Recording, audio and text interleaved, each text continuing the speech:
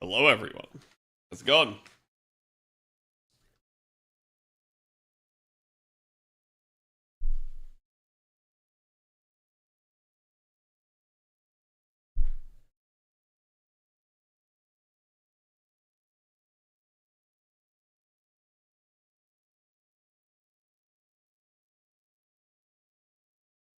One moment here and getting the capture card set up, and then I got to do my tweet. We should be good after that.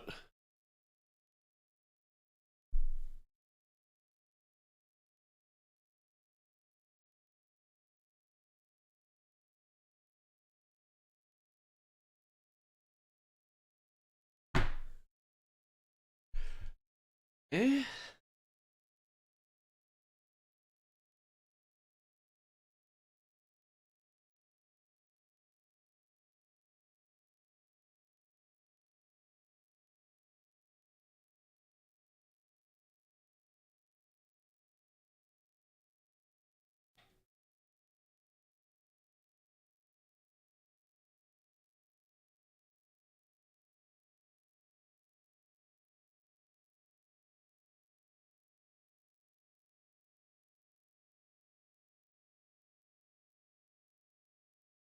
Let's see. Yesterday's was the triple X.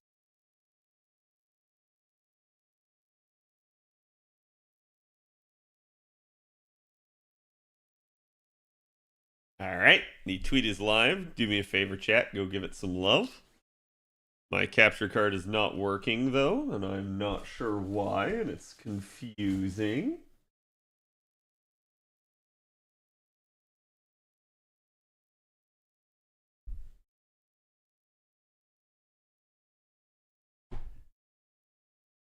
Give me 1 second here, guys. Sometimes this happens. Capture card be fickle. Not picking it up.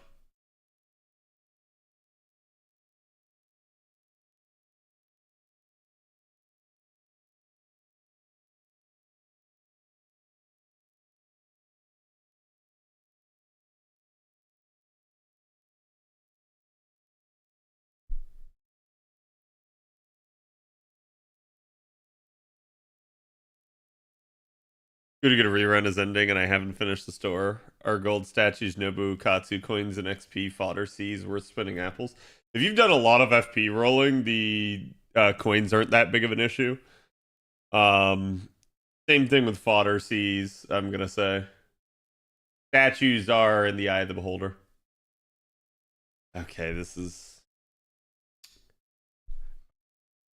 like it when it does this because usually there's only. But I will try my darndest not to deal with that.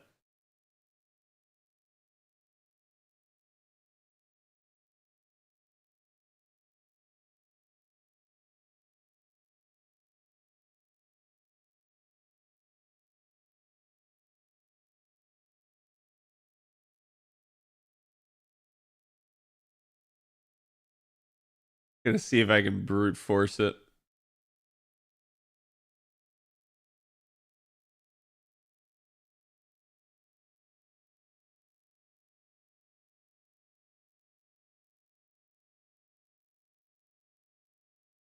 Hmm. Weird because it seems like it has it.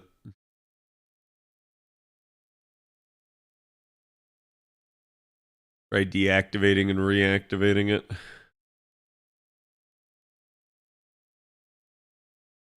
I never know why this happens either, because it's not like I unplugged it from the last time I used it. That's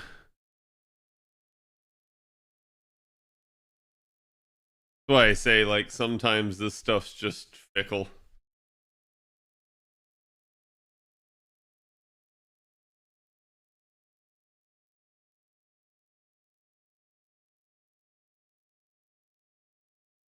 Harder, cat, harder? No, you don't want to go harder with a capture card.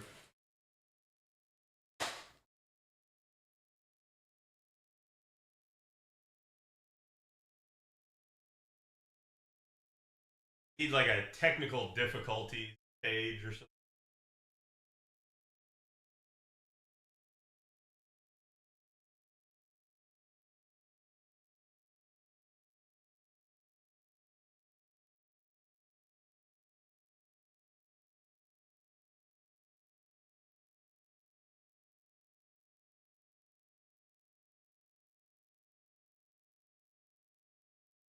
just saw the light come up.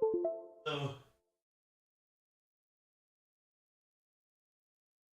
hopefully that breathed life into it. Hopefully.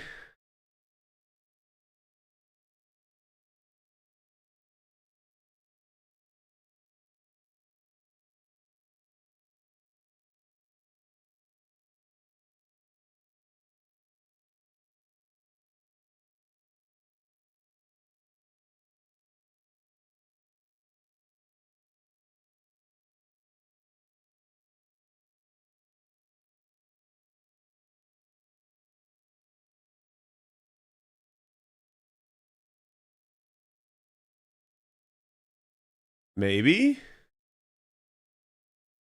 Well, that's going to require a reboot.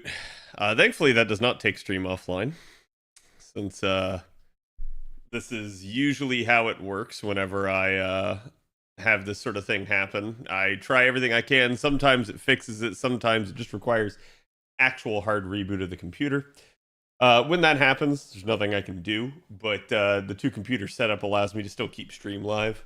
So, again, my apologies to everyone. This is a thing, and I wish it weren't so, but it do be like this. Badge? It's okay. It just takes like an extra minute or two to do this. It'd be like that sometimes. Yeah. The real problem is inevitably like when one of these things happens is like then there's like a Windows update or something. No, there wasn't. I'm surprised.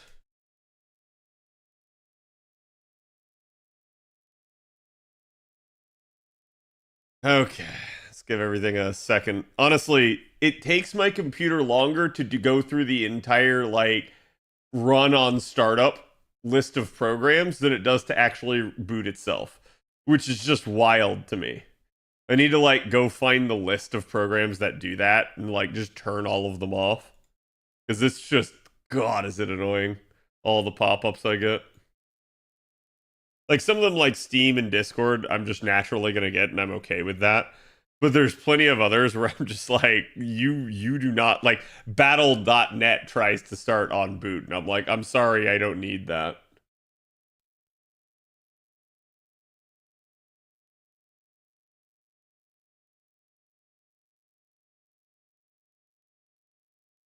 And there's EA. Okay.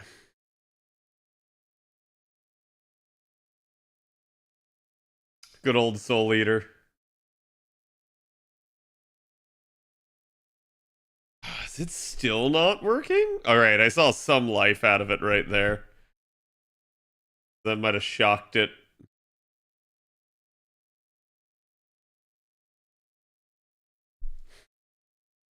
I don't like this. I don't know why this is happening.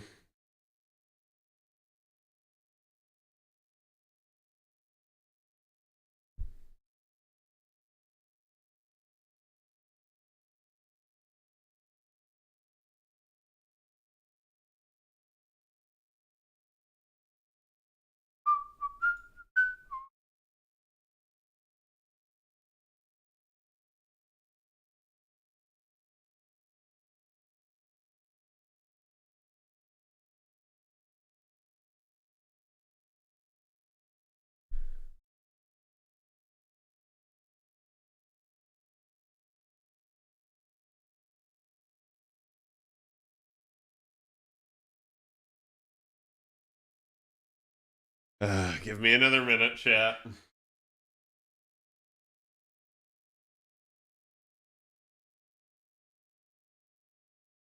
Basically, got to try it all again.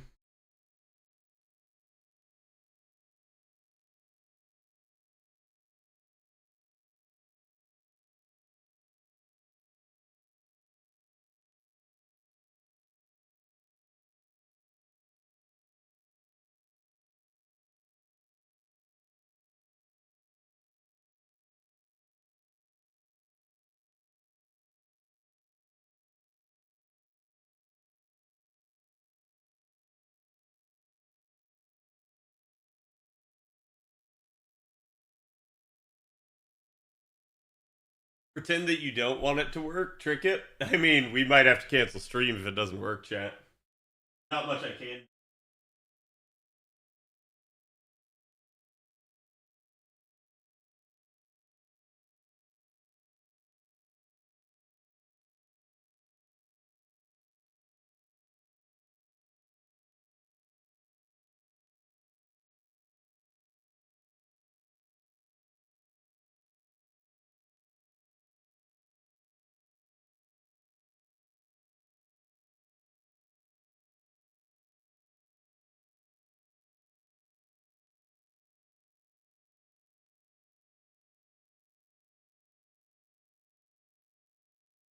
Okay. See if that works.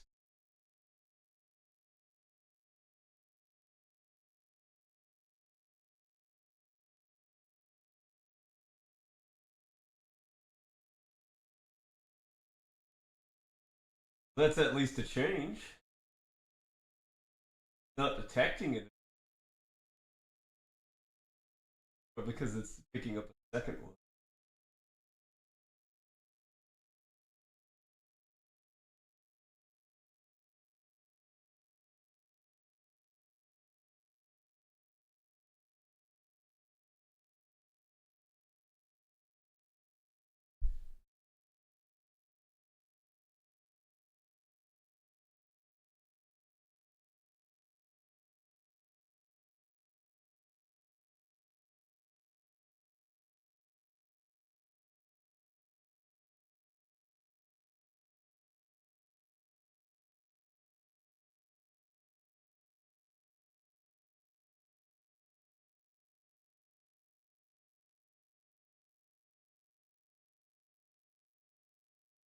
All right, chat. Once more, I'm gonna try the restart. When in doubt, restart it twice. I've never had it not work after two reboots. So if this doesn't work, I may be in the market for a new capture card because this is getting ridiculous. I'm sorry.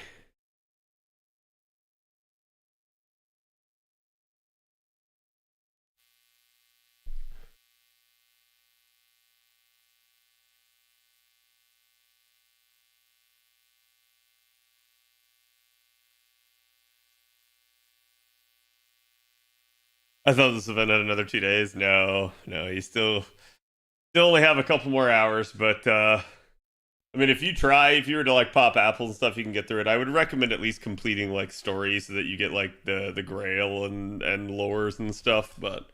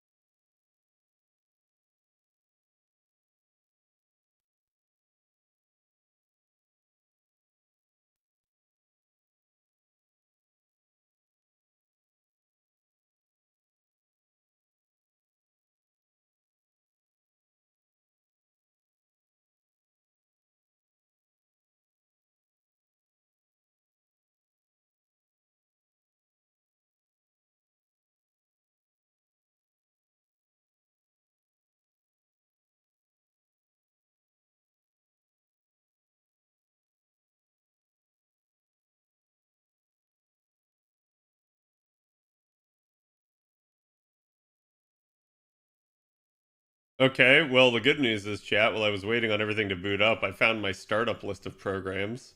Now, if I ever have to reboot again, this whole process is going to go way faster.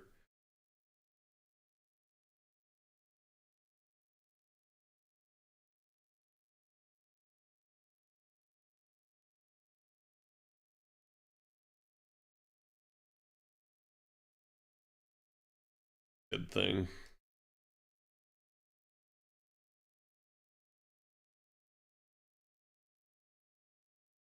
Okay, now it's back to the main one. Come on, show my screen. You can do it. I believe in you.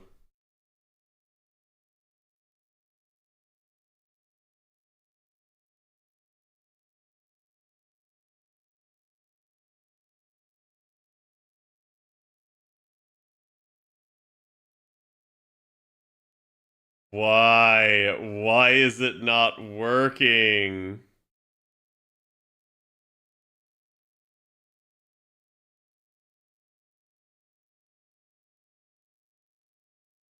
Upgrading my PC soon, and I was wondering if I should get Starfield. That's a very contentious thing.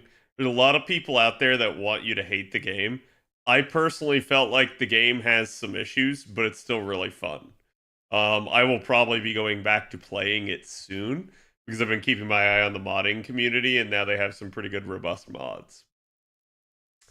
This is I'm sorry, chat. I don't know what to do about this. My capture card is just not working in the slightest. And it's kind of nutty that it's not.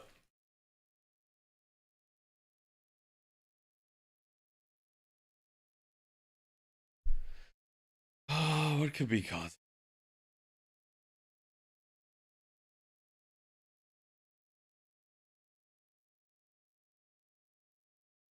Maybe wait for Christmas sales. Yeah, like I wouldn't blame you for that. You've got a lot of Steam sales coming up, so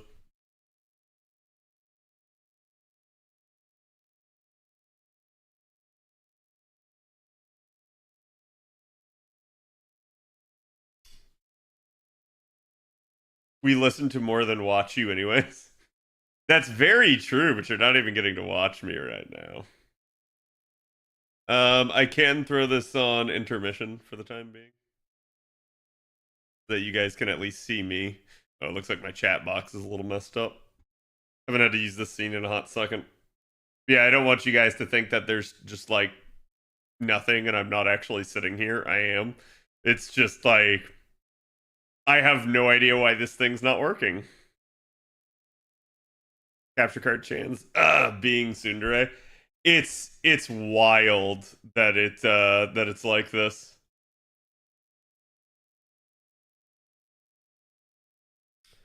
Okay. Well, one of the things I could do, it's picking up like it's not picking up the phone. Because the capture card's getting detected. It's just a black screen. And that's what's like nutty to me.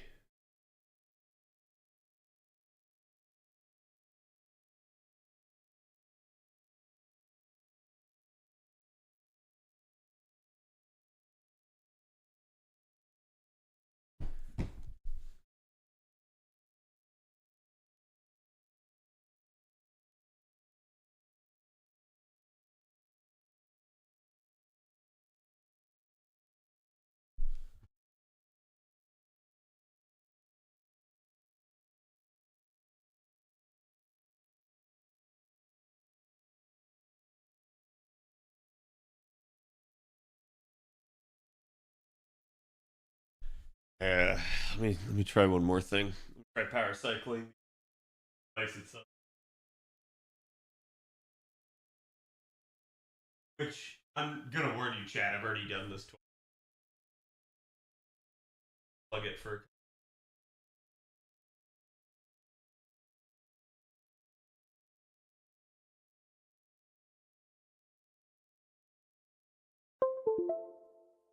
Well, that's a sound I haven't heard.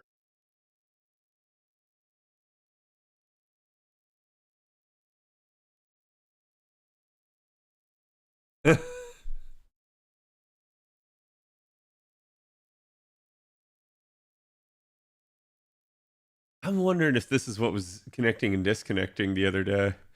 Because I kept getting that connecting and disconnecting sound, and I had no idea what it was.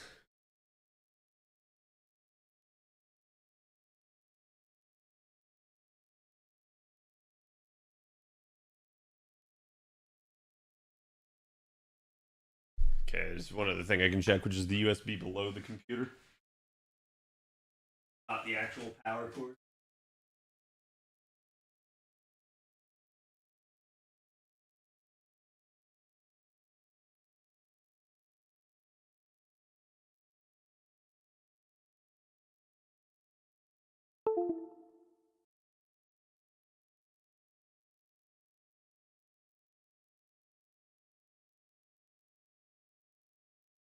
Okay, is that working?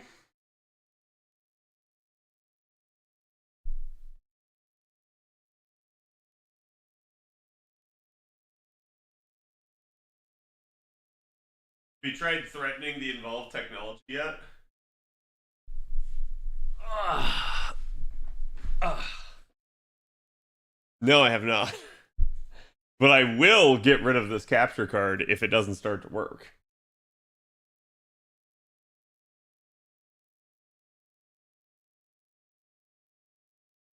The only thing I can think of is that one of the settings changed somehow.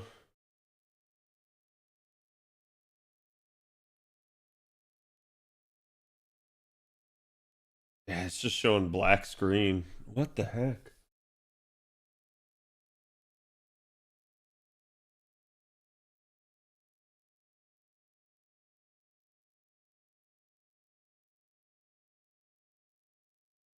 We see you, I know.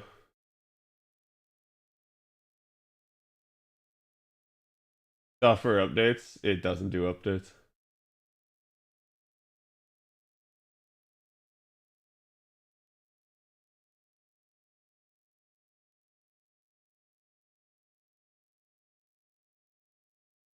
Digging this new FGO layout, thank you.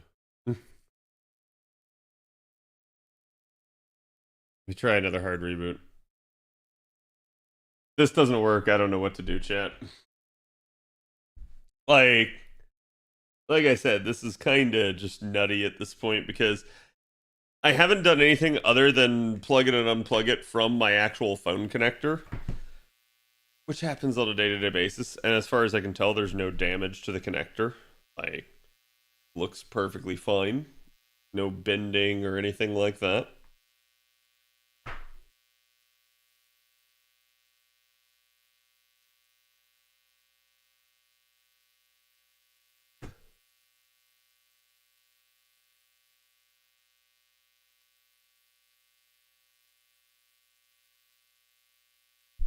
Still seems perfectly fine to me.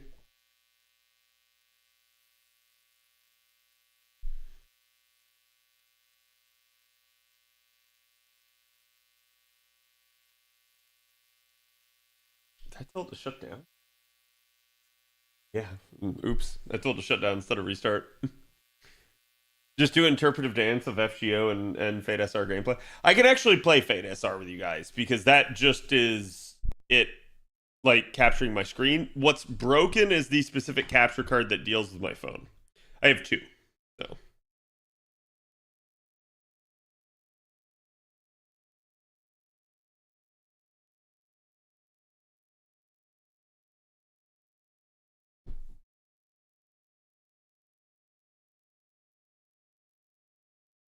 you tried banging it against something? No, I haven't.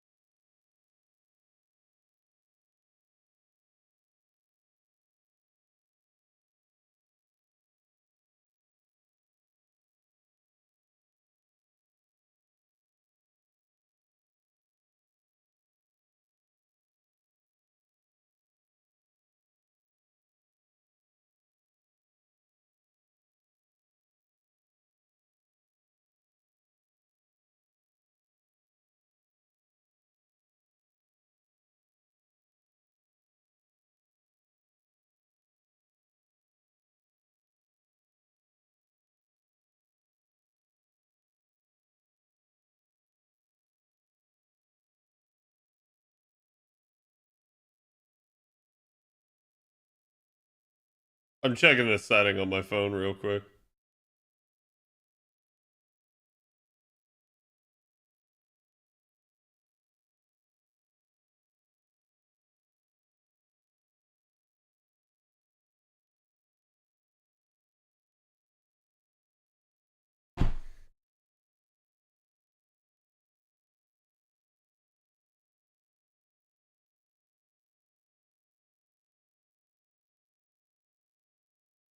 I'm checking the settings of the capture card itself now.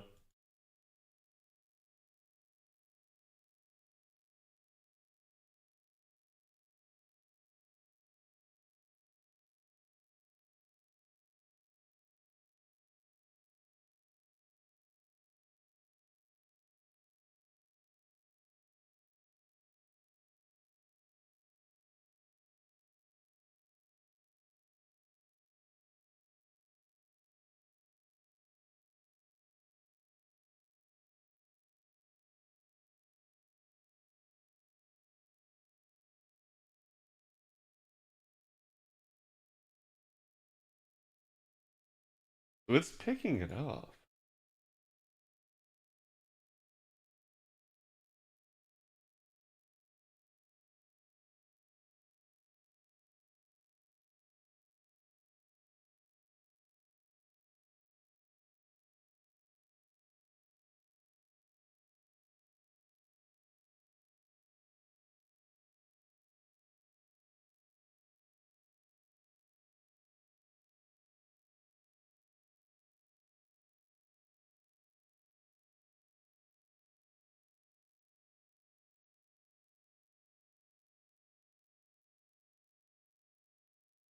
Dad, I have no idea. I have no idea.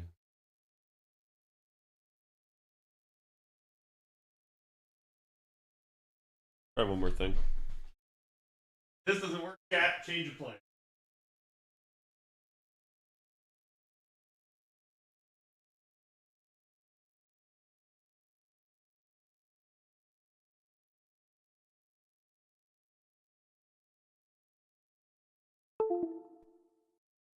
It's detecting it.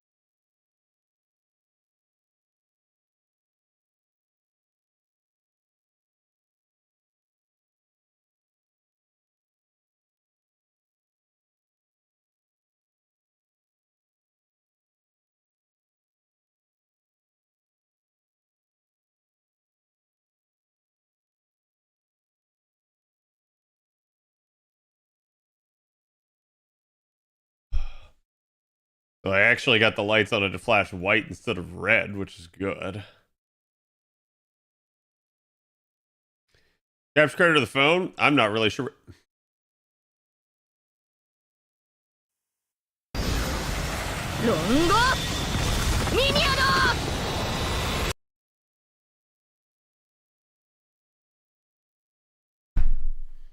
I didn't do anything I hadn't already done 3 times.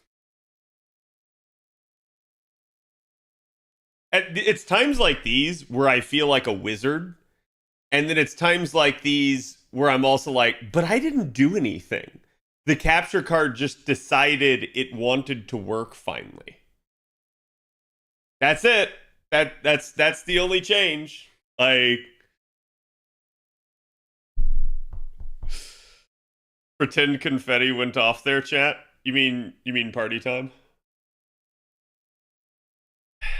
I gotta look into why that's not working. I got no idea, chat.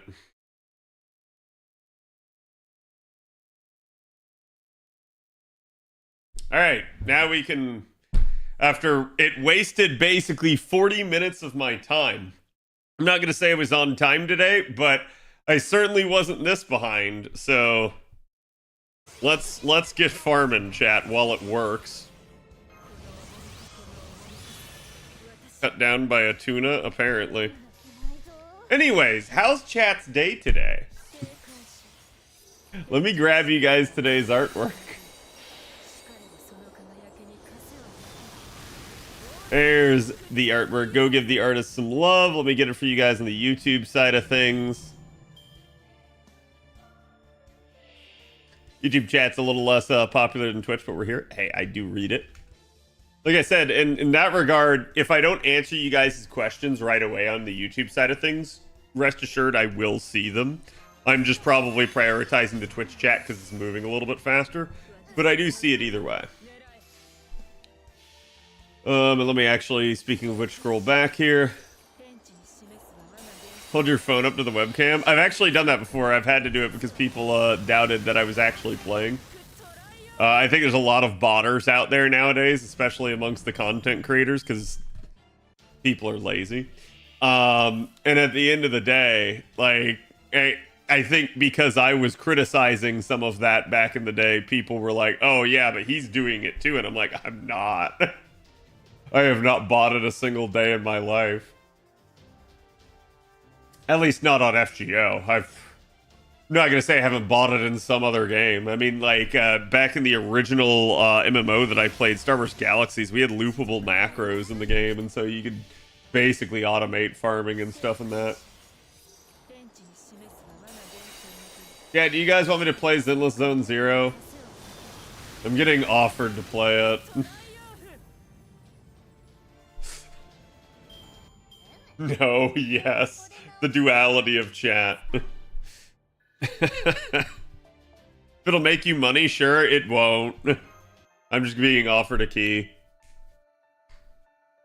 Never heard. It's MiHoYo's next game after they get tired of Honkai Star Rail and decide that they want more money.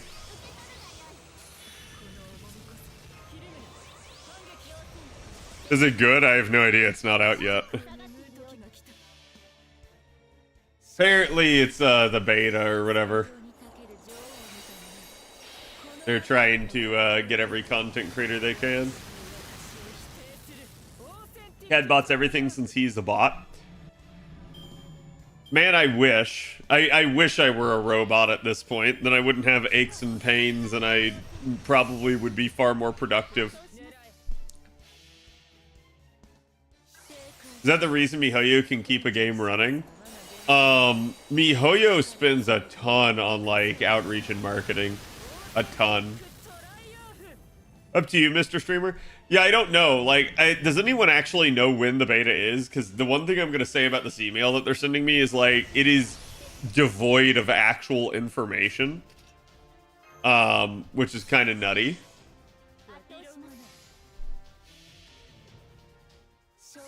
I really like the designs they've shown off for it. Yeah. I mean, honestly, it reminds me more of Honkai than Star Rail does. Star Rail is Space Genshin. Honkai is sort of that, like, grungy type of thing, whereas it's funny because, you know, they called Honkai Star Rail Honkai, but like I said, it looks like Space Genshin, whereas, like, Zenless Zone Zero looks like it's the actual successor. There it is, chat. We're done. I have no more Mystic Codes to level on an A. And we are done until Neo Plug Suit comes out at New Year's. So, we did it again, chat. I'm not too far off myself. Nice. I get kind of tired of the same thing when there isn't content in a game. Yeah, I mean, I feel you, right? And like I've talked about that before, that like one of my criticisms of MiHoYo is I can already read the writing on the wall that this is their strategy. Is they're gonna develop content for like 1 to 2 years on a game, and like, you know, with something like Genshin, I'm sure they have a longer plan, but like they're just gonna stick to that plan. You're never gonna be actually surprised by anything they do, and you know, when interest starts to wane, here comes another game. I'll be done before Tunguska. Yeah, you guys got plenty of time, and it's not even like, it's literally the Tunguska epilogue is where you get it. So it is actually going to be New Year's, not like, oh man, I'll have it for the Tunguska raids, right? Just take the sponsorship, by the way. Yeah, I mean, I don't think there's any harm in it. It's more like, do I have the time and the interest? And that's why I was asking, like, does anyone in chat know when the beta is supposed to be? Because, like, if they're doing that stuff over the holidays, I'm not. But, like, if they're like, hey, it's, like, next week, I'm like, okay, sure, right? Like, I don't mind taking a day here or there to try something out.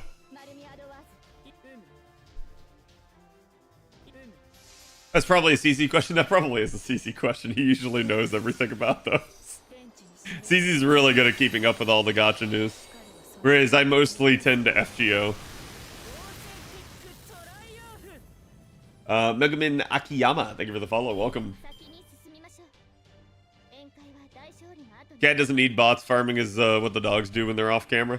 Oh, bro, I wish I could, like, you know, tame the dogs and make them do that. But dog no do that. Dog would be just as likely to eat my phone. Look, I don't think lasagna's actually lazy. Like, I know everyone wants to say that, right? But I think lasagna just doesn't have enough bodies. Like, you saw how big their office is and how little people are actually working there. And like I said, I'm sure that was a like weekend day or something where there's not gonna be everyone and their brother, but like I still get the feeling like all of their advertising for recruitment and stuff like that is because they really desperately need the bodies. One of the dogs would just spend St. Courts on the story banner. You're right. Would it be Sasha or Nico? It'd be Sasha. Nico would get yelled at and he wouldn't want to. I saw neither an estimated start date for the data or an end date for applications. Interesting. Let me see.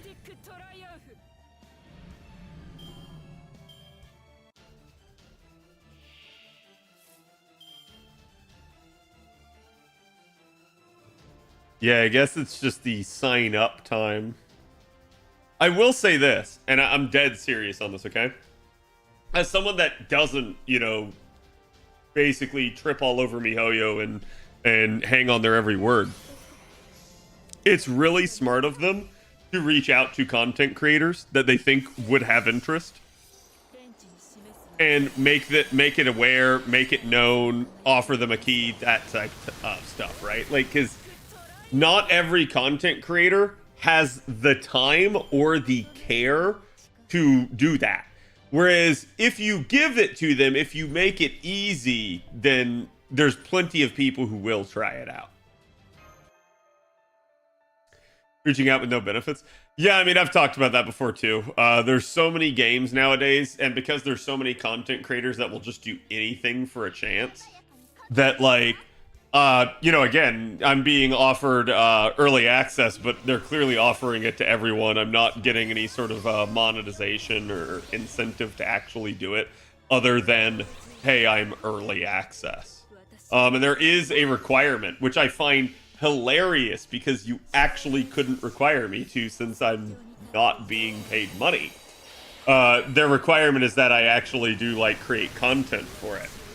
But that content can be in the form of a live stream. So it's like, I get that. But at the same time, I'm also like, well, that's cool. What if I just take the key and don't? What are you going to do? Like, heck, I could sell the key. And you shouldn't do that as a content creator. It will just get you blacklisted. But I find it really funny because it's just one of those deals where it's like, yeah, you can't make demands of someone that you're not actually giving them anything. It's a beta key. It's not an actual key. And how much FP did you end up rolling? Oh, hardly any. Basically like 1 million. So I could have done way better here considering I have 22 million, but it is what it is. And actually, I was talking about this the other day that I pretty much need to, at this point, roll out FP on JP because we got 2 new 3 stars that'll be going off banner soon. And I have my Grail casting for the month, and I low-key could use some of the 3-star Cs for the, like, finishing up of the farm of the event. Finishing up my last 300k FP tonight. Oh, that won't take you long. That's not too bad. So you'll need Mary Anning? No. I already have Mary Anning.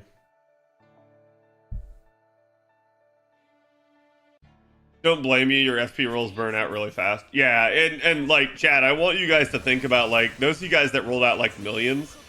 Imagine now you just got to start doing it, like, every week. That's what Grail casting's like if you don't have a pre-built, like, horde.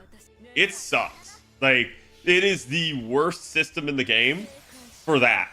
Like, if you had to ask me, Kat, what system in the game would you immediately change? Well, okay, that's not fair because it'd probably still be the coin system. But, like, what system in the game do I think is the least fun and just actually, like, makes players either not want to do it or potentially quit the game if they feel like they have to? And it would be Grail casting, straight up. And it's not even Grail casting itself. It's the act of having to roll FP for Grail casting. This is just atrocious. It's easily the worst system in the game because it's just tedious, monotonous, and very little reward. So, in a sense of this game is supposed to be like valuing your time, that is a system that absolutely does not value your time in the slightest. And if the devs had any inkling that that was going on, I think it would have been immediately fixed. Maybe they would be holding that back, but I cannot imagine that would be smart of them too.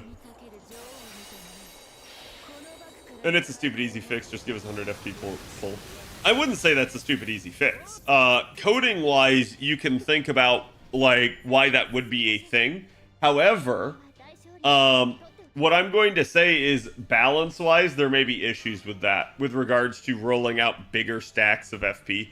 Kind of like how we have rolling out bigger stacks in lottos now. Everyone loves that, but they had to make sure that it was not going to break things. And the reality is it did let people store up so much more. I still say USO is the worst system in the game. Right, but okay, allow me. USOs aren't a system. And here, let me tell you why USOs aren't a system. Chat, I'm gonna do a poll right now. Simple yes or no.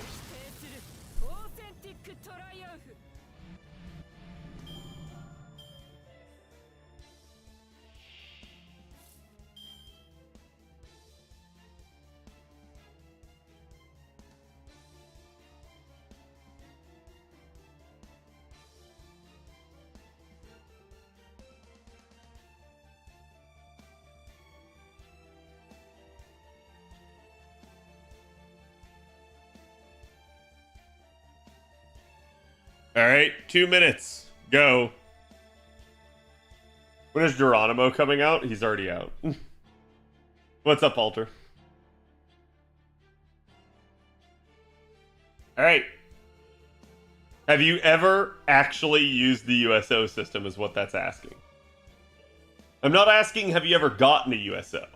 Have you ever gotten 10 of them and exchanged them? I'm actually curious how much of my chat has. It's more than I thought, but it's still not a lot.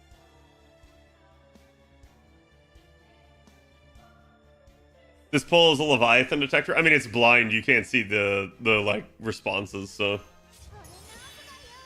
well, I mean, I actually I don't know if you can see the response in chat. I can't see the response in chat, but I know like with Gamba you sometimes can. But there's a reason I'm asking here, chat.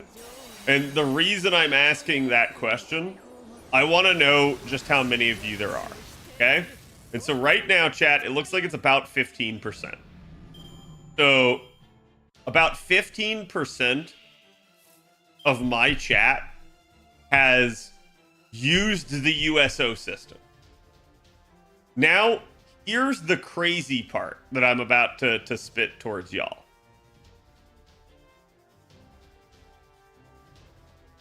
My chat is not indicative of the greater community.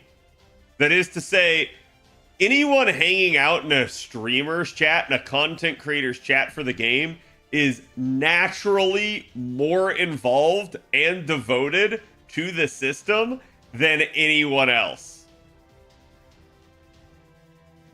Therefore, if even my chat can't hit 20%, okay, y'all are at 18% is where the poll ended. So, if not even 1 in 5 in my chat have ever used the system, it is a lower amount, significantly, somewhere else out there in the community, in the greater whole. So, I'd say, just even ballparking it and being kind of conscious of that, let's go ahead and say it's basically 10%. If 10% of all players are whaley enough to have ever used the USO system, it's not a system. It's a system that literally the majority of players will never use, never have the opportunity to. So I can't call it a bad system because it's not even a system. It doesn't exist for the vast majority of you, and as a result, it's just not anything you need to pay attention to. I agree with you. USOs are trash. It's a terrible system in and of itself. But if we're actually comparing it to a system that would get used on the regular, yeah, I mean, you're going to use Grail casting every month. You're not ever going to use USOs. That's the like gap of, oh, okay, wait, hold on, right? Like how different the usage is. Storm pods versus Grail casting. I mean, storm pods are annoying. Storm pods are stupid. Storm pods are not to the level of, man, this is pointless, that rolling FP for Grail casting. You should put a poll for the USO system in your Discord and see how many of your followers have used them, since not everyone is here right now. Azrael, I don't want to make this sound rude, but fuck them. and here's what I mean by this. I understand that some people can't come to every stream. That's fine, right? Like, I'm not getting on to those people, but there are definitely people on the Discord that do not give a shit about me or my stream and don't want to come. Why would I include them in that poll? Just saying, right? Like, that poll would be pointless anyways. Yeah, it'd still achieve the same result. So it's like, I'm not trying to dog on someone that like can't be here tonight. Who I'm dogging on are the people that are quote unquote members of the community. And the reason I say that is because like there are people that just are not members of the community. They exist purely to sit on the Discord and shit talk and don't ever come to stream. So, and those are the people that I don't care about. And I have no problem saying that I don't care about those people, because those people don't care about me.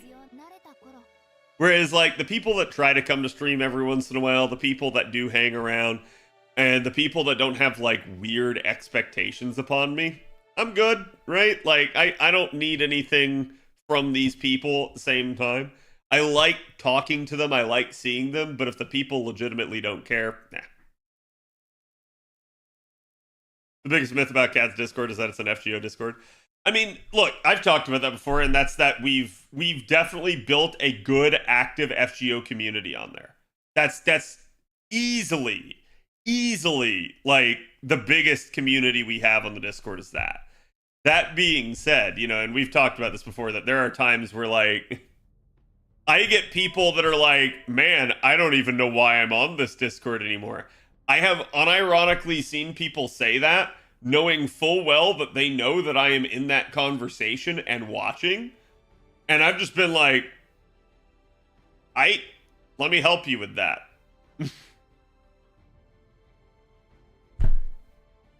It's like, you don't know why you're here? Damn. Let me help you.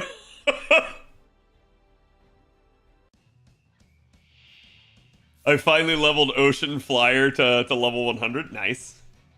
SR is borked again. Oh, God. Like, are none of the song requests going through? That is how I deal with them. Yeah, no, it's all good. I know you didn't mean anything by it. I just, like I said, I'm not going to go out of my way to include the people that don't want to be in the stream tonight, right? To me, that's the benefit y'all get of coming to stream. Y'all get your say in things. Y'all get your voice heard. Can I say I don't get the hate for storm pods? I get to accelerate my bond grails to get more SQ. Yeah, that's probably the issue. Cad, can you ban me, please? I mean, if you actually want that, be careful what you ask for. Are we finishing FSR playthrough 1? Yeah, we're gonna finish FSR playthrough. So Bless, I have another bone to pick, and it's not with you. It's with, like, basically people that are overzealous with Bond to the point that they will farm Bond to the detriment of the rest of their account. So that's kind of the issue, because people only look at the Bond side of Storm Pods and think it's great. And it tells me they're not paying attention to literally anything else. Because I'm going to be real with you right now. Chat, y'all know how many shells I need on my NA account. I don't actually need my shells. And the reason for that is because I know full well that that storm pod node is coming. Because even my JP account, which was terminally behind on shells, finished how many shells it needed. It is like now basically a year or two ahead on its shell needs, which is wild for an account that was like started 3 years into the game. That's because the storm pod node is efficient, which you would think is a good thing. The issue at play with storm pods is that's basically all there is to farm with storm pods. There's that node, and now they've added 2 more, plus one other one that existed, and then the QP node. So you've got like 5 or 6 options now after the second update that gave you more. Prior to that, though, it was basically, I think, the octuplet node, the shell node, or QP. That's it. That's all you could really farm. And so that's kind of the issue with storm pods is people sit there and they go like, what if I don't need those things? And that causes a little bit of an issue. You're required to spend 120 of your AP every single day doing them when your need might be elsewhere. Oh, sorry, chat. So that's kind of the issue that people have with storm pods is because storm pods are very inflexible. They eat up 120 of your 280 AP a day.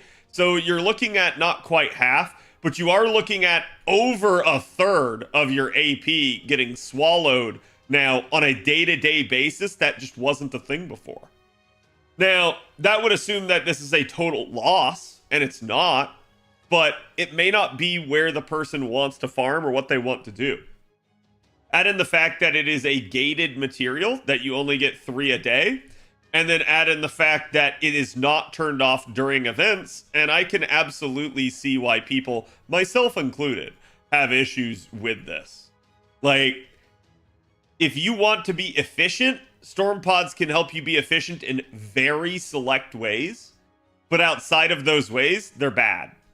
And then, again, the other issue that you have is, well, let's say into the future, they end up adding more storm pod nodes. Well, they also talked about not wanting to create a divide between new players and old players. And guess what? If anything is going to do that, it's storm pods. Because you will have better nodes for people that have access and crap nodes for people that can't. That are like body blocked by LB7. So that's definitely going to create a haves and a haves not. Where you have an upper echelon of nodes that only certain people have access to. Now, I don't have the biggest issue of that, other than to say that if their goal was to prevent that situation, storm pods are counter to it. Storm pods fly in the face of that and kind of make that statement ring hollow. Martell, they give the 59. Yeah, we just had Chop hit 5 years yesterday. Wants and needs are completely different, right? So I'm not going to sit there and I'm not going to say that like storm pods are like this huge evil, but I do think storm pods are poorly designed and I think they have issues. A lot of those issues have to do with the fact, and the devs kind of admitted this, that it's blue apples. The devs messed up. They made blue apples uncapped. Everybody just hoards them. People do them to the detriment of their own account. And their solution was to create storm pods to force you to have to play the game on a day-to-day basis, which is the other issue people have. People got a taste of just blue appling and not having to play the game and devote very much time to it, and then storm pods came out. I'm not one of those people because I play the game on a day-to-day basis, but this is also where some of the criticism comes from. People want to be lazy. Storm pods should just be 0 AP during events. I'm okay with them costing, and like I've said, I don't actually think that's a good solution, because if it's 0 AP, then, man, that's just free, right? Like, you just get everything for free. What I do think they can do, and I've talked about this before, is like, just give us a 40 AP, 90 plus storm pod only node. That's it. That's it. It is an event node that requires storm pods. And what it will give you is, I don't know, maybe a good Ascension mat farm, like for shells or something like they have here, right? Plus, just like running a 90 plus, it gets you all event shop materials. That's an eloquent solution. You're still getting forced to play the game. It's use it or lose it, but it's use it or lose it in the event. I don't know why that one's a hard one to figure out. That one's easy to me. And we've had similar situations. So, like, if you guys remember, like, the Christmas node, like in a lot of Christmas lottos, at the end of them, we get a node that is for the fourth currency. So y'all know there's bronze, silver, and gold currencies in the shop. Well, a lot of lottos will have a fourth currency that you get from rolling out the boxes. You basically have a node where you can, instead of converting that fourth currency to QP, you can spend it to be able to run the node. Similar concept with storm pods. Just give a node like that. But that would require them to develop another node for every event, which would be effort, and maybe that would be the problem. Remind me when we get blue apples. Should be next May during the 25 million downloads campaign.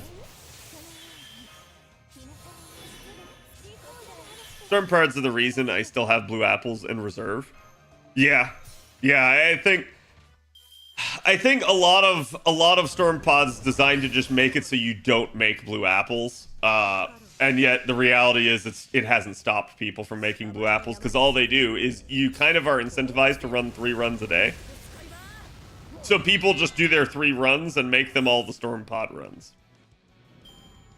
So it's their way of forcing those 3 runs, instead of being like a 1 AP, like a 1 AP node in the Oku main interlude, like I was doing for a long period in time. Chat, there was a span of like 3 months on JP where whenever there was nothing to do, I did the 1 AP Oku nodes to qualify for my 3 runs a day, and then made blue apples with the rest. It was glorious. It was absolutely glorious. But like, I get the feeling that that's kind of what they're trying to stop. They're trying to say like, well, okay, but you need to do your 3 runs a day, and let's make sure that those 3 runs are 40 AP. But it is what it is. They shouldn't give NA blue apples. Yeah, I mean, I've talked about that before too. As much as I love blue apples, from a dev perspective, blue apples are like the worst thing they've ever done. Like, it straight up has just hurt the player retention. But I also understand that it's a really nice nod for them. What's up, Natasha? I'm doing pretty good today, other than, man, my capture card was rough. It just shows Twitch chat, Andrew. And that's actually a requirement by Twitch. So because I'm a Twitch partner, they now allowed us to be able to stream on YouTube as well, which is good. I love that, because that wasn't a thing before. But the requirement is that we are not allowed to aggregate chat on screen. So I can use tools to aggregate it either way. I've actually chosen not to for the time being. But because I don't want to like sit there and have comments scroll by so fast on the Twitch side of things, just never answer YouTube side. So until YouTube starts picking up, I'm going to, like, you know, try to keep them balanced. So I basically keep YouTube right here and Twitch right here, and I have the ability to like read both chats. And since YouTube's a little bit slower, it makes sure that I get to most of the comments. But yeah, like, we're not allowed to aggregate it on screen because of that. It's a stupid rule, but I think it's a good rule in the sense of like, man, if that's the cost of being able to stream on YouTube at the same time, I don't care. I never thought we'd see the day. I thought, like, legit that they would, like, Twitch would never allow us to. So I am happy that they did. It hurt player retention so much, we 3 tickets a day in mana prisms. Yeah, I mean, that, like I said, people will still log in and do the equivalent of their dailies, but that's it. Are you done rolling all your FP? No. Not even close. Give me blue apples because I literally have to get myself in farming lottos. Yeah, and like I said, I understand. And I'm not trying to say blue apples are a bad thing for us as the player. Blue apples are a great thing for us. It allows us to strategically manage our AP and bank it for times that we actually care about.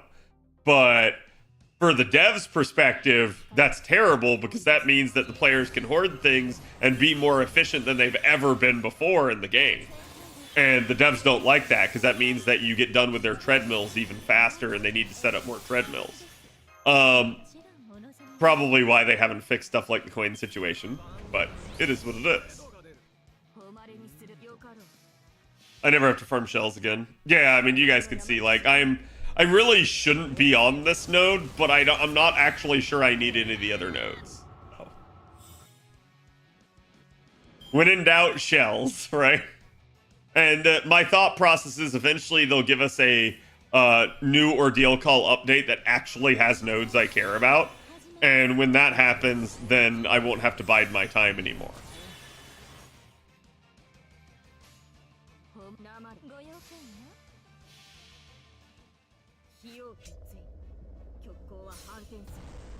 Please put me out of my misery. 2.4 million FP left. Oh, don't worry, I have 22 mil. Needless to say, I'm not finishing. The only other node is the QP node, really. Yeah, and most like long-term vets of the game don't need QP.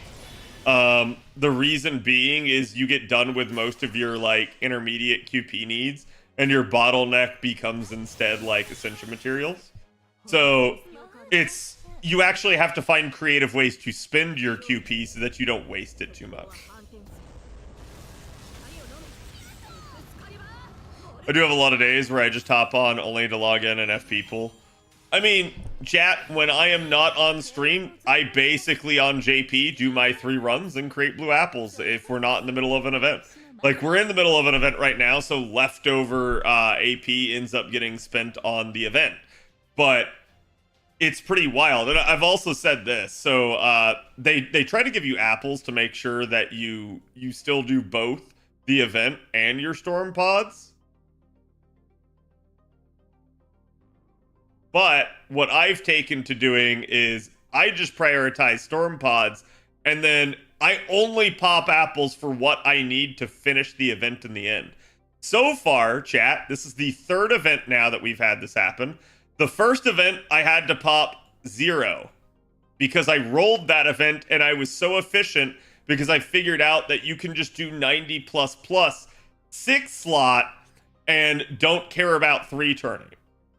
And if I rolled, I had enough CEs to actually finish the entirety of the summer event that way. It was wild. I don't remember what the next event after summer was. Does anyone else? Because there was another one. Oh, the Wangina event. So the Wangina event, I did not roll. So the second event, I had to spend, I think it was 2 apples. And I think it was 2 silvers at that. So you're looking at roughly 140 extra AP. I used the same strategy, though. I just rolled the FP for some 3-star CEs and then filled up my party with 6 slot as a result and just ran the plus and didn't care if I 3-turned or not. And it worked. So what I'm doing is I'm making sure I do all of my storm pods and then trying to instead only pop apples for what I need to finish the event. And there is an interesting trick you can do, which I will show you guys here in a second. So, as y'all can see here, we are down to 6 days remaining on the event. When that says 3 days, actually it should be 2. Basically, when it says 2 days, you should be at 0 storm pods. And then, chat, you should not do another storm pod for the last 3 days of the event, because you can stockpile them for 3 days. So what happens is the last 3 days of the event, you are all in the event. And then you don't do any storm pods and you wait till the event ends and then you do your storm pods. And all you need to do is 3 storm pods a day in order to not cap out. And usually the way it works is you get like 4 or 5 storm pods the first day. Then you get like 4 or 5 storm pods the next day. And like eventually you end up back at 0. So it works. What happens to storm pods if you don't use them? You lose them. Which means you cannot do runs of the Ordeal Call nodes. And as chat already denoted, basically these nodes are at least very good for Bond and Master experience. So that's the one thing that you'd be missing out on. Particularly, and Master works both ways. It could be Master or Mystic code. So you're just going to end up losing out on potential capability to level up Mystic codes. And you guys can see, I actually probably should just be not caring about 3-turning the Ordeal Call nodes as well. But I think part of it is on stream. I have a tight schedule to make, so I try to do it as fast as possible. But it's not like I have that much to level left on JP with regards to Mystic codes. I think the only 2 I have remaining are this, right here. I'm at 9.5, a little bit more than that. And the newest Mystic code, the arts one that just came out, I have a level and a half to do on that. Which, I'm not worried about this one. This one I can loop with, so this one's not hard. So what I've been trying to do is I've actually been prioritizing the Atlas one where I can get away with using it.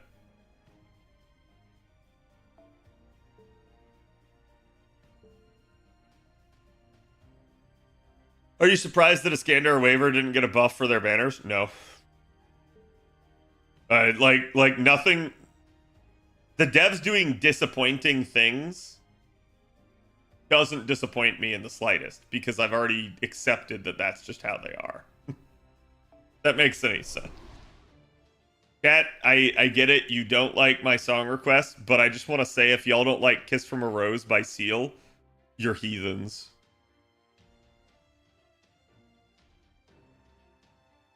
Okay.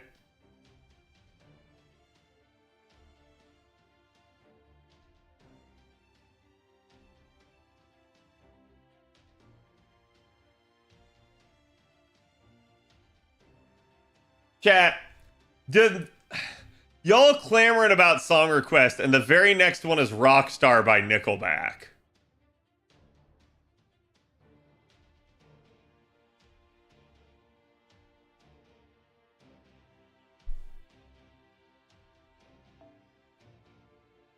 What is wrong with you, chat? Classic.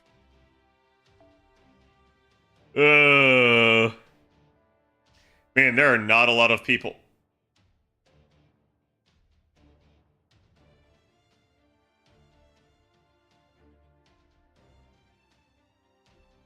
It's not a Castoria anyways, but you know who you are, Leah.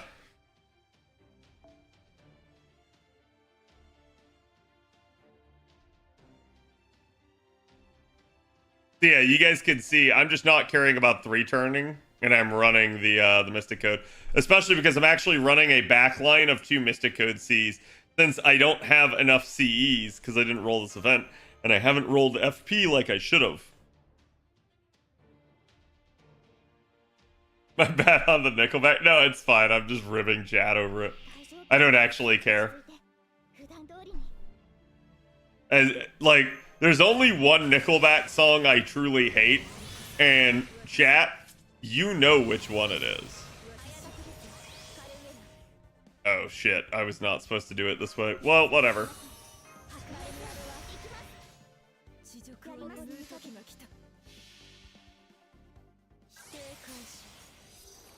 Leah also has Summer Scotty at 10.99. I know, and I'm sure Leah is also making blue apples.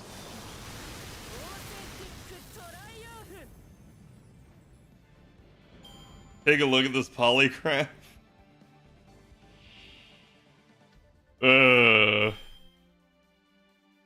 Normally I join Twitch, but having YouTube on TV is pretty nice for the stream. Yeah, it's no problem. Exactly, brutal. Well, chat, this is kind of hilarious because this is going to end up being a 3-turn. But it's only going to end up being a 3-turn because I messed up.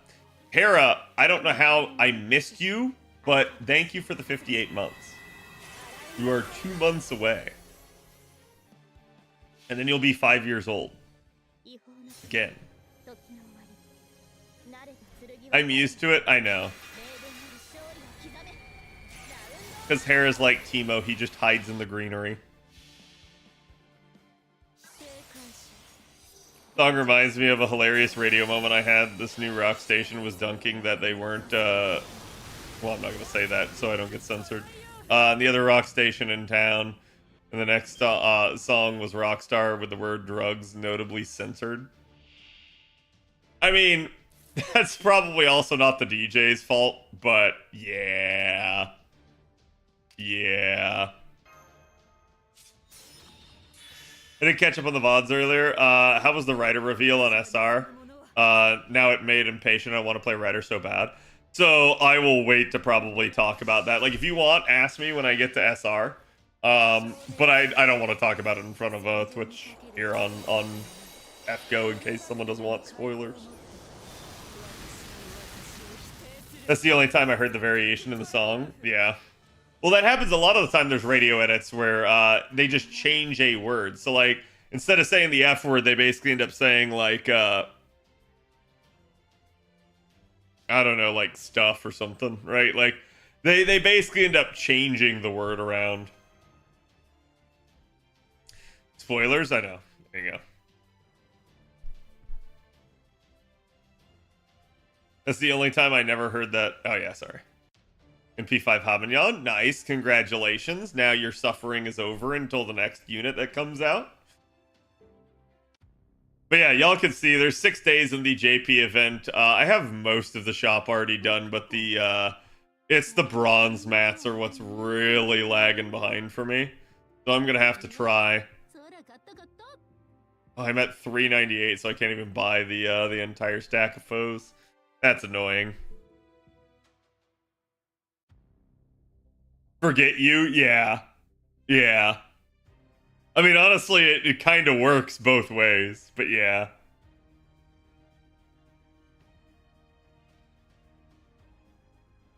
And hello, guys. Welcome to the Discord.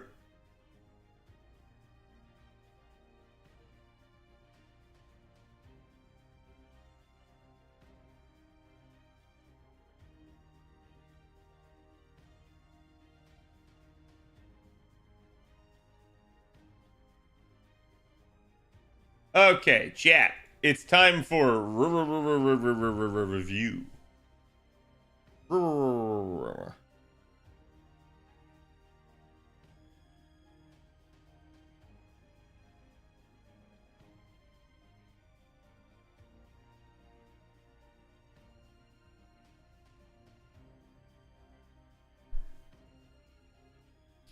Yep. And this time it's for real. That is to say, we are totally gonna remember to actually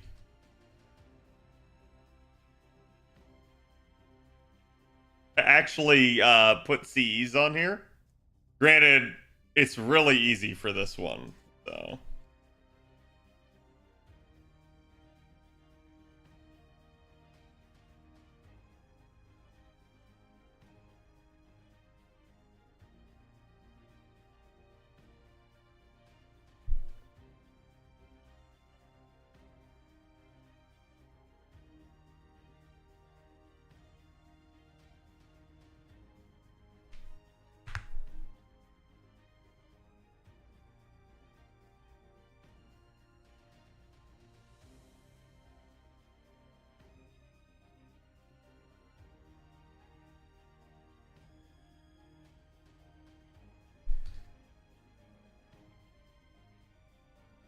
It's almost like I know these off the top of my head or something.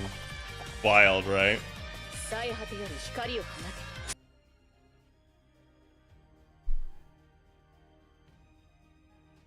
How many CE bombs do you standardly have set up and waiting? I think normally I used to sit on about 40. I am now like currently sitting on like 80. For reference chat, that's enough to like level up 10 more craft essences. I just don't have craft essences for the most part that I actually care about. Like, I have enough level 100 Cs at this point.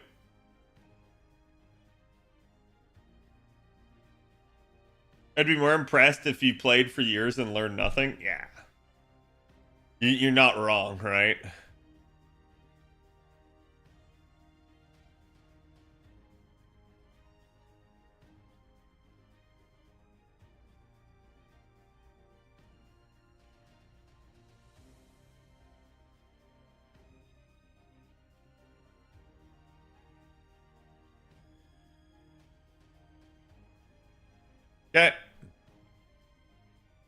Y'all know who we're doing.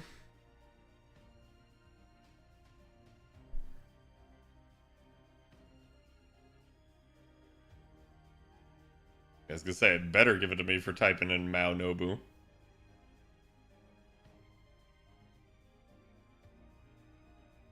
Mommy? I mean mommy? I mean mommy? I mean mommy? Okay. Chat requested it. I do agree this is a good time to do her analysis because at this point NA will enter the like sort of like parity with JP on this unit, and this unit is a good one.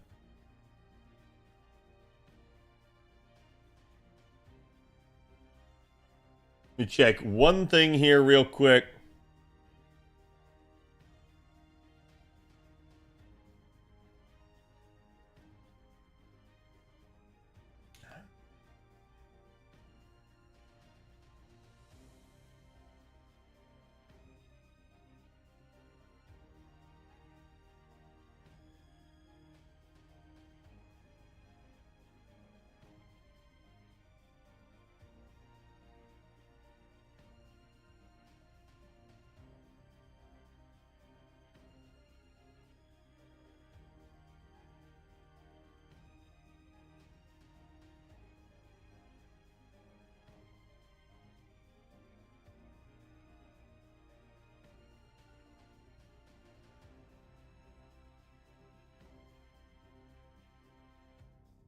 Wow, really?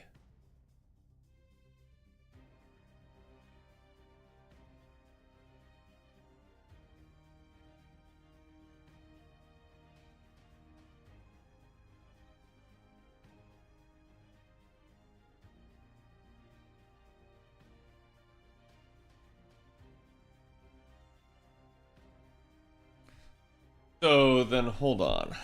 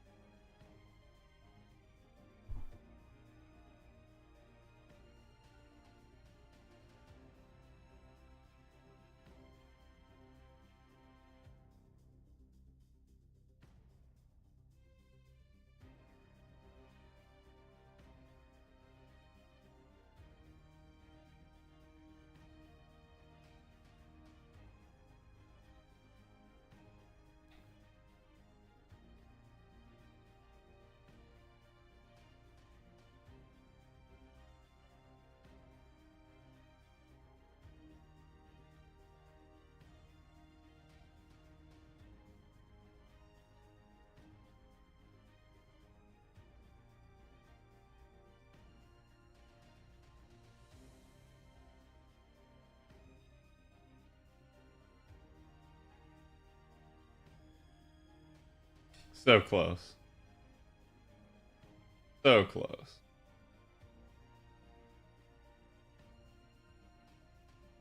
Wait, could you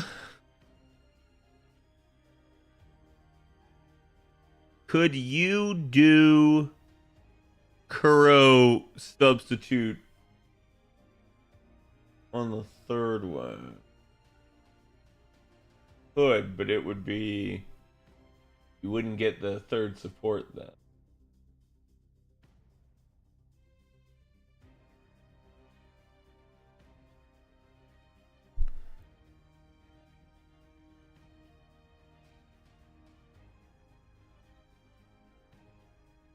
Man, I was thinking of the 57. How are you doing today, bud?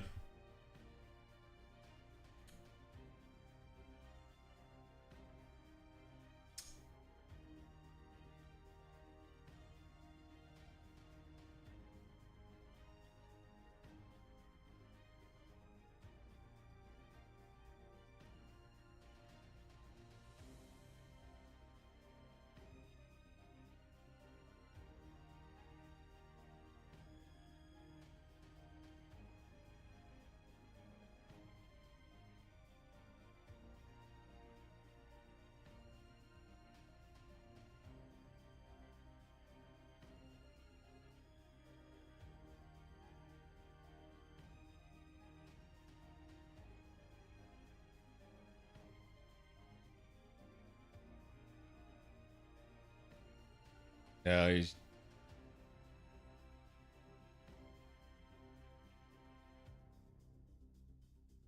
Kuro memes hurt my brain. Yeah. Only one other alternative, and let me real quick think about this chat.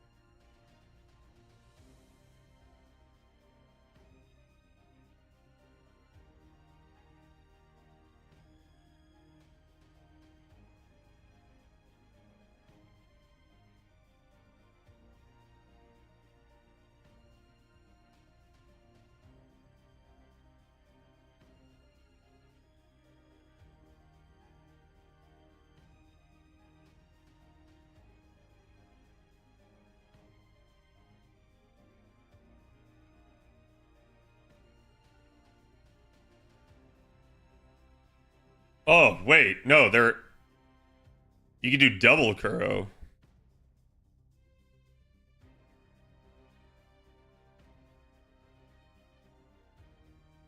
I mean, good luck.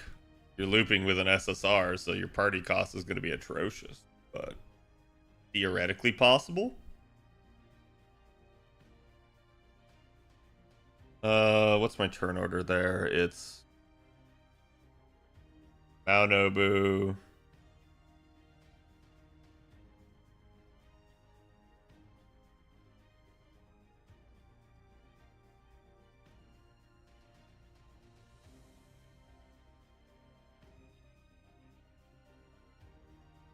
Oh yeah.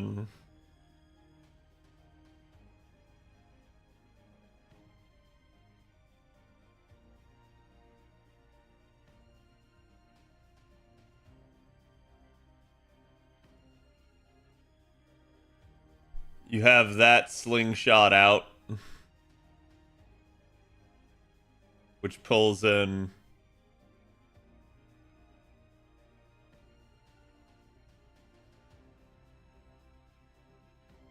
No, hold on. The way it's got to work is it has to go Maou Nobu,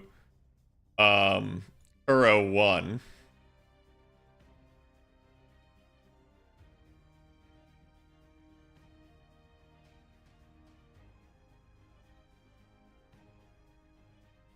Koyen. That gets you the charge turn 1.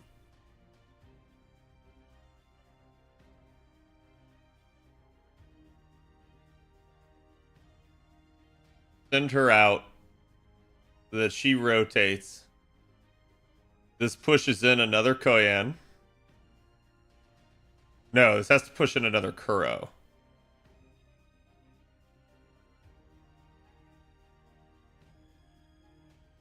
The other Kuro puts more stacks on.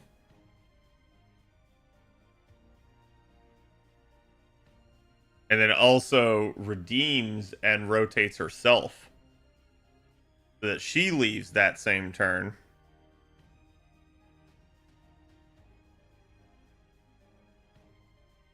This pulls in Oberon.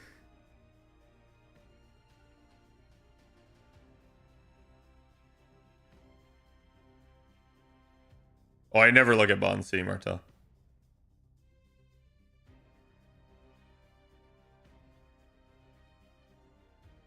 I'm trying to remember exactly the sequence of operations there, because it's like you start out with Maou Nobu, you end up with a Kuro. The Kuro uses her guts, moves herself out at the end of the turn. You have Koyan there to finish. And then your back line should be Kuro 2. And then Koyan. And then Oberon. All 6 of your units. And like I said, this is the party cost. This is the theoretically possible, chat. So like I said, she guts out on turn 1 right here. That immediately moves her actually to the end. Kuro 2 comes in.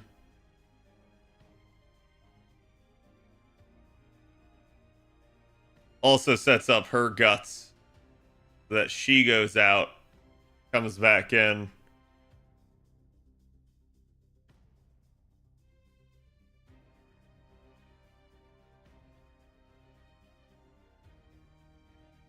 You plug Koyan for Koyan. You'd have to redeem some of the stacks.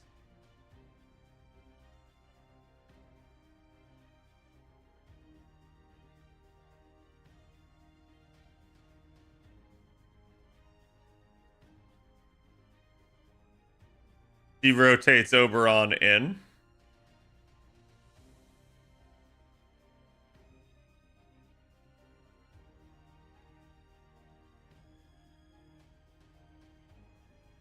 No, you don't have to have no charge.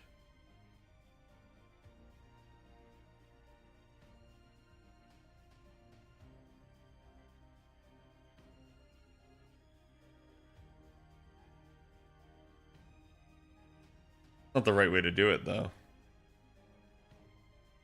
No one will want to do this? Oh, yeah, no, this is why. So, chat, whenever everyone was like, when Kuro first came out and everyone was like, Cad, tell us how to work the system. And I'm like, there's no system. Like, how many of y'all have a math degree is basically what it's asking. And it's really not that bad, but it's like, there's so much sequential order of operations, no one wants to have to go through this BS. It's like Chen Gong comps on steroids. Yeah. But there is a way to make Kuro come back in the final turn, and then she redeems all the stacks, is what I was trying to do there.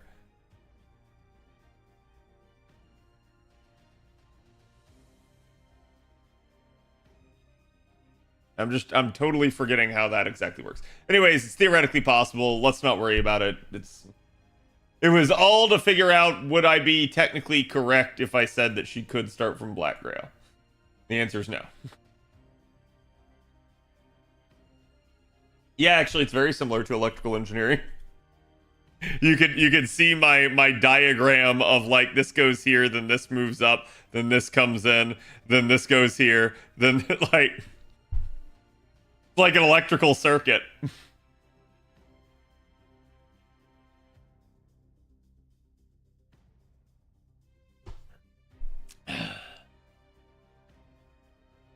Yeah, the 50% charges are easy. The 30%, and the extra wrinkle here, chat, is that her charge is on a 5-turn cooldown, so you can technically do it back-to-back turns. So you can do it on turn 1 and turn 2, or turn 2 and turn 3. Like, bro. Okay.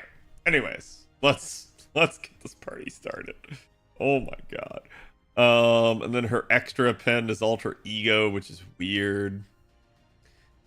However,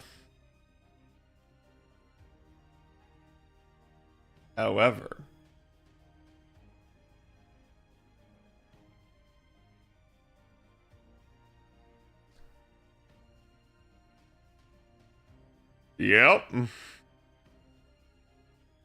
Yep.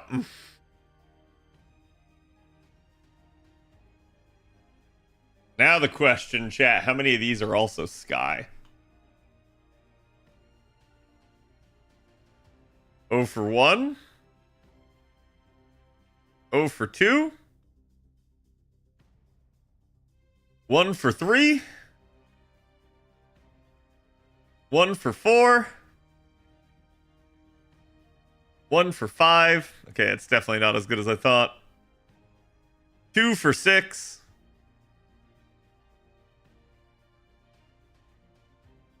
2 for 7. Ooh, okay. 2 for 8. So 2 of them she really is gonna T-pose on. I hope the last half page of notes wasn't too much. Wait, you had a half page of notes? Because I totally don't see those.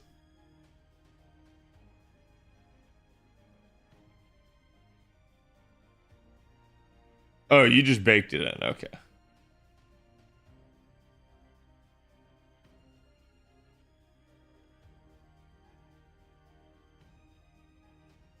You didn't give me any notes on Mount. I mean, the three scenarios. Yeah, no, it's fine. That was easy. I know. That's the beauty of it. Okay.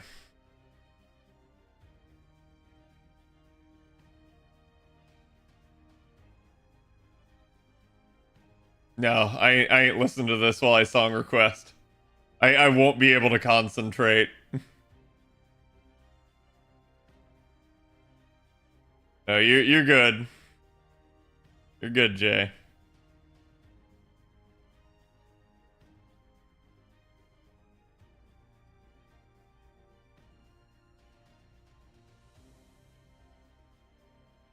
Okay.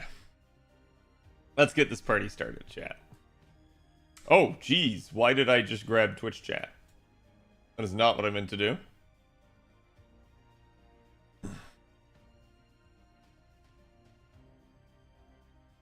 Hey guys, my name's Khadroth, and today I'm going to be talking to you about Maou Nobu, aka Demon King Nobunaga, aka Nobunaga Avenger.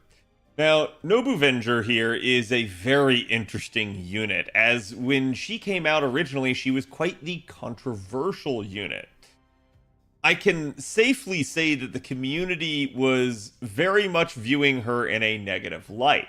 And it had nothing to do with her actual design. In fact, a lot of people really liked the design of her third stage. The issue at play predominantly was her kit. And the issue at that time was that most of our AoE Avengers were not very useful. Those who were often basically going to be your neutral looper type of units like Space Ishtar. Again, at the time that she comes out, though, even that wasn't really an issue. We already knew basically on NA's side of thing about Space Ishtar, but on the JP side of things, the real issue was more the immediate comparison to a different unit, a unit that had just come out the month prior in LB4. That is Arjuna Alter.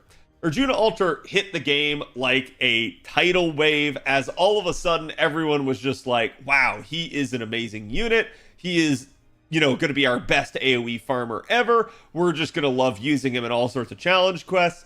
And they basically hyped him to hell and back. The problem with that was then Maou Nobu came out right after and had a very distinct kit, and a lot of people made a lot of people view Maou Nobu in a immediate comparative negative light. They were both Buster AoE units. One was a Berserker that was applicable in just about every situation. The other was an Avenger that had a very, very, very, very small niche of times where it could even really hope to compete. So the problem with that was more the ability of the community to take a look at the kit and understand how it could be used, rather than the sort of issues that the unit may or may not have had. And I'm going to talk about that as we go through. This is a very interesting unit because Maou Nobu is a great unit nowadays. She has come a long way. And I'm going to make the case for why she might just be your best Avenger. That being said, we have a lot to talk about before that. So let's start by talking about the fact that Maou Nobu is a limited unit. She originally showed up during Guda 4, and again, her banner from there has seen some other reruns, particularly around the Guda events, as you will be getting another banner for Maou Nobu here during Guda 6. However, this is also going to be because she is receiving an upgrade that's really going to put her on the map, an upgrade that's finally going to round out her kit. So, if you want to roll for Maou Nobu, this would be a good time. She will get other banners into the future, as we can certainly look forward to next year and say every limited SSR unit got a banner in the next year coming up. other than Beni Enma. And that's because Beni Enma gets a banner right here at Christmas, right before the year began. So essentially, if you're worried about getting your hands on a limited unit, rest assured that they will have another banner next year. So you're not going to have to risk it too much. It just may depend on the timing of the banners, so I highly recommend you take a look at when each one occurs and what your role plans will be for the future. Again, though, that's neither here nor there, so let's go ahead and dive right in and talk about Maou Nobu's actual kit. Taking a look here, you can see as an Avenger, she is a 5-star. She has a stellar attack stat here at 12.6. This is sort of what we expect out of our Avengers, and this does mean that Maou Nobu will be a very hard-hitting carding unit.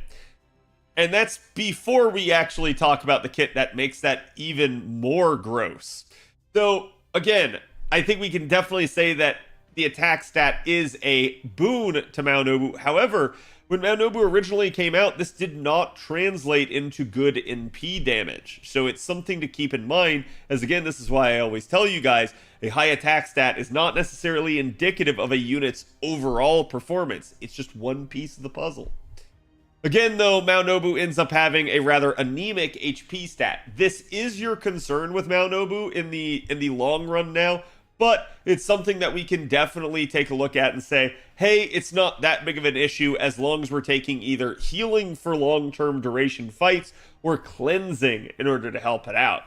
Because the big issue that you're going to have with Maou Nobu is the fact that Maou Nobu will burn herself. And she does at least have hard survival in her kit, but this is going to be a concern for making her last down the stretch since she has the HP of what amounts to a 4-star. Her attribute here is going to be Earth Attribute. She only has 30 star absorption, which isn't terrible for an Avenger, but it's still an Avenger star absorption, so it's pathetically low and will lose to just about every other class short of Berserkers.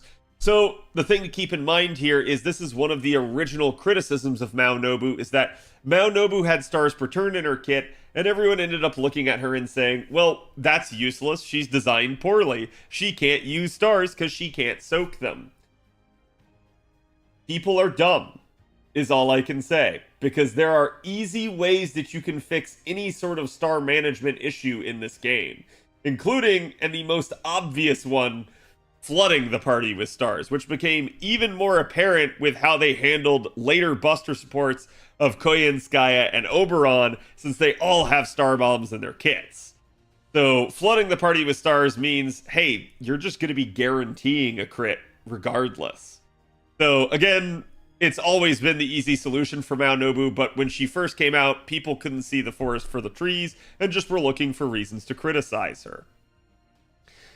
Her star generation rate here is only 5.9%. This is low, but again, it's an Avenger, and at the same time, it's a Buster unit. We're not going to care too much. We're going to be able to manufacture our stars, so it's not a huge concern with her. Her NP charge rate here on attack is only 0.49. This is a little bit of a concern. If you do have to card with Nobu, your card performance is not going to be very good for NP gain unless you're critting. Thankfully, things like Mighty Chains help out with that later on down the line, as it just makes it easier to be able to milk sort of a Brave Chain for even more, especially since Maou Nobu is going to be a unit that you will want to prioritize her cards whenever possible due to her strengths. She has 5% NP charge defense. Again, this is another really good thing to have, as it does mean every hit that she does take, even though she has that rather anemic HP stat, it does mean you are going to be getting the trade-off of getting some nice NP gauge from getting hit. She only has a 7% death rate, and her alignment is chaotic balanced, which is an interesting one. She is unknown gender, and unlike most of our unknown genders, this one actually does have a reason. And the reason for that is because in her first form, she is kind of similar to her original Archer form. Her second stage is actually her male stage, and her third stage is sort of her mommy stage, if you will. So she does change back and forth between genders depending on the stage that you use, and as a result, that's why they just classified her as gender unknown, to avoid having to assign a gender based off of Ascension form. Her basic traits is that she's feminine looking, hominide, servant, humanoid, sovereign, Nobunaga, servant, and weak to enema elish. So not a whole lot of traits to go off of. She has a, as we like to call it, gorilla deck here, which is triple buster. This means it's going to be exceedingly easy to find triple buster chains with Maou Nobu, particularly triple buster brave chains, as you might get 3 of a kind all in one hand, or you might be able to chain her buster cards 2 of a kind with her NP in order to get 3 of a kind, and that's going to make her damage really hit hard and pop off. Triple buster decks are usually a sign that you are meant to card and card hard. So we definitely get that feeling already right off the outset with Maou Nobu. And again, the hit counts here are absolutely stellar to help sort of make up for that lower NP gain rate. You guys can see we do get a 6-hit buster card, which is going to help out with star generation as well. Otherwise, we wouldn't normally care too much about the breakpoints on a buster card for overkill purposes. However, we do still have a 4-hit Quicken Arts, which is above average by 1 hit, so both of those are going to be looking pretty solid, all things considered. Now we get to talk about her actual kit, her actual skills here. And this is where things get pretty dicey, as a lot of people, like I said, when they first looked at her, didn't quite understand why Maou Nobu could be good. So you can see it increases her own attack every turn for 3 turns, and you basically are being told to look at the number below. I'm going to make this a lot more simple for you. And then you will have a 500% chance to grant yourself the Burning Battlefield buff for 3 turns. Pay attention to this, it's going to matter for later, but yes, Maou Nobu does have the ability to confer Burning Battlefield, which is good not only for her, but also for other Nobus and anyone else that might be able to take advantage of it. She also has a 500% chance to inflict burn with 1000 damage on herself for 3 turns, which is a demerit whenever you use the skill. That's the downside. We already know she has anemic health and she's going to burn herself. Granted, you could put a burn like cleanse on or something like that, some sort of ailment cleanse on as a command code on one of your cards, and that would help deal with it. Or you could just end up taking an actual unit that has the ability to cleanse somewhere in the party. So like I said, it just depends on the situation that you're in, either farming or challenge, as to whether or not you would even want to do that. If you're just farming in 3 turns, though, you're not going to care. It's just not going to matter before the node actually ends. So this is the downside that she has. Now, the basic way to understand this skill is, as you guys can see here on the screen, you have turn 1, turn 2, and turn 3 going down. So at level 1 of the skill, that would mean on turn 1, you would have 20% attack up. On turn 2, you would have 30, and on turn 3, you would end up having 40. So it just is going to ascend as you go through the turns. It is not stacking with each other, so it's not like 20 plus 30. It's just 20, then 30, then 40. But that's at rank 1 of the skill. As we level it across, as we end up going towards rank 10, you can see that it starts out at 30%, then goes to 50%, and then to 70%. A whopping 70% attack up on turn 3. So it is at minimum 30% attack up for 3 turns, but really it gets even higher as you go throughout. This does mean that as you're trying to use Nobu's cards, you should pay attention to what turn you popped this skill on, as it will matter for trying to sync up best usage of it.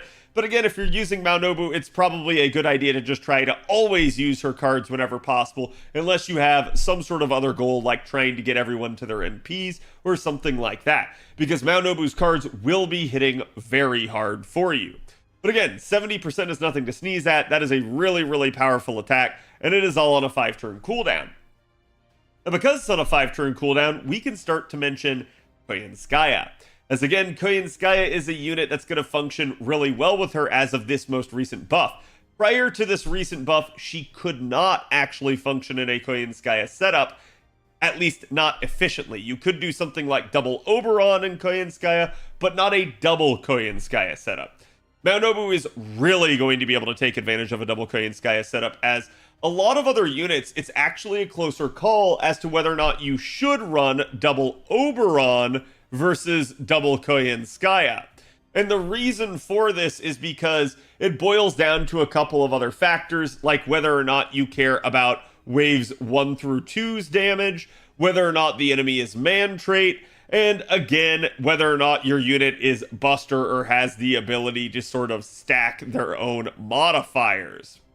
So if they do have these things, it's usually going to be better for Koyenskaya. If you don't care about waves 1 and 2 damage, if the unit is not man traded, and if they don't have some sort of easy good stacking modifier that you can double up on, well, you don't end up caring at that point. So it just ends up being a thing. That's where it would be better for you to run double Oberon rather than Koyenskaya. In her case, though, now she has the ability to tap into double Koyenskaya, and she is the epitome of somebody that has a multi-stacking modifier that you are going to be able to take advantage of with that. So this is absolutely a phenomenal upgrade for her that she'll be getting here. Because what this is going to do is, if we can double this up in a Koyenskaya system, we can do this because the 5-turn cooldown on turns 1 and 2, that is to say, back-to-back turns. That means basically on your first iteration of the skill, you'd have 30% on turn 1, 50% on turn 2, and 70% on turn 3, just like so.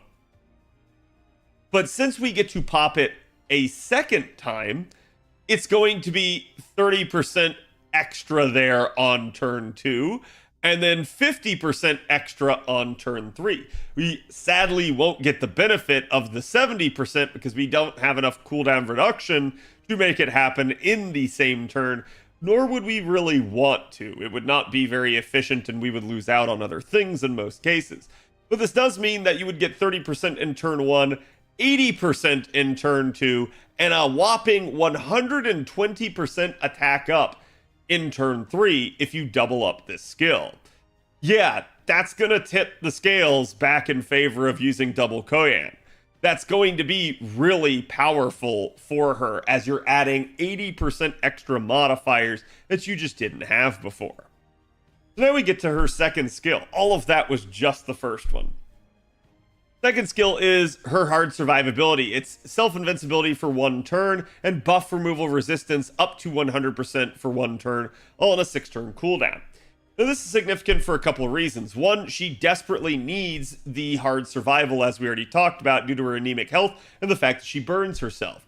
2 is going to be the fact that she can't be buff stripped if you level this skill to 10, as she will be immune from anything like an Amakusa or someone else trying to remove buffs from her, as long as you can get the timing of it right on that turn. And then 3 is going to be the fact that this is all on a 6-turn cooldown, which means in a 3-turn situation, you could pop this on turn 1 and then turn 3. You would not be able to pop it back-to-back turns because of that, unless you use something like Atlas Mystic Code on top of it for additional cooldown reduction. But again, this is a really nice thing that you have the ability to use it multiple times in a 3-turn scenario. And right now you're probably thinking, well, why would I care? It's a defensive skill, and if you're in a 3-turn scenario, you're probably farming. And you would be right. Except for the fact that this skill has already received an upgrade. And that upgrade ends up basically just adding the ability to have an additional power mod against Sky Attribute enemies when on Burning Battlefield for 3 turns. So it's a unique qualifier that it has to be on Burning Battlefield, but thankfully, as we already denoted with the first skill here, Nobu gives Burning Battlefield, so you don't really care, and it's for 3 turns. It's going to last you at least in a farming node for the full duration. Now, if you start talking about challenge quests, there's a little bit more to consider there, but certainly that is going to be nice, as it adds a 50% power mod here for 3 turns. So, this means you can pop the skill on turn 1 and turn 3, meaning you can double stack it in a Koyenskaya system, meaning we just added an extra 100% of modifiers if we're facing a Sky attributed enemy. Here's the other thing to think about. There are a lot of Sky attributed enemies out there in the game, as your main 3 attributes are Sky, Earth, and Man. There are Star and Beast, but they are much rarer, so we can kind of say that Sky attribute accounts for roughly a third of all servants that you would be facing, and even certain enemies will have an attribute that could be considered weak to this. So this is really strong, and then you start considering that you would also be getting buffed by Koyenskaya. who is anti-man, and all of a sudden you have 2/3 coverage out there in terms of what you would be able to be effective against. That's not bad. Certainly it's going to be something that will be on a case-by-case basis, but if you can find times to apply Maou Nobu's niches, the damage is just going to be absolutely nutty. Now we get to the third skill, and the third skill is the one that is receiving the upgrade here. It started out originally as the ability to gain critical stars every turn for 3 turns, up to 10. I talked about this in the onset of the video there, kind of saying that, hey, look, if you guys remember, a lot of people were criticizing an Avenger having stars per turn, but no way of really soaking the stars. To which I said, that wasn't really a bad issue. It's still 10 stars per turn, and you have the ability to star bomb stars in whenever you really need. Even before Koyenskaya and Oberon, it was still pretty possible. So, again, I felt like a lot of people were giving Maou Nobu a lot of crap for this, and it really was not an issue in the slightest. It was just something people were kind of trying to make up, because they didn't want Maou Nobu to actually be strong in comparison to the likes of, say, a Space Ishtar or something like that. The reality was, back then, Maou Nobu was predominantly a Carter and couldn't really 3-turn, so that wasn't much of a threat. I don't really know why everyone went so hard in on her on that. Again, it got so bad that, and you guys know I'm not the biggest fan of tier lists, but several tier lists invented a new lower tier to classify Maou Nobu in for all their 5 stars because they had that much of an axe to grind against her. Even back then, that still was stupid, because Maou Nobu was not worse than some of the other 5 stars we had released into the game at certain points. So, like I said, I've never really understand the hate that this servant gets and why people felt that way, but it is what it is, and those people now have egg on their face because, again, this upgrade's going to show you that you should be careful of who you make fun of in high school, I guess. The point being that she also had the ability to charge her own NP gauge by 20%.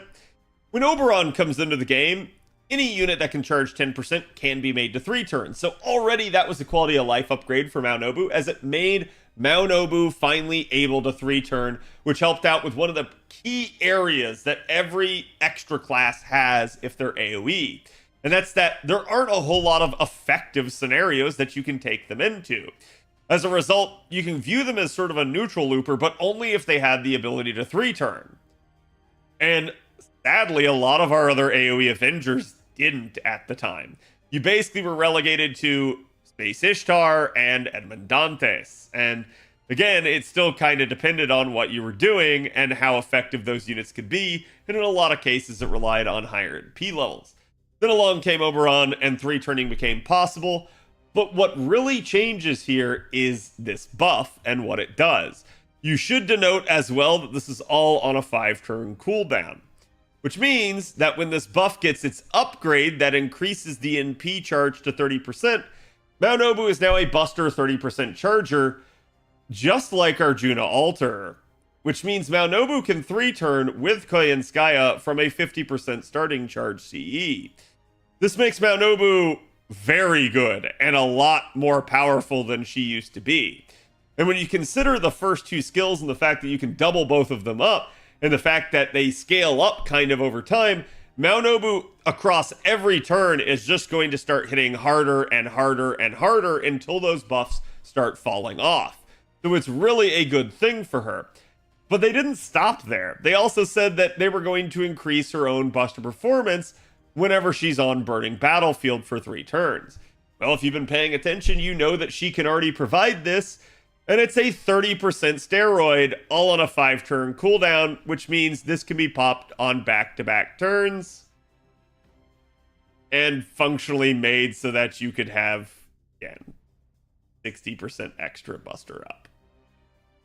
So, as a result, Maou Nobu can gain 30% extra modifier here on the 3rd skill, 50% on the 2nd skill against Sky Trait, and 80% on the 1st skill for extra stacks of the attack up. Yeah, Maou Nobu has 160% extra modifiers now, thanks to having access to the Koyenskaya system. And that's not including this upgrade already giving you 30% out of nowhere. Needless to say, this was a huge buff. This absolutely changed things for her. What I am going to say here is, due to the nature of this skill being a 30% charge skill, you're probably not going to want to pop this on back-to-back turns. That is to say, your proper 3-turn cadence with a unit like Maou Nobu is going to work like this. You're going to want to start out with a max level mana loading. I'm sorry, I know people don't want to hear that, but it is absolutely optimal for a 30% charging AoE Buster unit. So you're going to want to go ahead and start out with that. You're going to then pop her charge skill on turn 1. You're going to go ahead and use one of your other... you're going to go ahead and start out with a 50% CE. I don't want to stick my foot in my mouth there. That's going to be enough charge to finish you off on turn 1. You're from there going to want to go ahead and pop both Koyenskaya charge skills here. That's going to be 100% charge. That's going to finish you off for wave 2. And then now on wave 3, you're going to have the ability to pop this again. So now you've got 30% charge. And then guess what? Here comes your third support, which is Oberon. So you get the best of both worlds. You get double Koyenskaya and Oberon, and you manage to 3 turns starting from a 50% CE. But wait, there's more. If you thought we were done, we're not. So, and just to be clear here, in terms of actual skill order and what I would go for, I probably, especially now that this upgrade is going to come out here at Guda 6, I would go with the third skill first, if you have the capability of farming with her. If you don't, then definitely go with the first skill first. So to me, it's either 3 or 1, then basically the other one of that, then the second skill last. The second skill is the most conditional. It's hard survival and sky attribute. You might not be facing a sky attributed enemy, whereas your third skill is just straight up buster performance, and your first skill is attack up. So they're going to apply in every single situation. So again, go with either the third or the first skill, depending on whether or not you have the capability to 3-turn with a proper support setup. And then from there, fill out the rest. But obviously, the first and the third skill are where the majority of your damage output against everything will come from. But take a look at her passes here. She does have the Avenger passive that increases her own NP generation rate whenever she takes an attack on top of the 5% per hit that she already gets. And then she's also going to debuff the party, basically, with debuff resist down by 7.5%. That just is what it is. That's the case with all Avengers. She does get Oblivion Correction E for 2% extra critical damage. This is exceedingly weak, and you can easily see why, as the sheer amount of card power that is present in her kit. Man, if you start critting with Maou Nobu, it is not going to be pretty for that enemy. You are going to murder hobo them. So the whole point is, yeah, this is why this is kept rather low. She does get self-replenishment magic as well for 3.3% every single turn. Unless you're carding or in a challenge scenario, though, this will really not come into play, as we can't really factor it in because it's not an even increment of 10%. So there's not really much we can do with it with regards to the charging situation. But still, it is a very interesting thing. I guess to say you could potentially sneak away with something only like 27% on the charge skill because of this. Problem is, this would screw you on the front end, not just the back end. So you really don't want to do that, and it would also raise your cooldown to 6. So is what it is. With regards to her pens, I already talked about this, but mana loading is absolutely, undisputably the first thing that you should unlock on her with regards to your pens. You absolutely want to get this so that you can 3-turn from a better starting point, max it out. She is going to be a 4 lore type of unit where you're going to want to lore all of her skills plus this to get the most out of it for those really good scaling modifiers and really good cooldowns. Her first skill here is extra attack finesse, and if we start thinking about her from a challenge perspective and carding and getting those stacks of attack up and really preferring to use her cards, Brave Chains are going to be a thing, and having extra attack performance increasing is not going to be a bad thing. So in any sort of scenario where you really want to prioritize the unit's cards like Maou Nobu, Super Orion, I'm going to say like someone like Ku Lancer or Herc as well, that's a cockroach, a solo artist, like getting this extra attack is also really good. Here's the problem. Her third append is also not bad. Now you might be thinking, well, okay, it's anti-alter ego and she's an Avenger, so this is just a neutral type setup.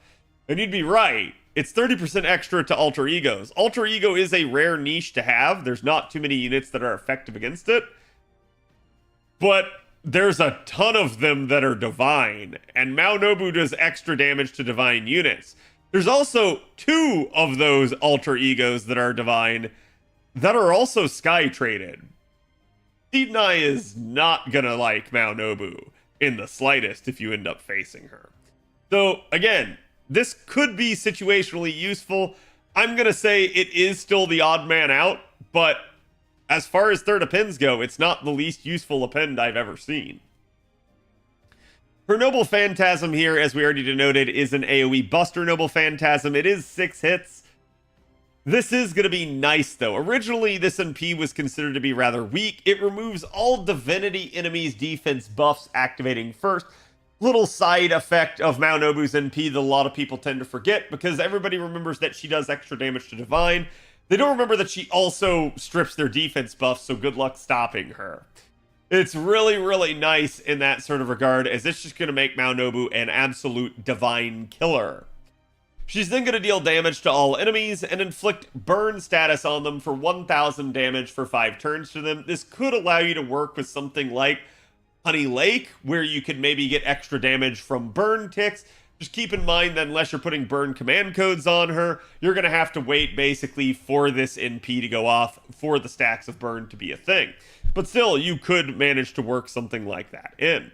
And then again, her overcharge effect is a super effective modifier that deals extra damage to divine enemies, and again, will scale up with ranks of overcharge. So we're definitely looking forward to that, as that's going to make her not only anti-sky, but also anti-divine, and there's a lot of synergy between sky and divine in most cases.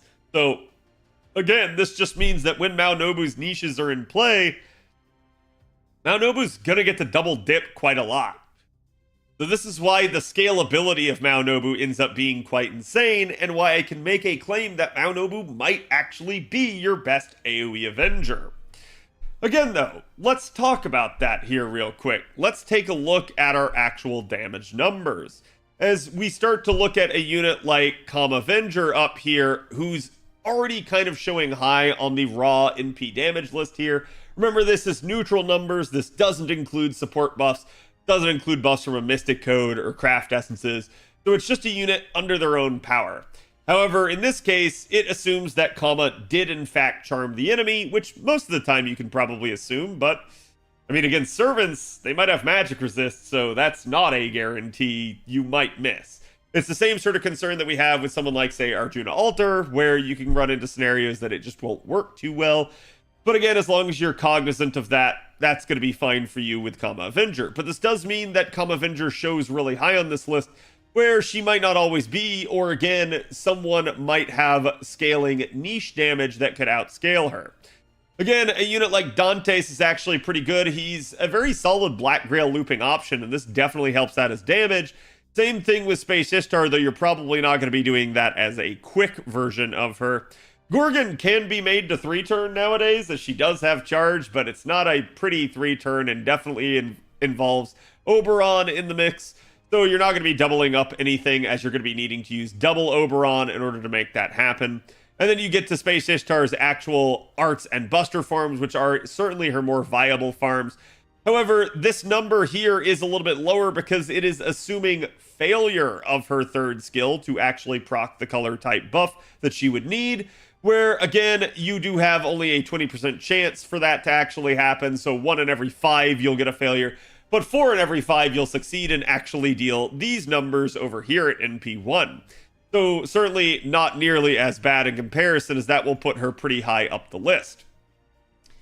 However, you've got Maou Nobu down here now, and Maou Nobu is a very interesting unit. As you can see, this is sort of how Maou Nobu was before ever factoring in Koyanskaya or a lot of her other buffs. In fact, it was even worse than this, because this does include the buff to her Buster Up.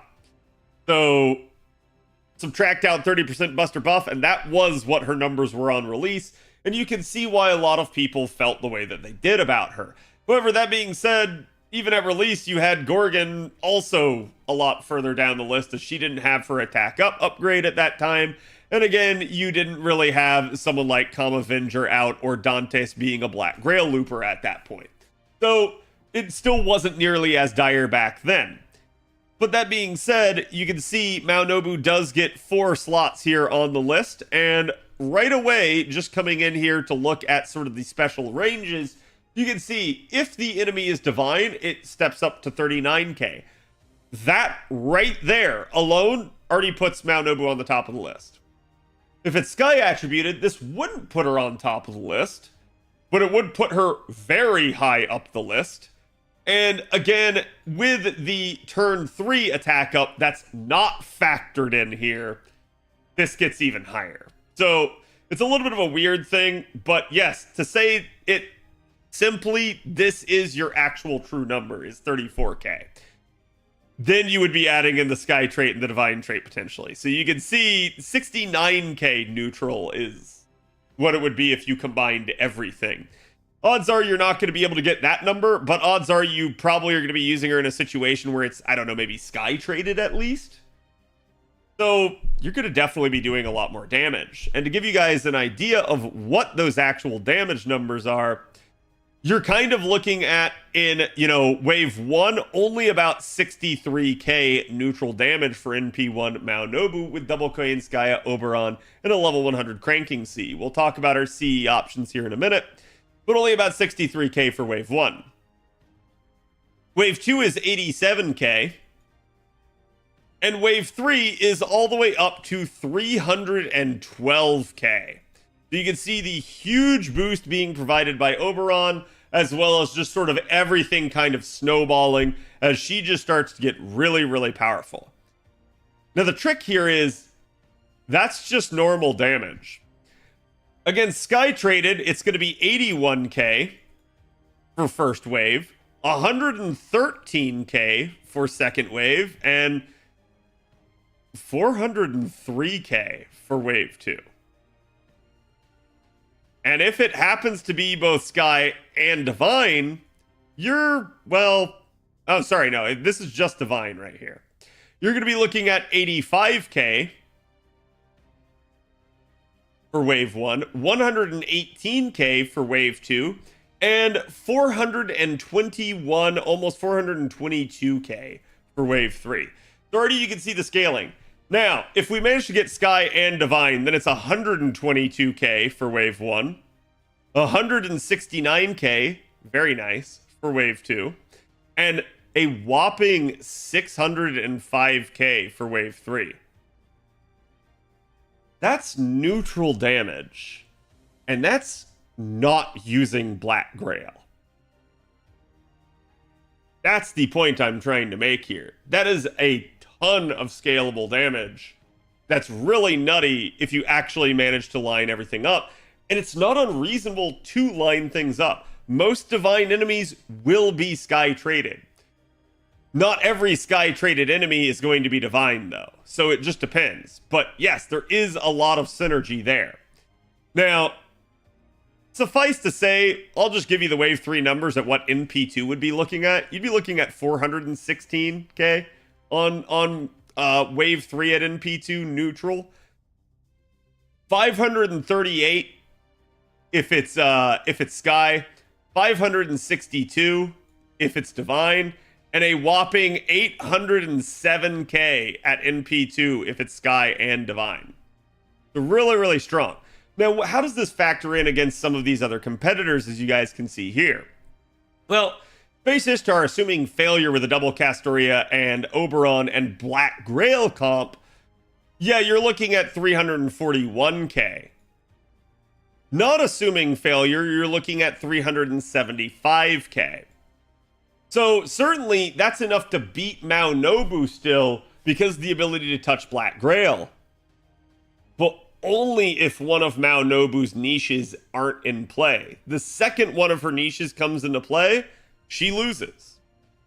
And you'd have to be looking at an NP2 or something like that for that to be stronger.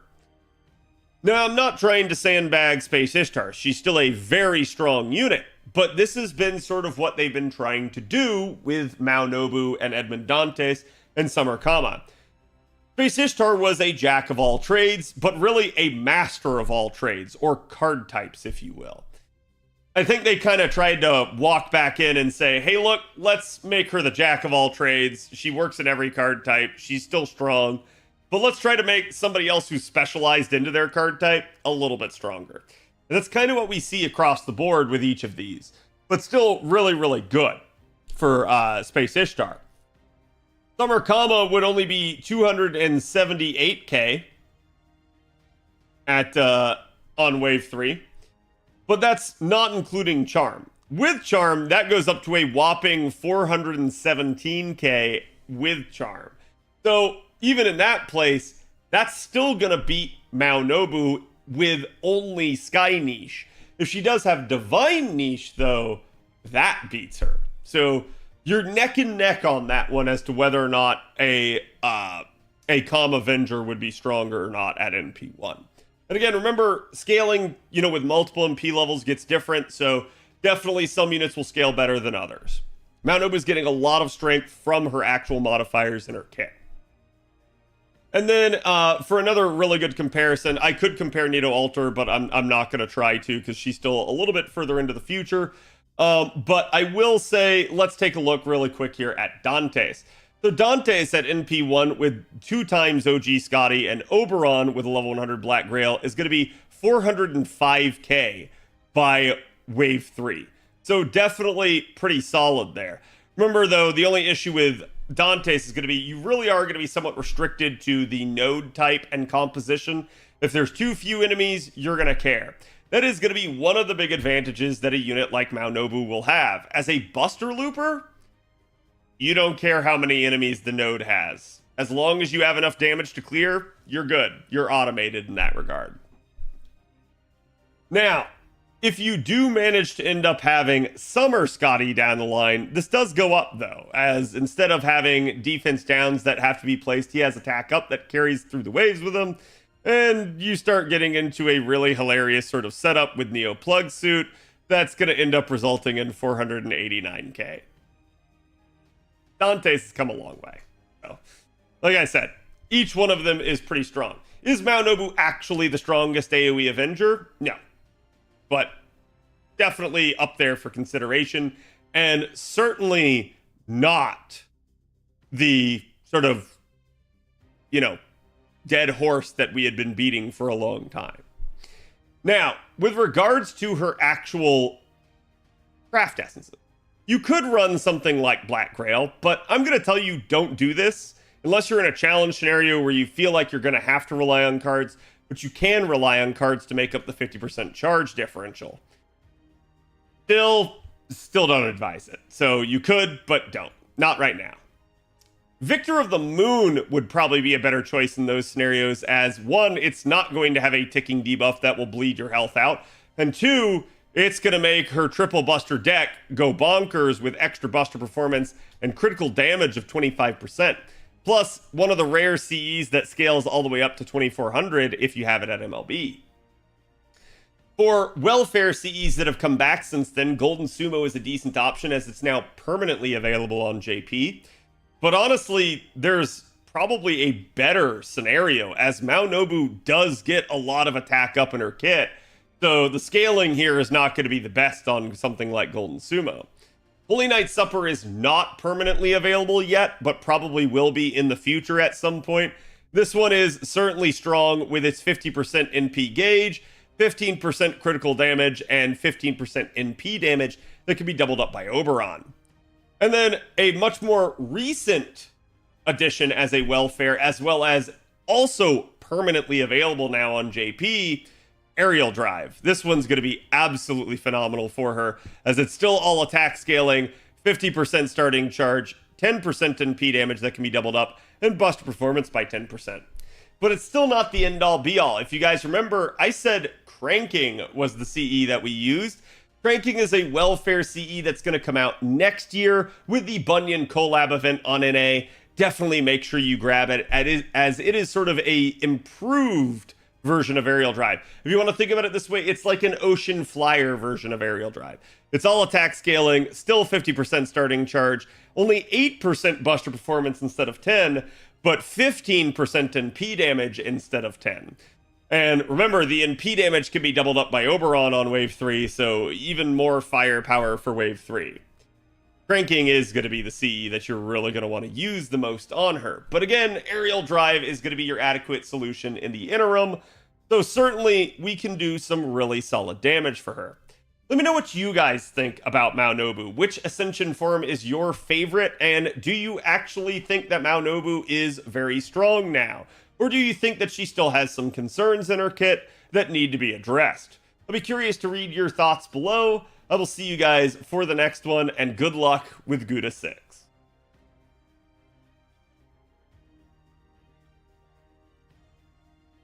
Oh. I really need to fill up my water, because drinking only apple juice during those things is hurting my voice.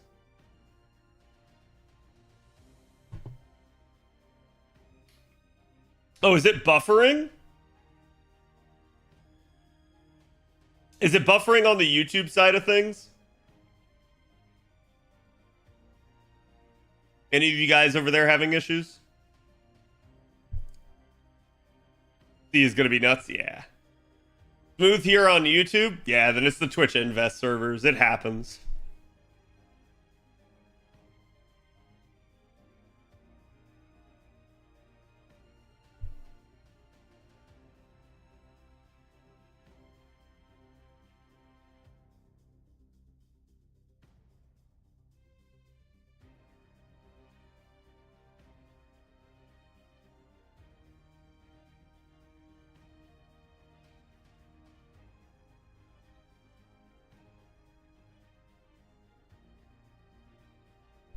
Okay, sorry, I had to respond to someone there, chat. Apple juice is kind of acidic for the throat. Yeah, I know. It's better than drinking more soda, but not by much. Still very sugary. Okay, chat. That's it for FGO for the night. So we are going to go transition in Samurai Remnant. The goal being to beat my first playthrough of the game. We are, I think, fairly close as we are now in the final act. I didn't realize I wasn't in the final act. I thought I was, but it be what it be. So again, we were supposed to do the Bloodline today, but I figured, we got really close last time. Let's actually push through in case I need the extra day somehow, and we'll try to finish it that way. Also, I don't know if you guys saw, but Steam is apparently working on a solution to allow you guys to private your games, so that your friends can't see that you have them and that you're playing them. I'm not saying that some of you would, you know, need that, but for instance, if you wanted to play Furry Shades of Grey, you could.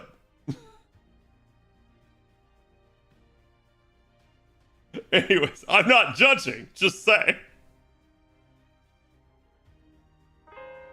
Alright, let's kill Song Request.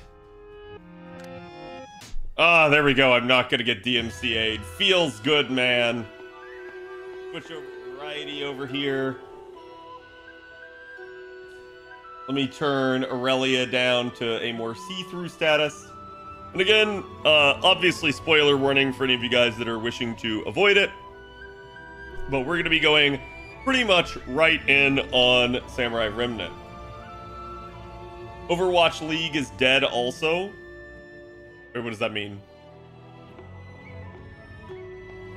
Oh. Yeah, I mean, I thought we already knew that. That was like kind of a foregone conclusion, though. Half of the Steam library is H games. Well, people are saying like that's gonna make H games really pop off now, right? And I'm like, yeah, a little bit, right? When people aren't concerned about someone spying on them and seeing it. Granted, if you live in a shared household. 月に誘われ集った者らと刃を声を心を交わし散りざまを見届け夜道を見送りそして今月満ちし時彼は願いを叶えんとする I just hide from my friends so they don't know what I'm playing. See, I don't hide from my friends. The key is to just not have friends. If you don't have friends on Steam chat, they can't see what you're playing.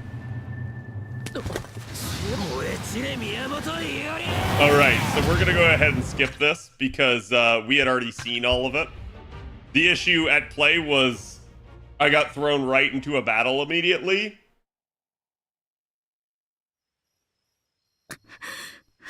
And I couldn't do anything.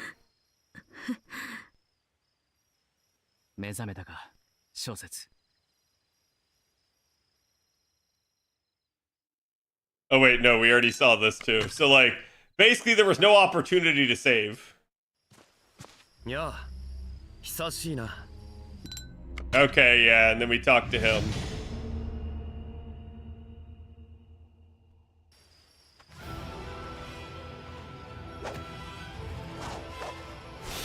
And this is where we ended.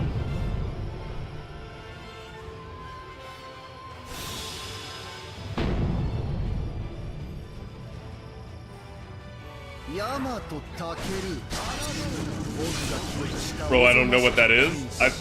Did you just make a box?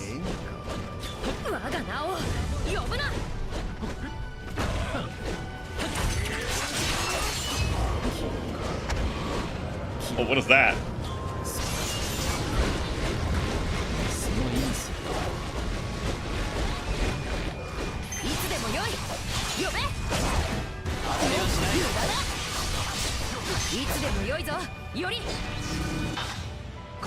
Alright, group them up for me, Saber.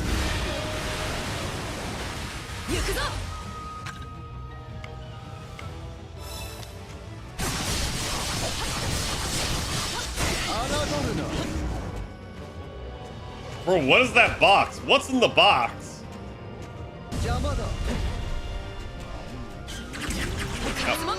How dare you use archer skill? How dare you?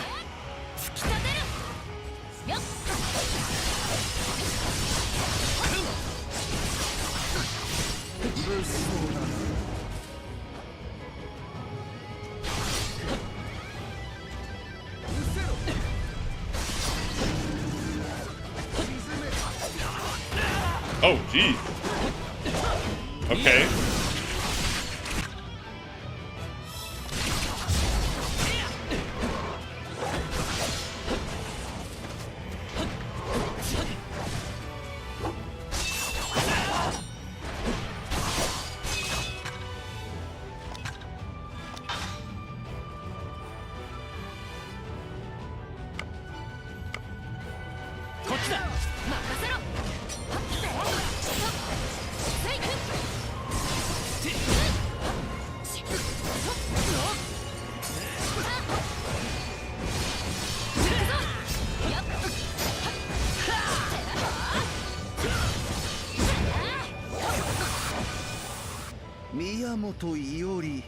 That's annoying. That's annoying. It's his safe space, yes. お前、聖堂にさほどの興味はないな。耳を貸すな、より。君のあり方は君自身が決める。私自身も私が決める。征服者。兄さえ殺すオウス。それがどうした？余人がいかに語ろうと、そこに私はいない。私は私であると魂が知る。ことの葉ではつかみきれんか。大魔力だけではないな、ヤマトタケル。僕の記録の枠を超えるな。僕を How dare you try to become more than how I wrote you? 人を超えた化け物め。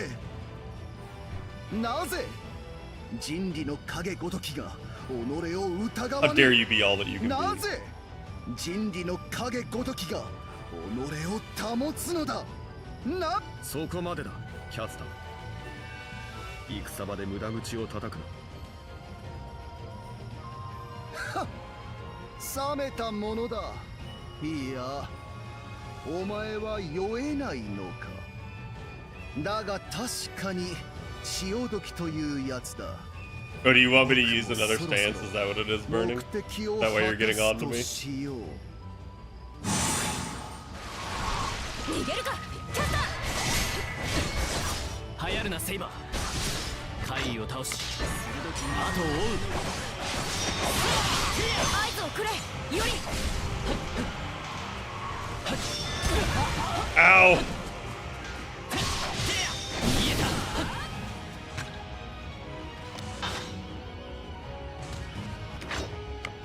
火の型。いつでもよい。呼べ。来い。任せろ。 There we go. Group them all up for me. If it ain't broke, oh yeah.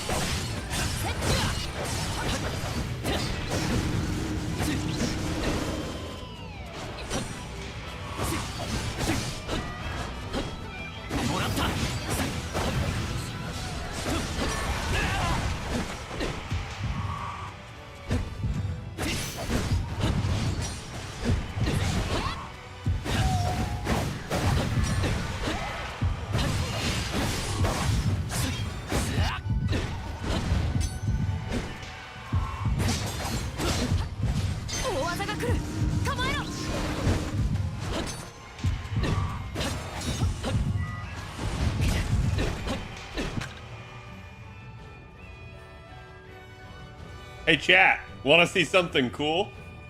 Look at my HP.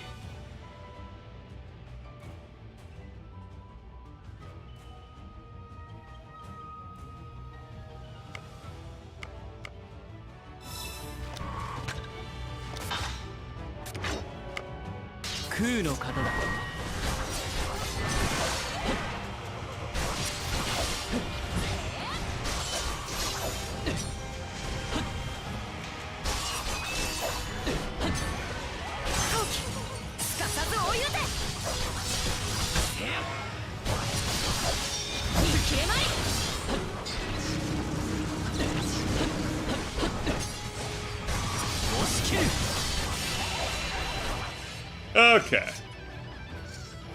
まったく見事な腕前だな。だが器。悪いなより。恨むだけ恨め。すべては陛下の国を取り戻すためだ。Is it though?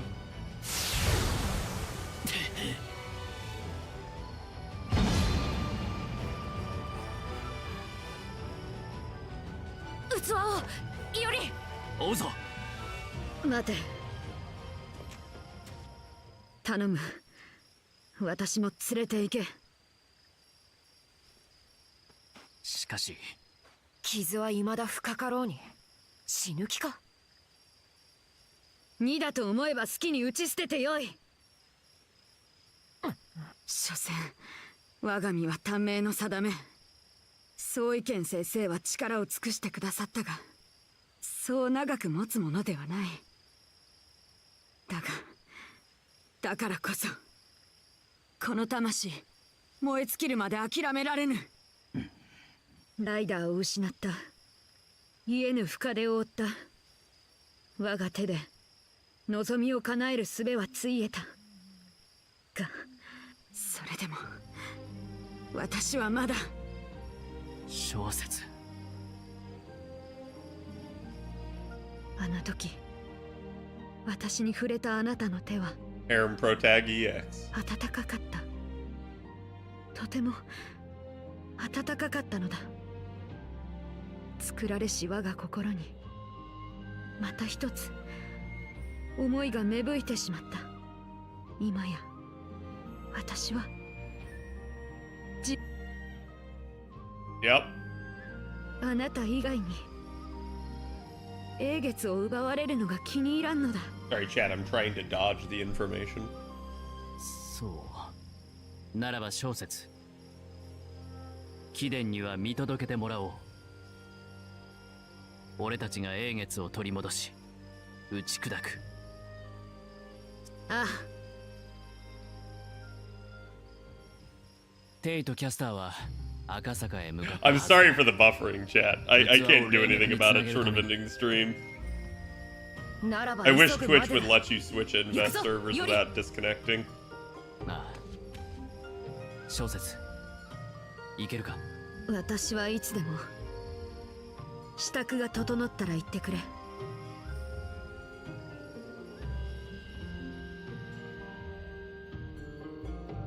Raiders, its final act. This will be your last chance to arrange items or acquire skills. Don't you lie to me, game.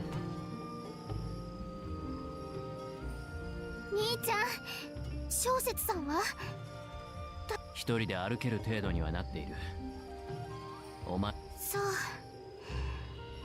でもまだ歩き回らない方がいいのに。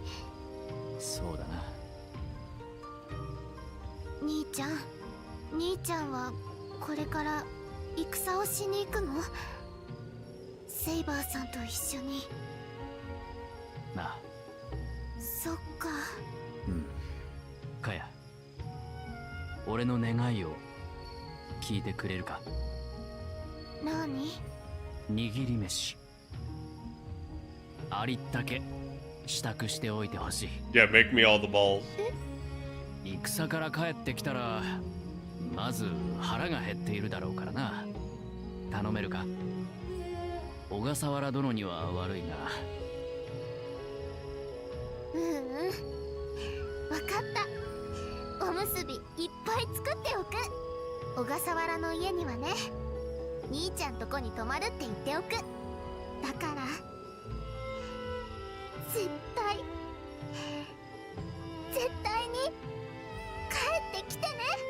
Wouldn't that be like scandalous AF back in the day? ああ、約束だ。 Like your single virgin daughter is basically saying, I'm gonna go stay at a man's house.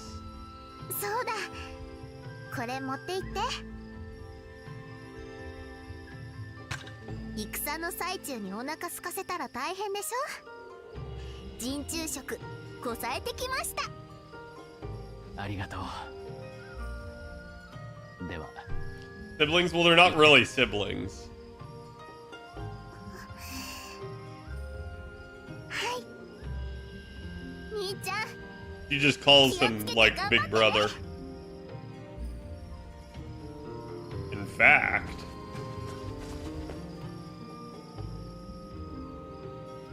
どういうつもりかしら、宮本伊織。ああの白い髪のホムンクルス、唯小説よ。逃げられたのは私の落ち度だから、よこせとまでは言わないけれど。it? あれは危険な存在よ。連れ回すなんて正気なの？南蛮の魔術にはいささか疎い。何を危ぶんでいるかはわからんが、少なくとも俺は小説の信念に応えたい。 How do you know she's a virgin?答えになっていないわよ。 Let me put it to you this way. Let's hope she is. そうか。まったく困った男ね、あなた。いいわ、儀が終わるまで待って Because いて if あ not, げる。 it's even worse. 終わったらあれは我が家で保護するわ。その時は手出しは無用よ。それはやはりよこせと言っているのでは？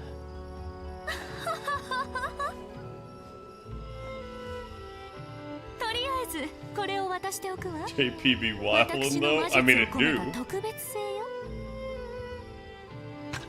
キャスター戦では役に立つでしょう。手付け代わりにあげるわ。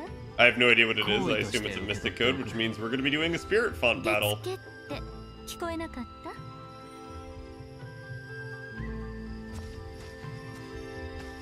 兄ちゃん。儀が終わるまで待っ。 Okay, so when we talk to her, that'll do things. 休んでいくか？一休み。 Still taking a break.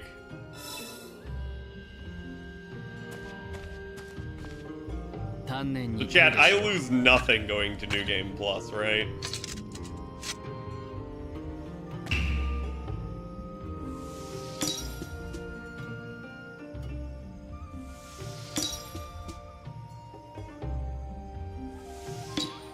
Whoops.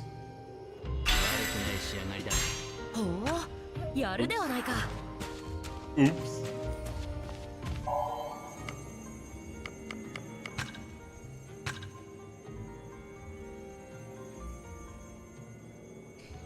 Friggin' Lee Shuin, man.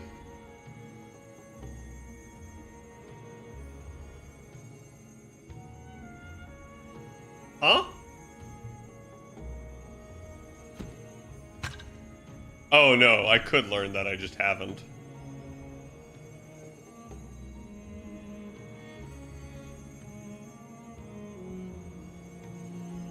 Wait, why have I not gotten that? Oh, because I need coup skills.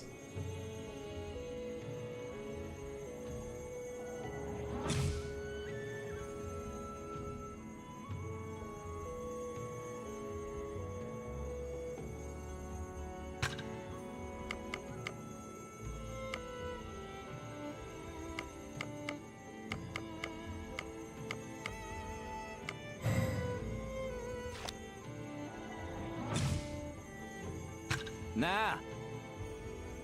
Ush. Yep.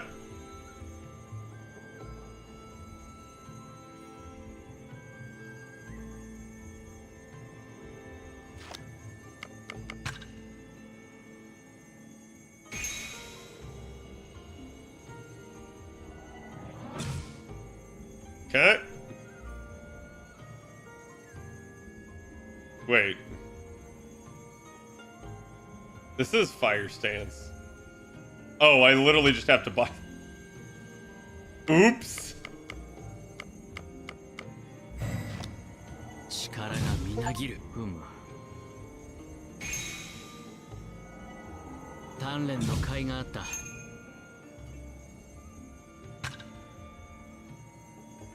So I guess you just acquire it naturally? I don't care about that spell one.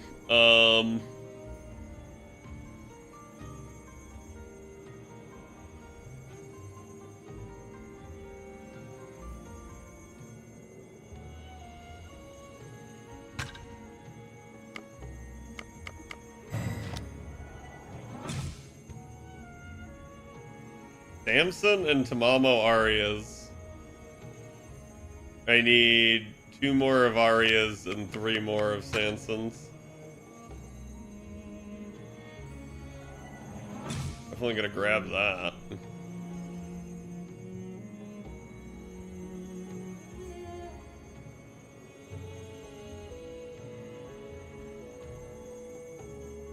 The cheapest one, it's this one.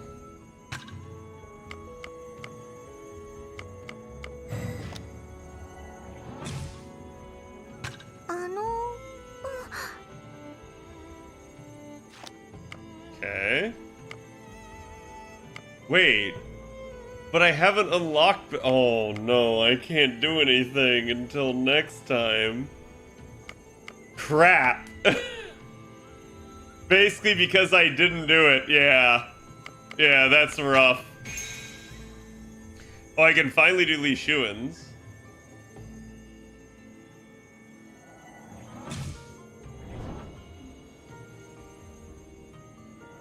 Oh, これは。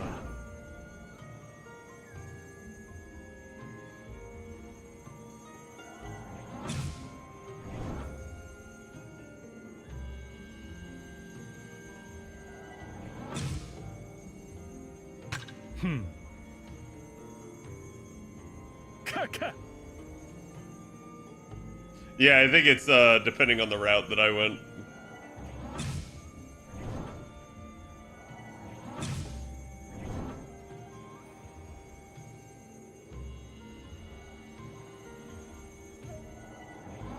Give me that. I have to defeat humans with him. Okay, how many do I need?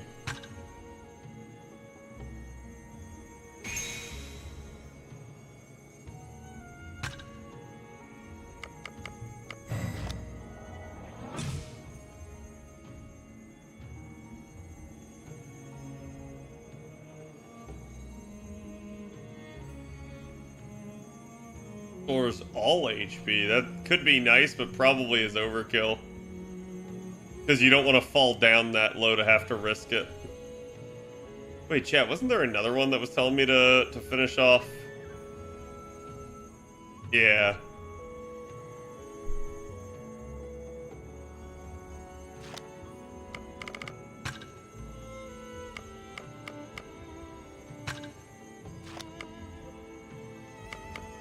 So let's do...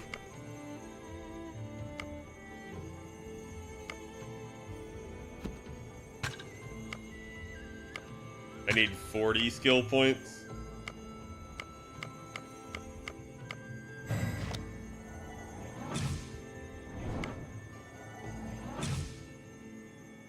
Kitaka. Kaka. Kaka. Ooh, shell gauge depletion rate would have been good too, but whatever. Should be enough now.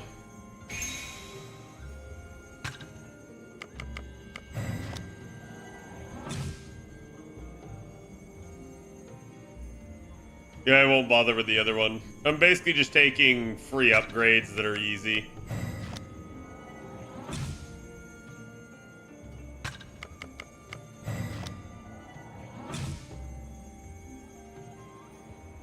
Anything that I think could... How do I not know the unlock requirements for something? Like, what? It's gotta be involving a servant that I didn't collect, but, like... That's just weird.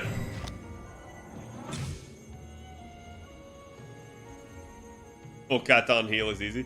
Oh no, I'm not saying it's hard so much as I'm saying, like, I usually just don't want to fall down that low.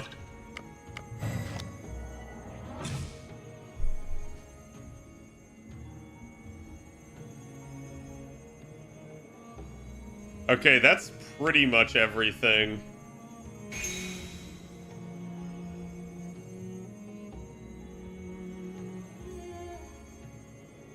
Complete Saber's Memento Ring. うむ、悪くない心地だ。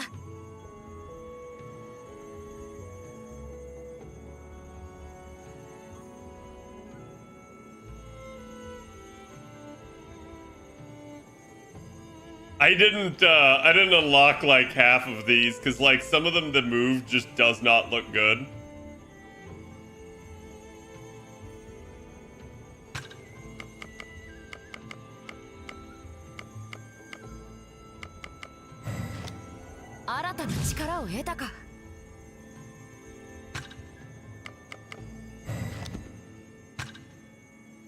Oh, it's 14. Okay.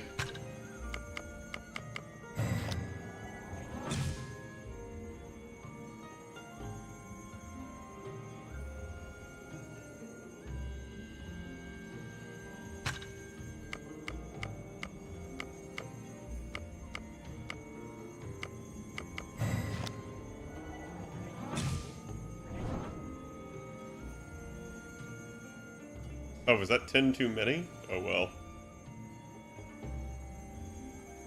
Like, low-key, chat, I actually don't care about Saber's health too much. At least not yet. Like, it hasn't mattered in any of the battles. So, going complete offense has been the way.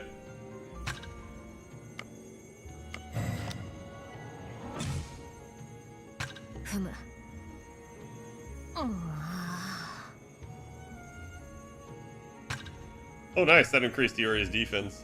I guess because I finally completed the entire middle part. I hadn't done that yet. Finally, just now, I complete that. So let's see. Get 10 for that, and that's probably Gucci.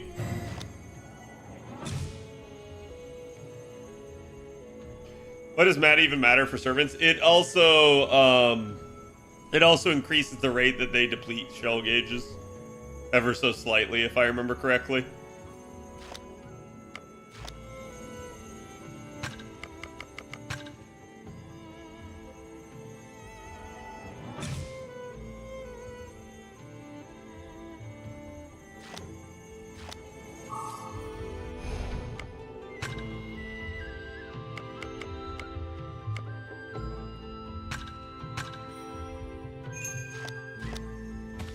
Okay. Very close to just spending all my Sankorts on Svishtar. I mean, you can. She will come back, though, so it's up to you. Ah, 十分 Okay. On to Akasaka. より覚悟は良いな。覚悟テイはすでに敵となった。英月が満たされる前に帝成功を止める So I'm gonna guess if you had done the other route, Pastor doesn't live, そうか。 and as a result, なら you don't have this as your ending, like with who you're facing.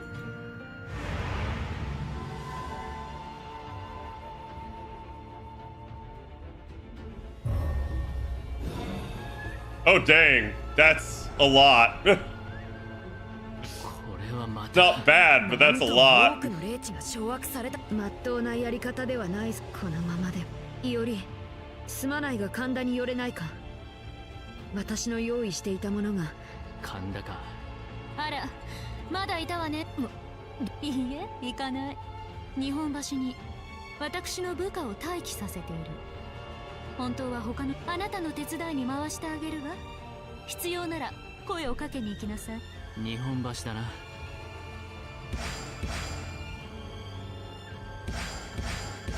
Yep.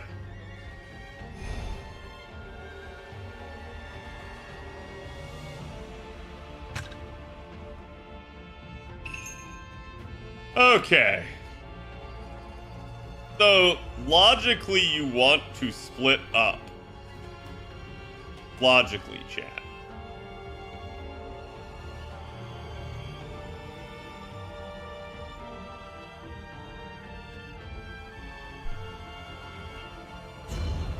However, I'm gonna do that first. はぐれのラ。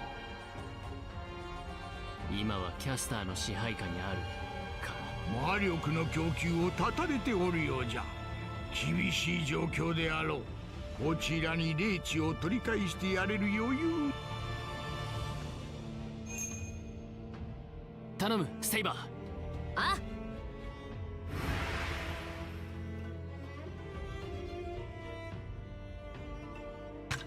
No, I want Saber going this way.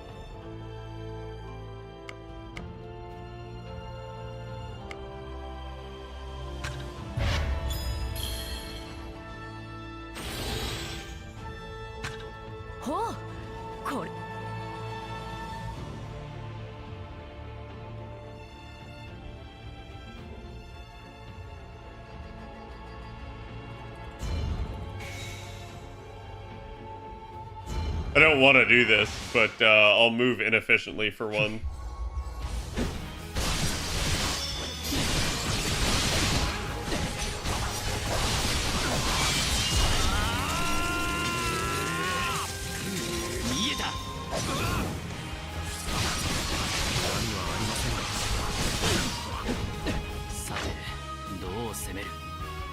If I had Lion Slayer, I would totally use it right here.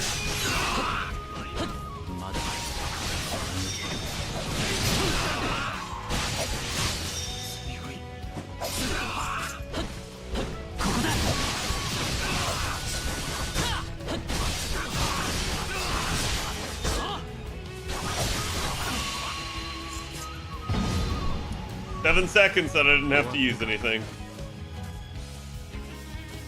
Other units in desperate need at the moment, support that can buff up my cats. Yeah.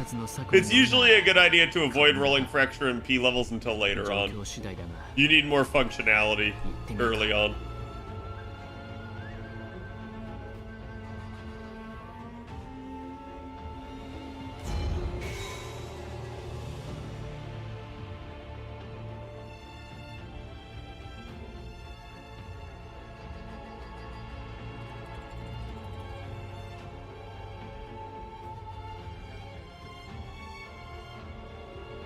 いずこかの地を抑えれば結界を破れるぞ。 Oh wow.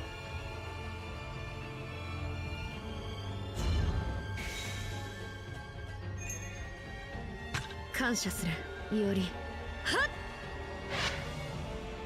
I knew there was gonna be that. I knew it. 脈を隠して Oh, it's so 見 much. 事な恩業じゃ。 本拠での戦いに備え私自身の戦いは終わって。大した隠し玉だ。赤坂への新たな道が開けたわけじゃな。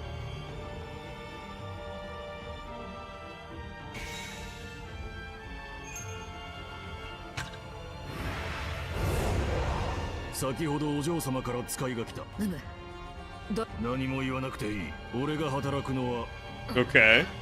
えら So, いつで do も they 構わ count ん as ぞ。 a servant, or is that like, yeah, give me assassin.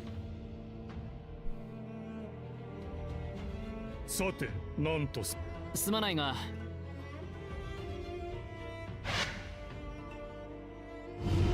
気をつけよ。キャスターの魔力だ。なんだ。遅れて聞いてくるのじゃろう。 You cannot split up with Saber nor order Saber to intercept for a while from the next action on.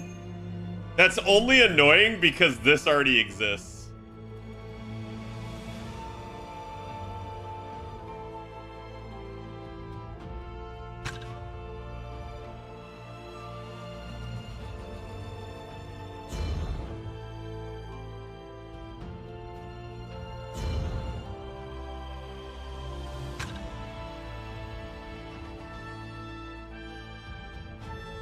Wait, can Li Shuan move multiple times?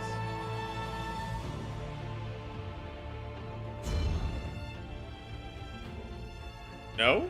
Okay, I'm confused.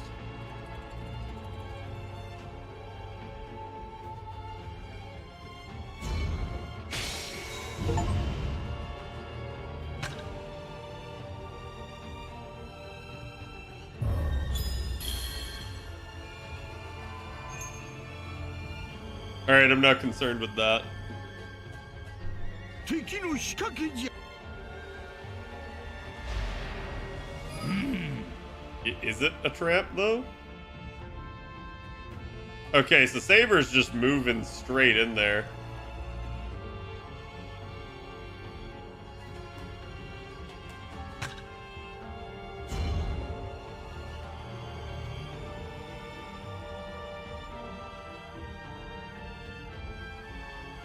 Like... There... No. Tell him to move there. I'll move to Winnow. Because next turn I'll cut him off. That'll literally just get rid of his existence. Oh my god, dude. They're all popping stuff. This one's gonna take a while. 魔術を 備えよ。 Listen, I'm not the one entrapped, Saber. You're the one entrapped.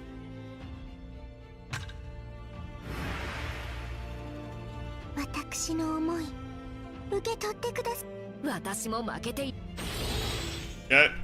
So the whole point is I'm prioritizing getting everything else summoned because the rest of these can move around. Sort of doing what's necessary. So like... I'm gonna order him there. That's gonna cut that dude off.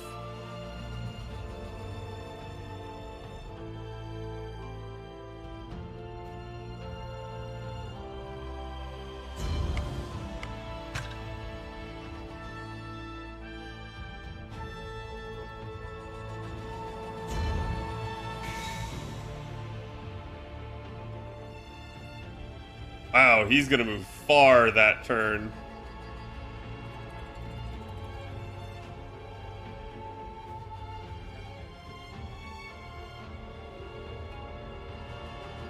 Saber, please just do something. You're not even moving now.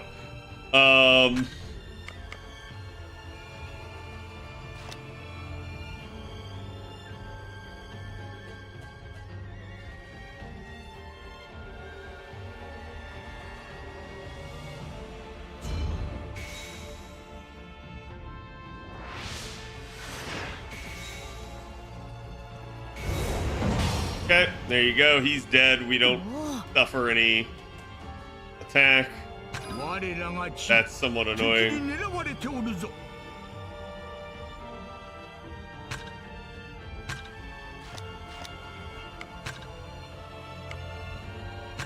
There's nothing I can do about これ that. ではリーチ力がやってくれたな。ここまで Oh man, okay, I've not had that happen before, so now Saber teleported to me? That's annoying.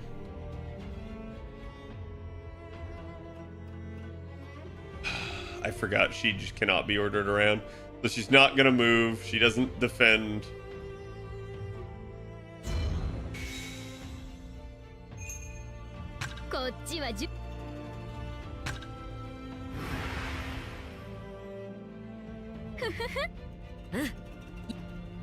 Okay.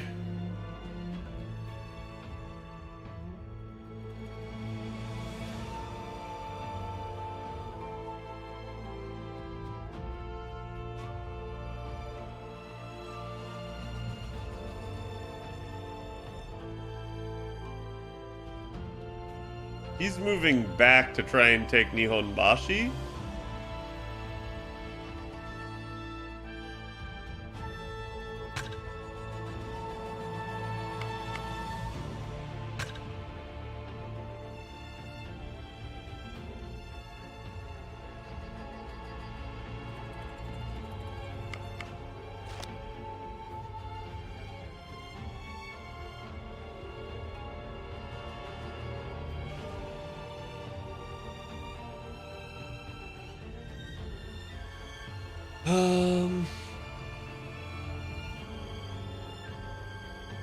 So many moving parts here, and the fact that you can't direct Saber is actually the real killer.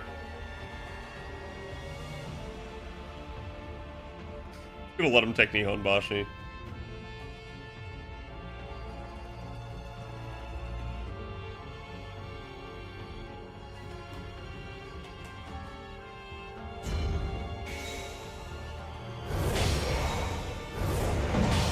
There you go, that unblanketed quite a bit of the map. これで無駄な戦いをせずに進めるわ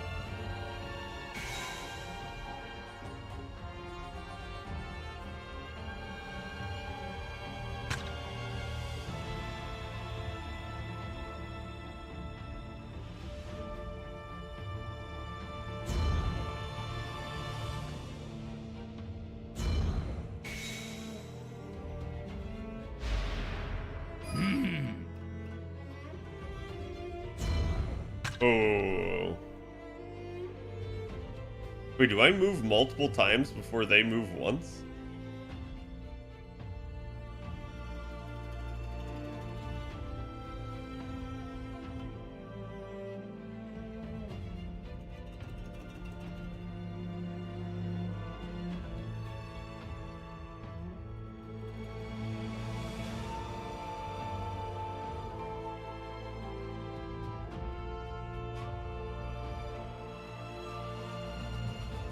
Oh, Arya's skill, right. Yeah, okay. I was thinking it was the Mystic Code, and I was like, huh? Like, that shouldn't still be in effect.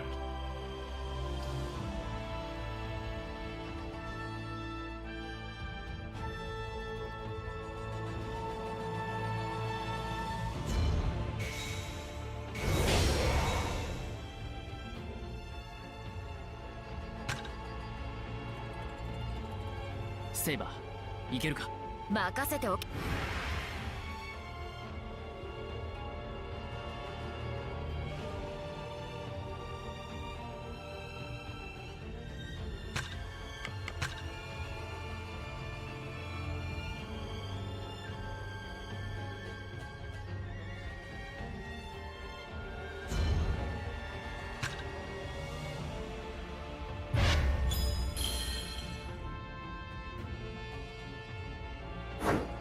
Okay.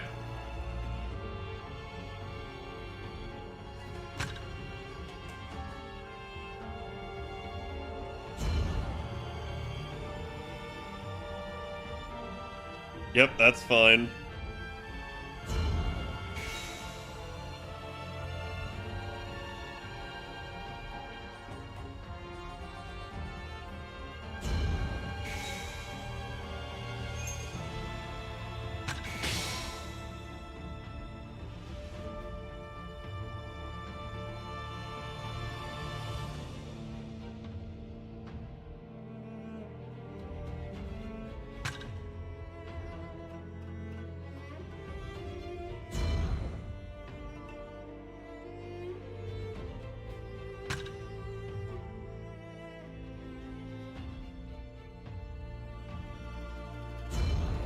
Okay, let's move him there.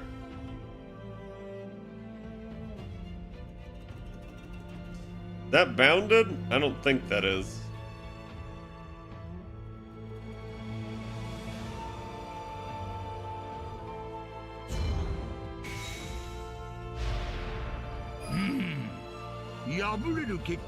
What's the button? It's square.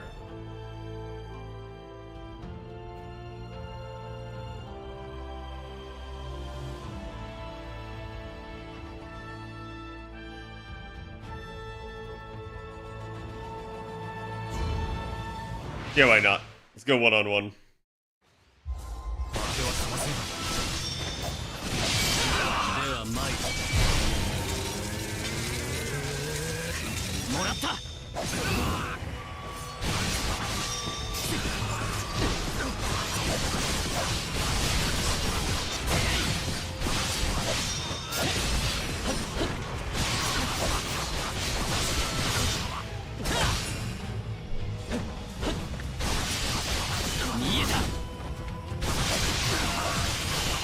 That can't be everything.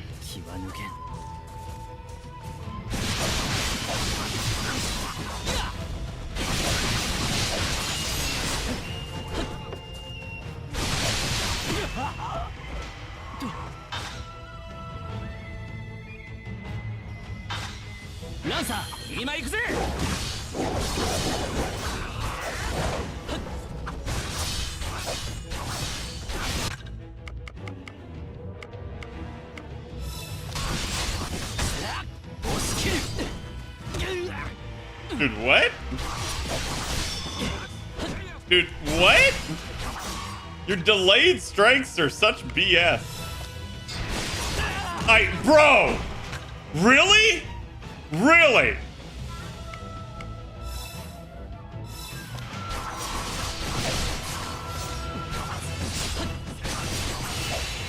Like, no wind up, nothing. You just do that. Should not have had to heal there.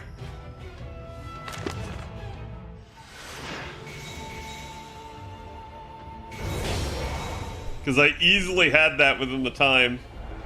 Yori.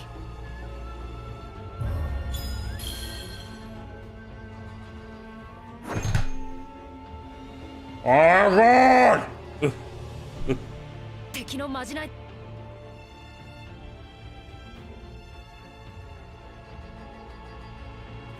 Oh yeah, dude, I am cutting all of you off right there. She's gonna take that. They both move in.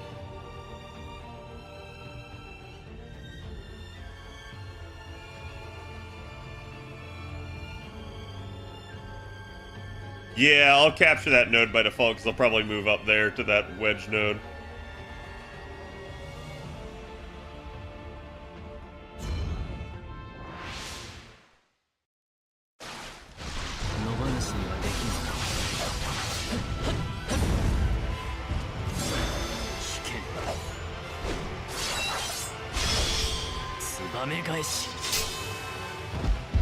Yo. Yo. Oh my god. That was... Oops. Oops. I went like crazy with damage after doing that.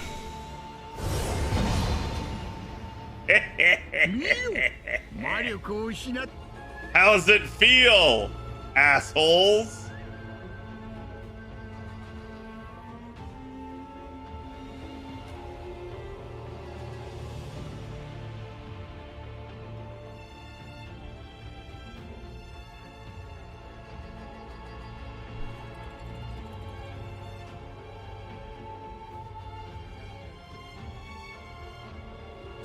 Well, I don't have to go backwards, but I think I will because it'll be easier on me if I do. I have plenty of turns. Oh, shit. I have not done much fighting with him.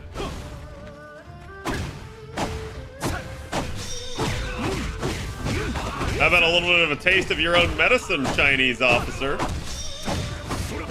Taste some kung fu.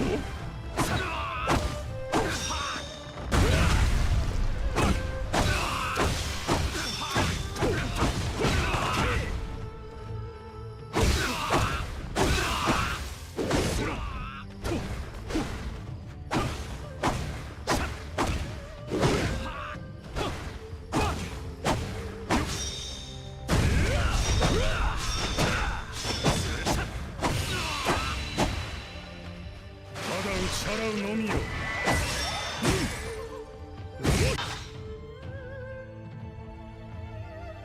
そうしてやろう。な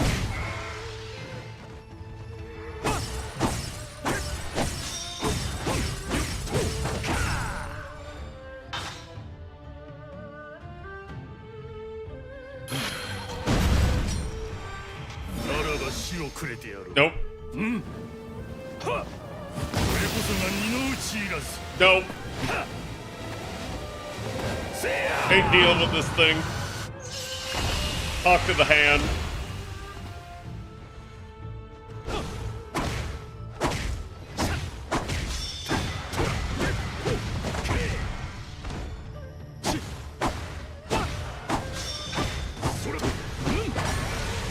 Oh my god, dude. It's such a, like, because it's like floating and up, it's kind of difficult for Lee to fight that. His melee strikes don't actually hit it. The fact that I blew MP and still barely killed that in time is wild.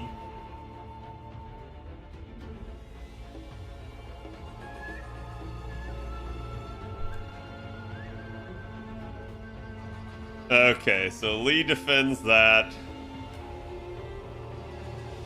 She takes this, that should capture that, which is exactly what I need her to do. Yeah, we go to Zojo-ji. Zojo-ji! And now... キャスターってな、だからそいつで一発。君の思い。何？ We're gonna consume 2 more affinity gauges 指示を頼むぜ。 and get Lancer and have no affinity. Is this a Grail front? Kind of. That's how this thing works.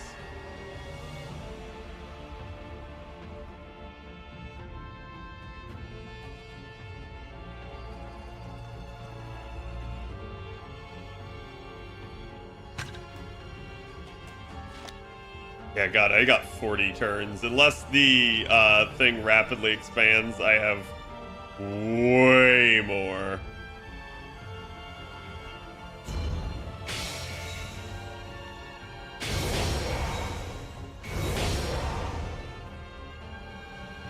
You struggle in vain? I don't know, I think you struggle in vain. Wait, you're interfering with that one spot that I don't even own? ならば、春巡のいとまはないな。I don't care. Like, what?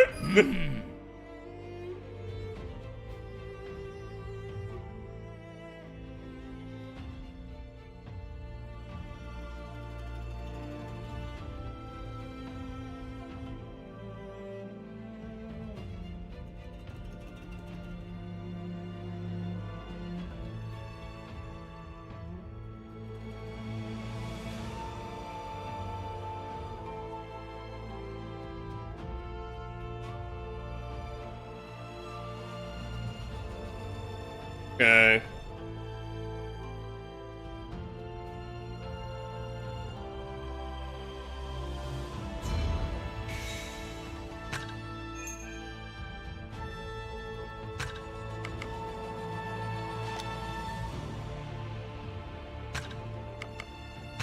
Gonna go ahead and pop Darting Dragon. ひとひねり入れたか。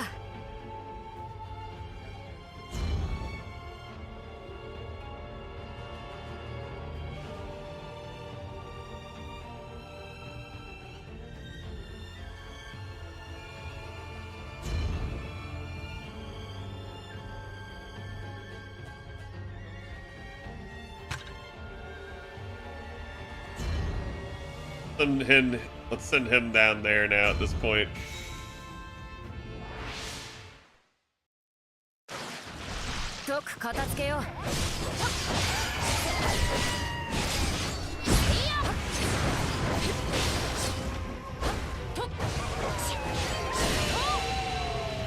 That's clearly not everything.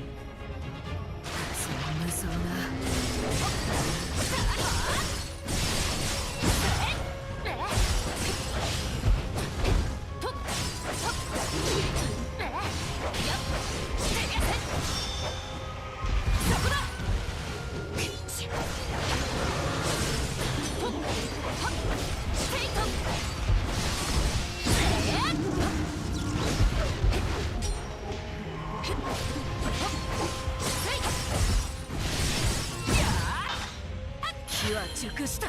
Nope.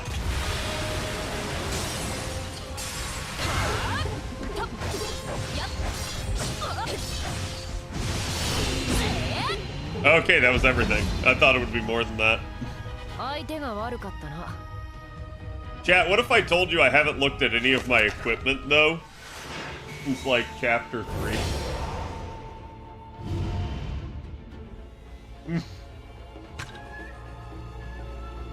3. Just say it.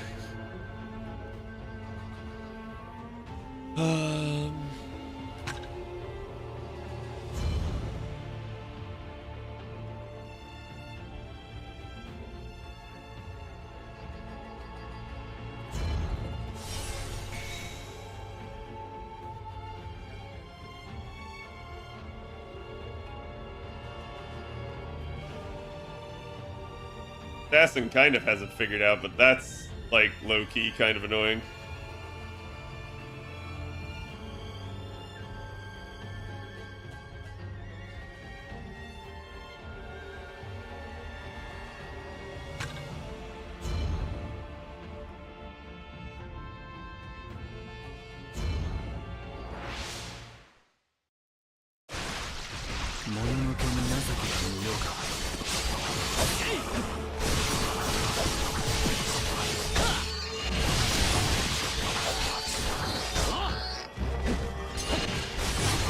Dude, do I, like, still have a buff since I used Tsubame Gaishi?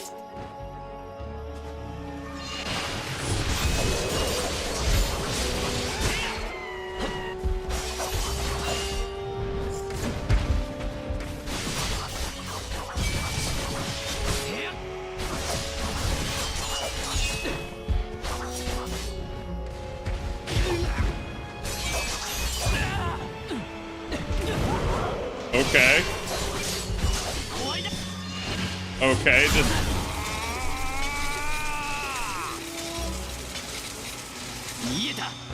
actually gonna be difficult.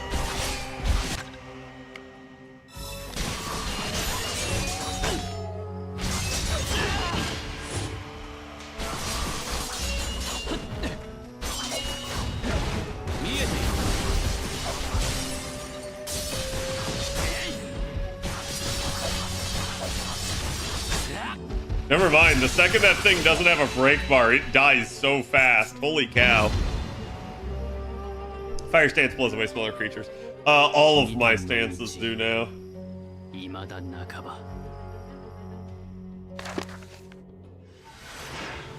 Okay.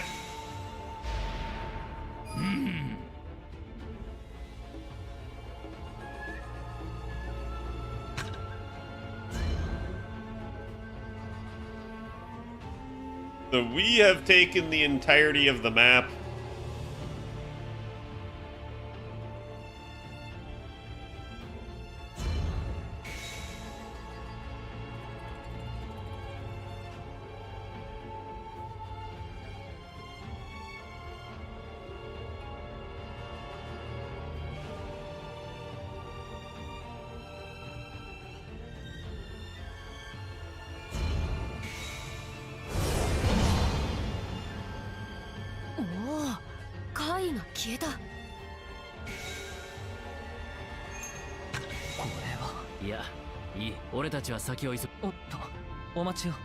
Okay.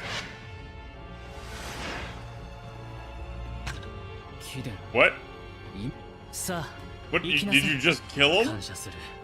He was the only enemy left.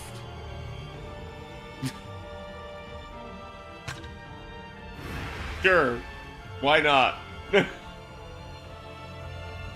従いましょう。すまないが力を貸してくれ。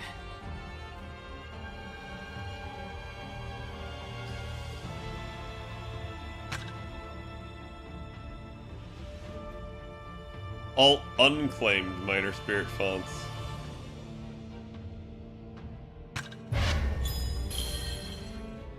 Should just be the one beneath me. Oh, wow. Okay, no, that's way more. What? I should have been using that this whole time. Holy crap. I did not realize.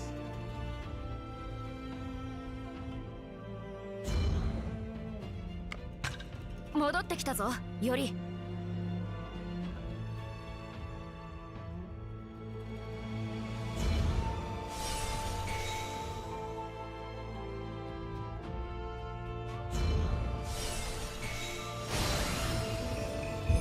霊脈をすべて掌握。 Yeah, what you gonna do now, Caster? 結界一つ。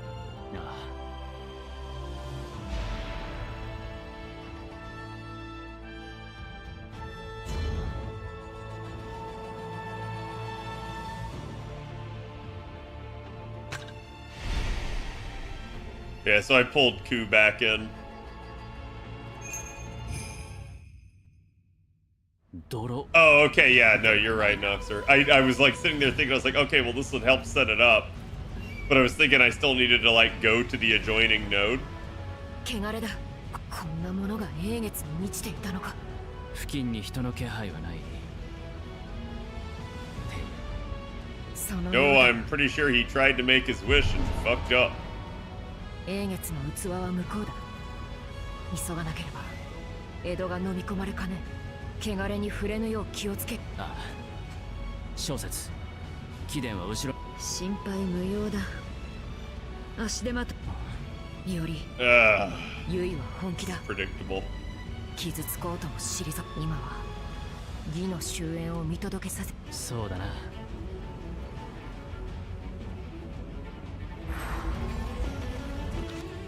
Oh, I finally get to go over to this area that I couldn't go over to the whole time. Oh boy, mud!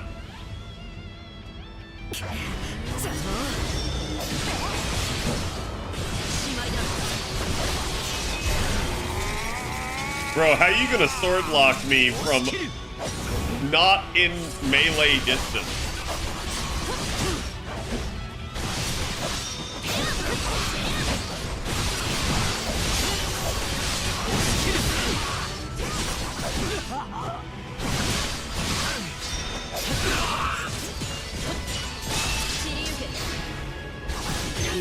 Ow. 死ぬぞ。燃え盛る炎のごとく。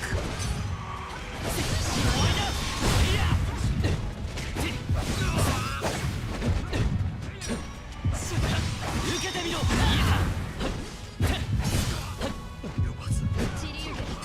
I see that motherfucker gyrating in my general direction over there.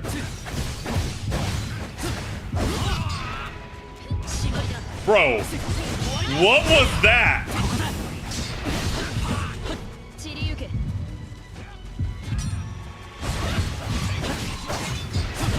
Nope.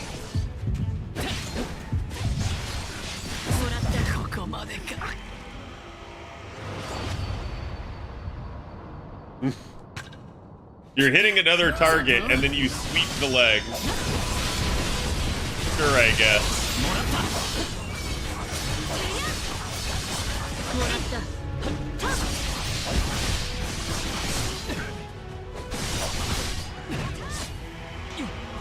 Bro, like, you slide under me. I'm literally caught in the corner.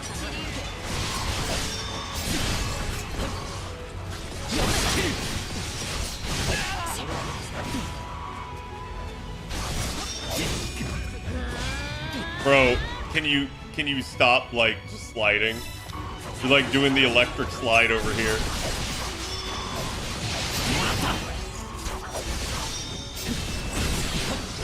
And then you super armor your way right through my thing without getting staggered. Okay. No, no! You know...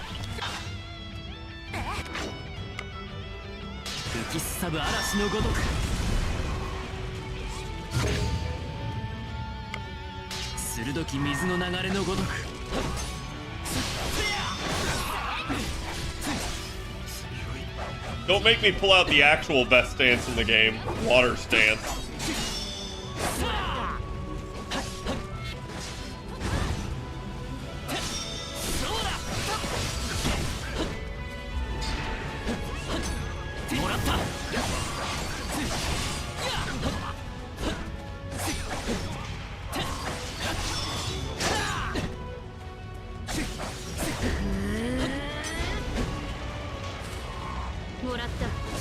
I don't know what that's gonna do, but please hit him. Bro. I didn't even need to take that last hit. I legitimately thought she was gonna finish it. Her stance greater than water stance? No, if you play water stance right, you just don't ever get hit. It's fucking hilarious.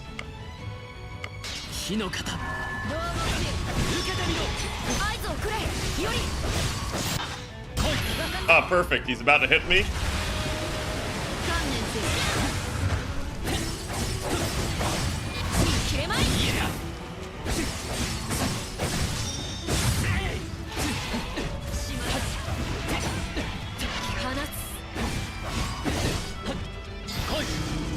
Nope.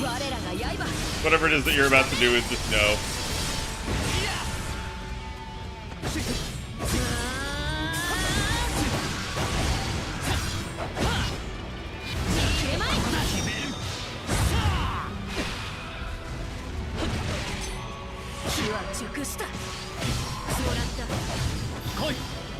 Oh, you were so close.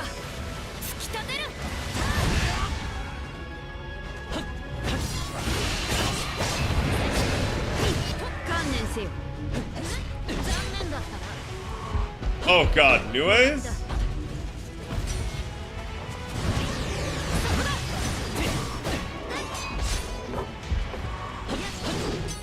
No, I definitely want my eye on that thing.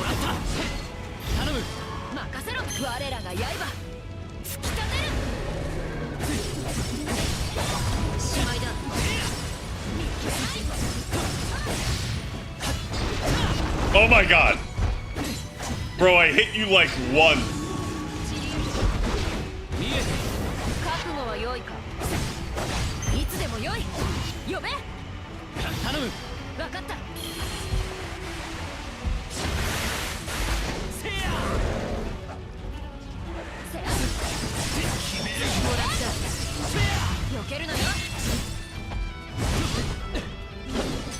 I love when they come out of the stun.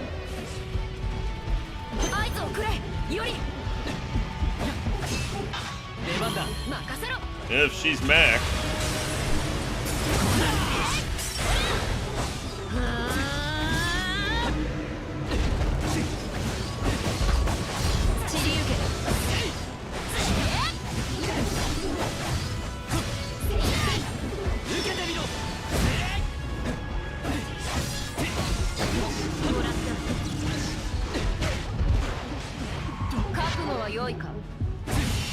Do you know how angry I would have been?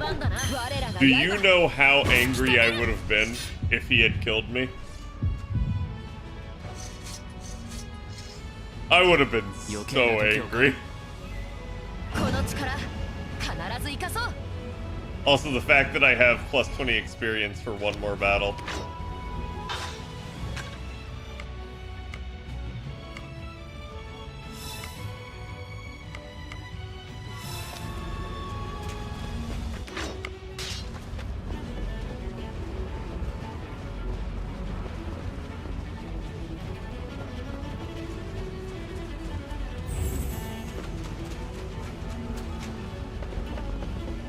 Ah, konnichiwa. I see this is the Grail Battleground you've unlocked.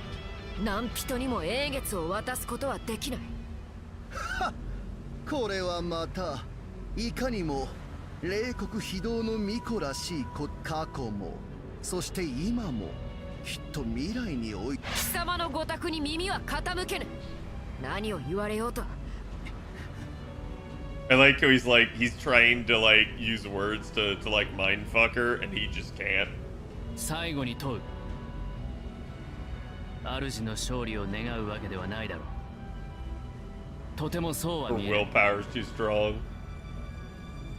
なるほど僕の神明を探ろうという腹か永遠に世界のすべてを記録し続けるそれ以外に僕が望むことはない。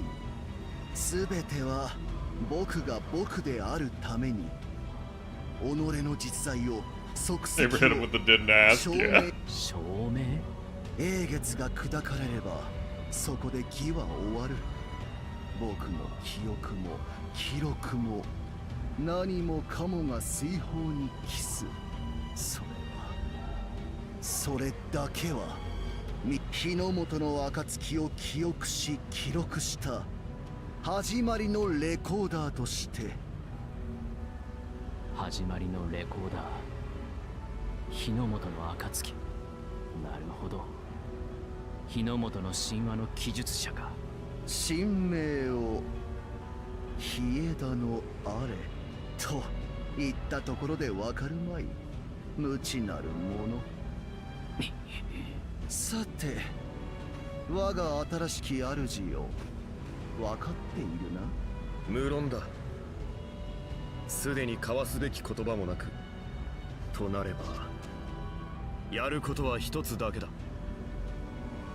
そうだろう、宮本伊織。 I mean, I beat you once, I'm gonna do it again. But you gotta be careful of whatever his weird ass box is. And then inevitably phase 2 and phase 3, where he turns into some sort of eldritch horror.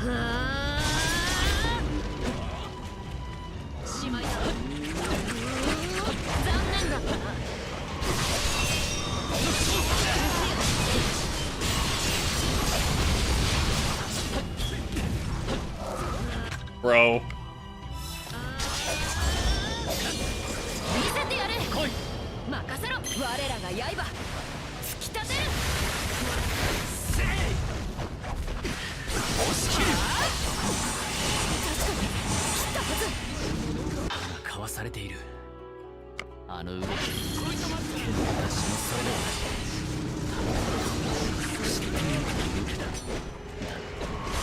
Okay, so that's not good. This means that he has something where he can basically dodge? Attempts to stagger him?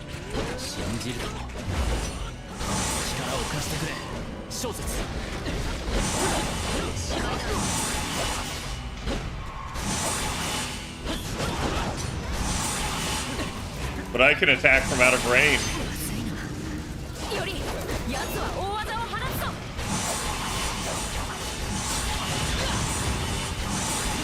Yeah, what you gonna do about this? What you gonna do about it?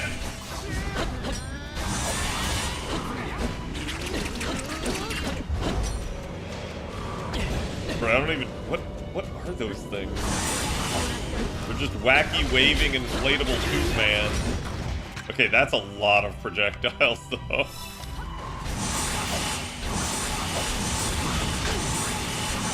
Stop moving!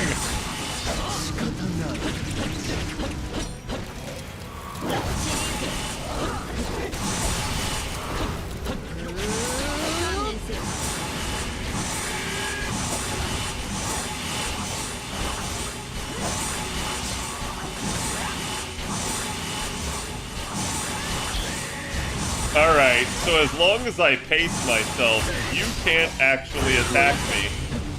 That's kind of funny.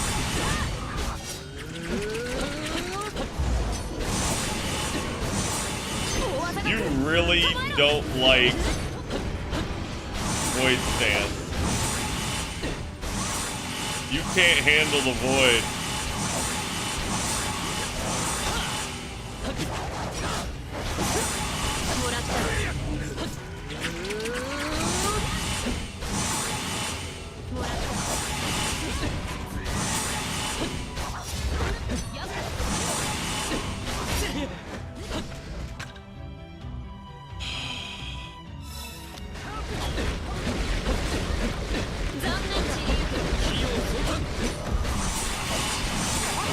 Dude, even his, like, attacks with rest don't rest.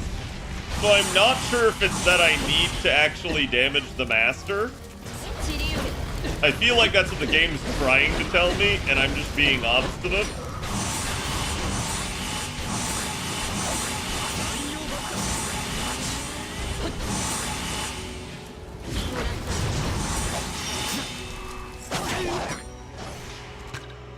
Because I'm just getting beaten up.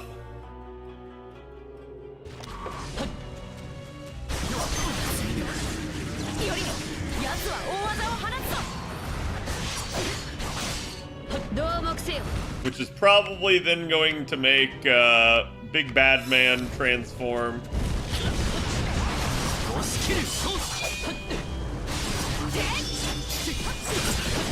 Yeah, you're in the corner now, Zhang. That's their fire behind me. Do I even want to know that? Okay, we're dodging. It's like reverse Ornstein and Smog. I just know that there's always a dude behind me trying to, like, whip me.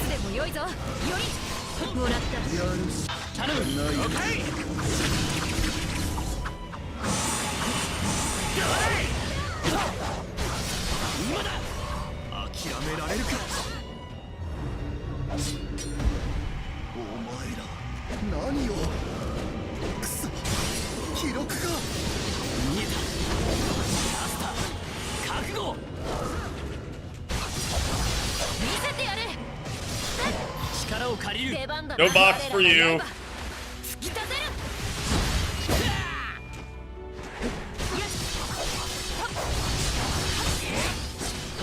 Going for the master should be a choice. It is in most of the battles. I think this is the only one where it really isn't. But the goal is always to defeat one of them. But like, going for the master will in some cases weaken it. Okay, that was a pro fucking animation lock. もうマスターあるだけ魔力を構わん使っそれ根源すでに懲りて気象未だ現れず名もなく技もなし誰かその形を知らん死んだ万象我が老気の網の内と知れ九月遊園 Okay. So a reality marble. 固有結界己の心象風景を具現化せしめる魔術のよりセイバー警戒しろエイレイノーブルファンタズムたる宝具を有した人類史の地すなわち Yeah, but there's water here. You fucked up. 全て人々のそんなものは神も竜も魔も人の世にあるまじきもの僕の知る限り神秘などこの世には存在しない僕の知る限りお前はただの伝説だ No, he's taking us to the real world, chat. He can't do that. とはいえだお前はおそらく頑固者目が宝具が効果を発揮しているうちに仕留めきるぞマス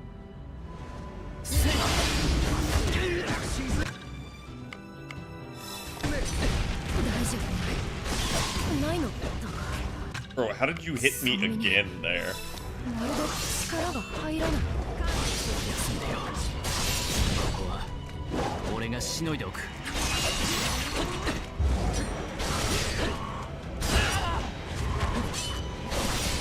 散りゆけ。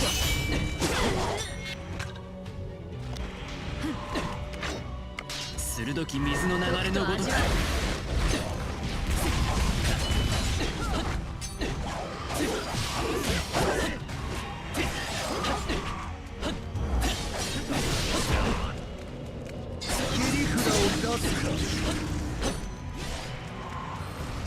Dude, they're just fighting in the corner. That's kind of annoying because I can't do much to it.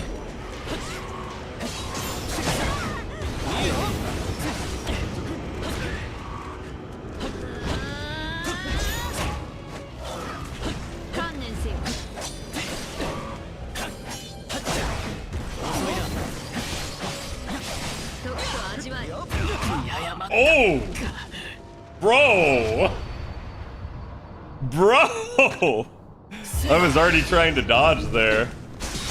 大丈夫ないのだがその身にまるで力が入らない。休んでいろ。ここは俺がしのいでおく。同目せよ。Oh, I could have gotten so much more damage there if I'd been healed up.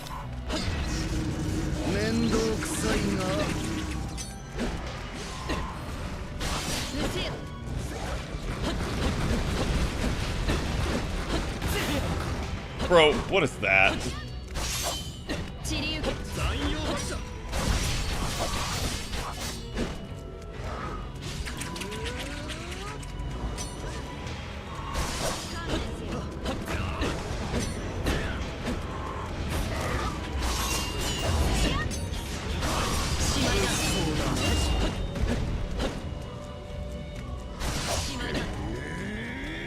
Zane can't do much as long as I smack him once.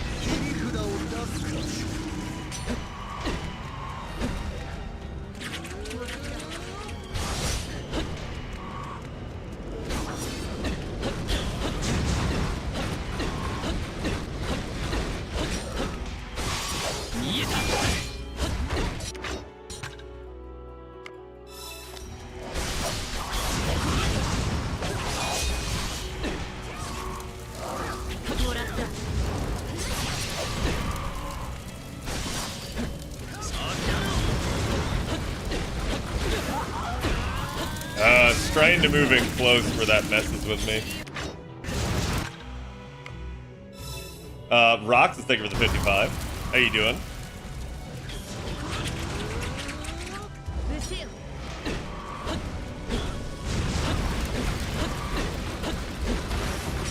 Okay, it's that last, like, turn where he gets me every time.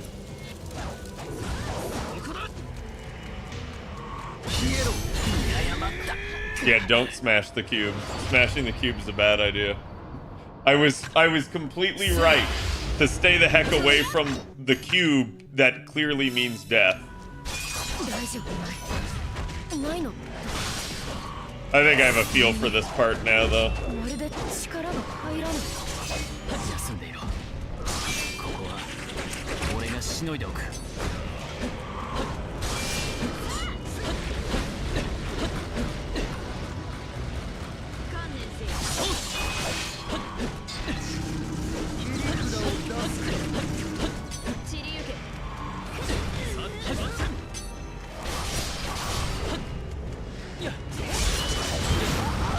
Ooh, he hit me in midair. Actually, I think that was the master thing that did it, though.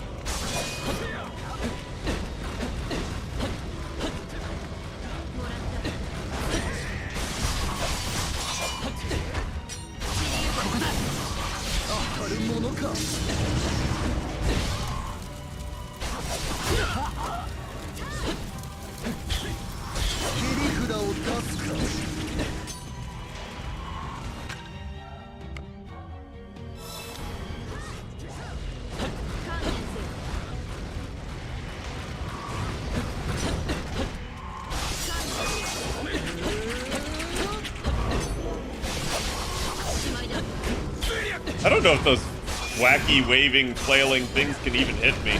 They haven't hit me once. Bro, the last projectile. Really?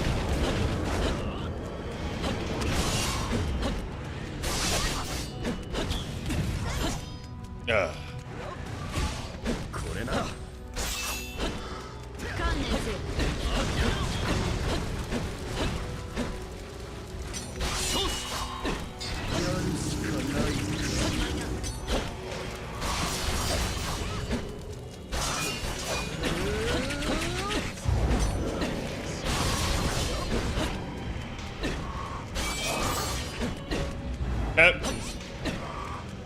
らった。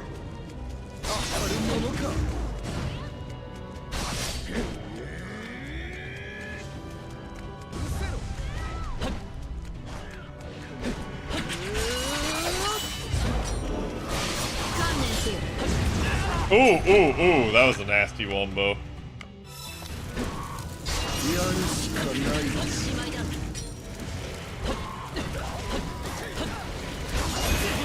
Ah, shoot. The shotgun blast. Yeah, so it looks like you can just outrange them, which is kind of funny.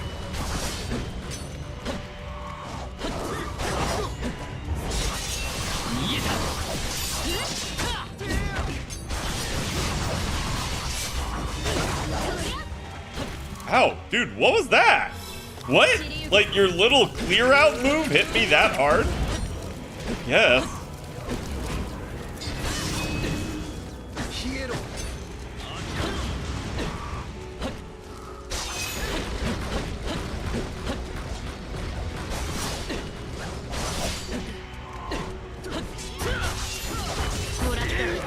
See, Zane can't really handle it if he's on you, because he just keeps chasing you.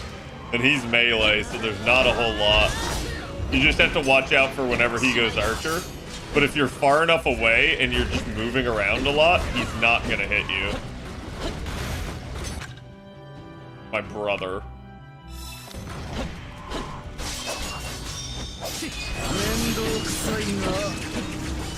Good, that's burning him down. Oh my god, I'm right on the edge of the ring. Oh, dude. See, that is what I need to not do. I am just having to chug health pots when I do that because I'm playing sloppy. If this were Gil, I'd have been dead 1,000 times over, and I could just play better than this. It's also the case of, like, I don't want Zhang and him covering each other like they are.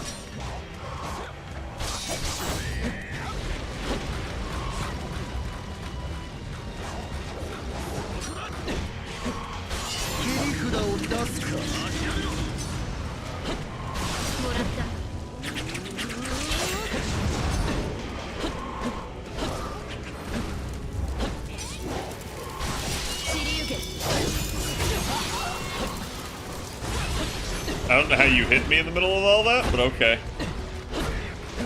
Okay, dude, how long does that last?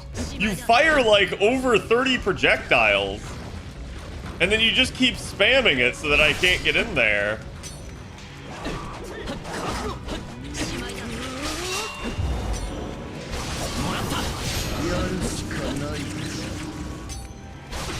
Yeah, daylight savings time changed the reset timer.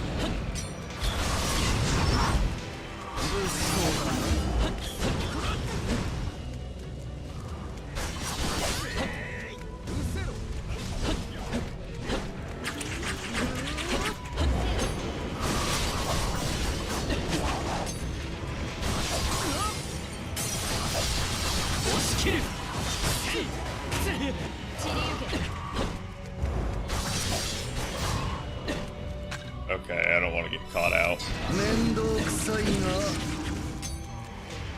He's probably going to do a second break bar.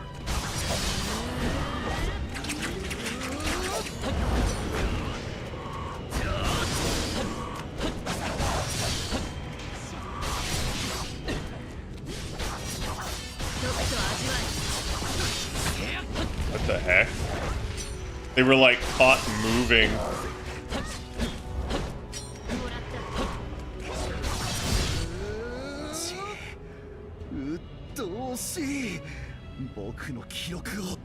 Yeah, I'm gonna burn it all to the ground. Actually, I'm pretty sure your master's gonna do that with all of his fire arrows.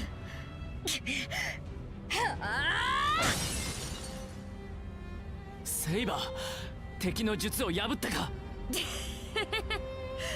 この程度のまじない、今こそ聞け。私はヤマトタケル、ヤマト最強の刃である。多くの王を、神を、魔を切った。多くの命を奪い、多くの誉れを得ながら、多くの過ちを犯してきた。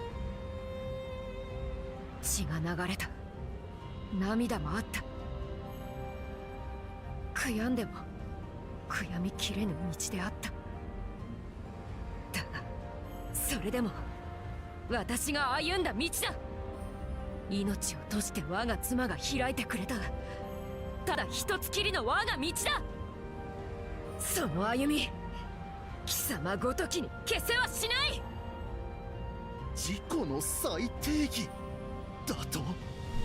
バカな、そんなふざけたゲートを。 How dare you not be what I want you to be? やはり相性最悪だ。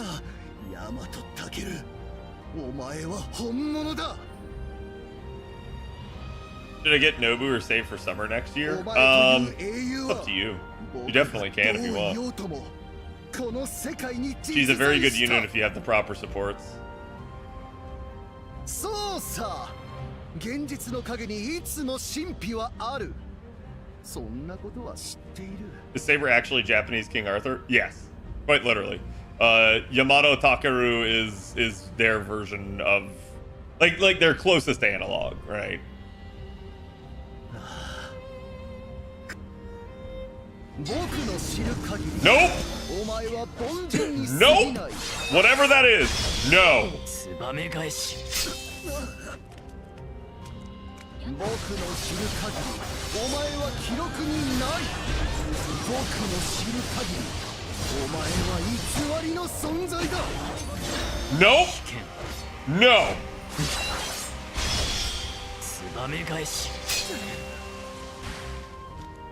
無駄だ。 My brother, how are you not stunned? How are you not stunned, Zay? 今ここにあるが What is that BS? 震えのみ。 Also, how are you not dead? 僕の記録を否定し続ける者 Bro, たち。 bro, how are you not dead? いつでも良いぞ。より Alright, you know what? I had enough of this. いや、そう Oh, okay.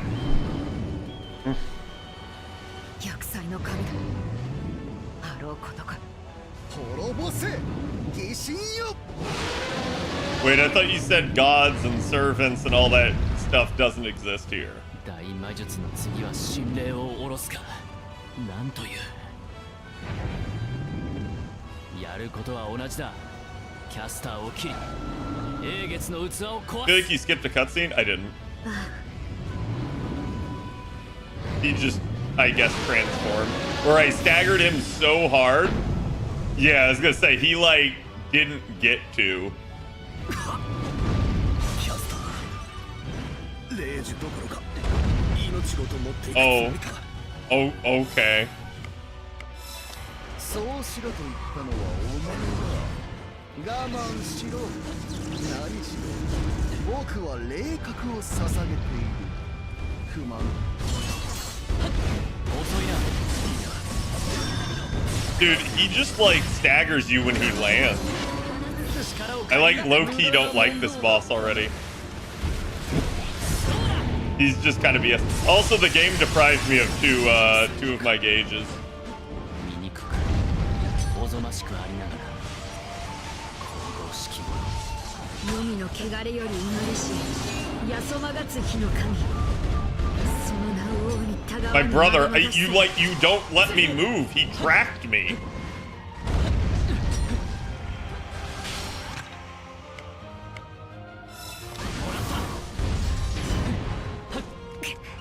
チョコがから飛び回る。撃ち落として叩くまでだ。奴の守りを砕く。 Bro, what? 無事か。 What? Are you injured? Yeah. How am I supposed to dodge that? 無理はするなよ。よりまずいのだ。より奴は大技を放つぞ。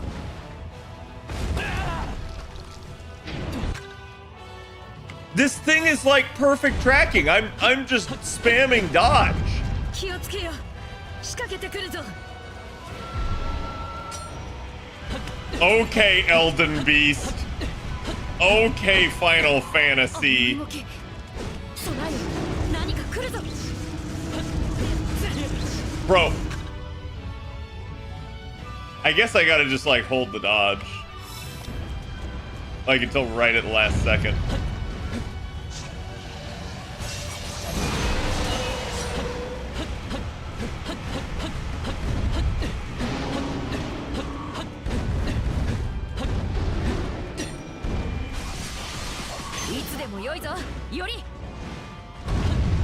Oh my god, dude. I like at point blank, that is so hard to like get the timing of. No, dude. So I don't know if you guys can see. I'm dodging around it to the side. The dragon is literally just following you the whole way. Like it just turns perfect sync with you. So it's like you can't dodge something like that. I guess I just need to use my affinity stuff and stagger it.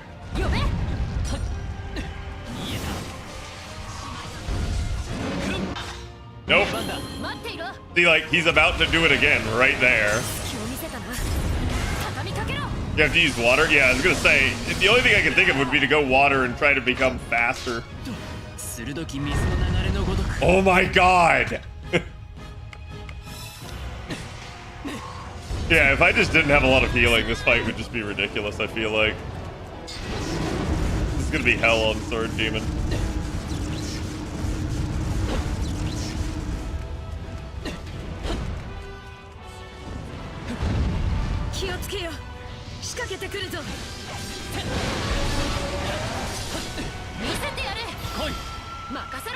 Haha, get screwed. Your attack doesn't matter.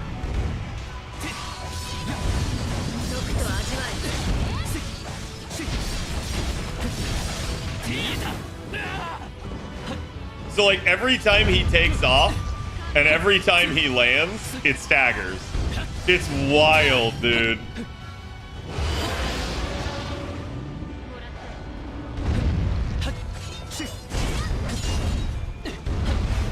Yeah, I knew that was a tail whip. That one, that's his only like really telegraphed move.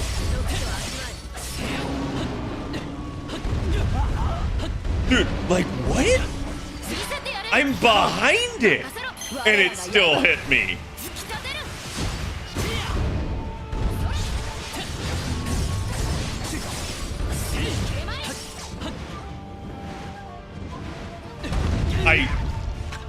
The worst part is I knew it was coming and I still couldn't get airborne fast enough.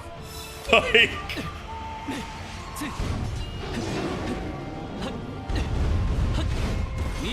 yeah, so you actually have to bait him in close and last second dodge so you can riposte.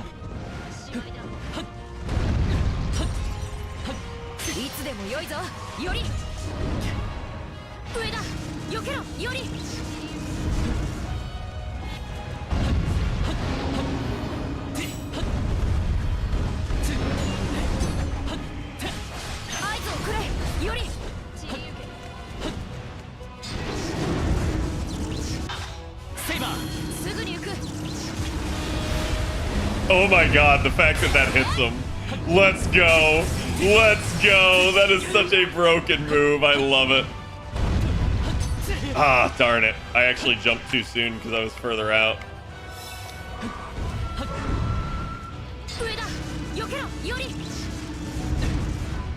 Yeah, so like, that's really all you have to do. Bro, I'm in his hitbox. Oh my god.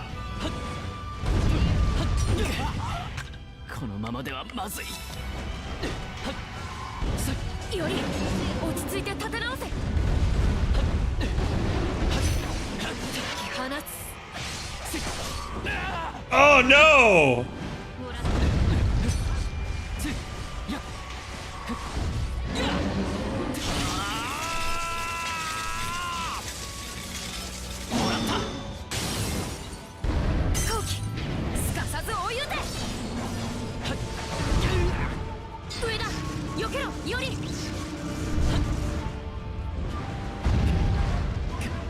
See? You can see just how much it staggers you. So I was staggered and could not react to that. That's not fair, game. Like, you literally had him land, take off, both those things chain stagger me, and then slam back down again. I was rooted in place for over 5 seconds there. Like, nah. That's not good balance or design. Because the reason I'm getting angry is I'm already angry in preparation for, like, Sword Demon.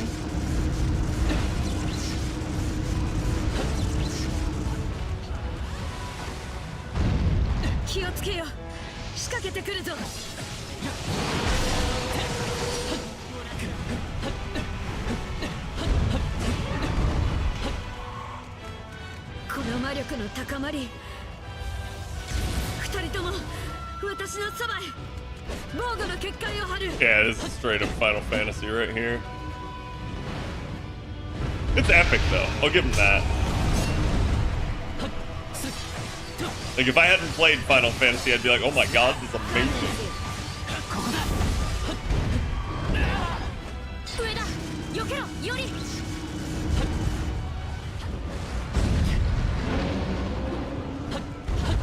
See, look at that. He lands and then does a move.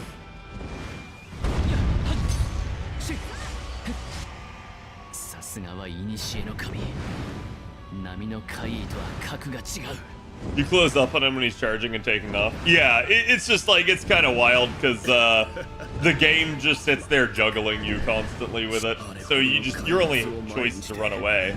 And then that's exactly what they want you to do, because then the monster is going to do all that, like, range stuff to you.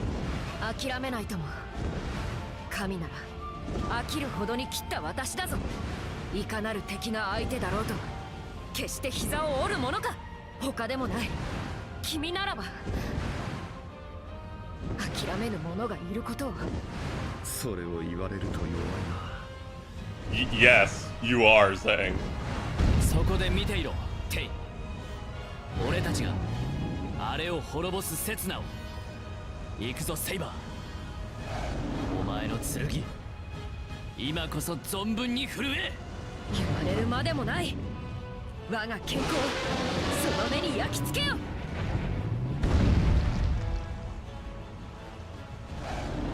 気をつけよ仕掛けてくるぞ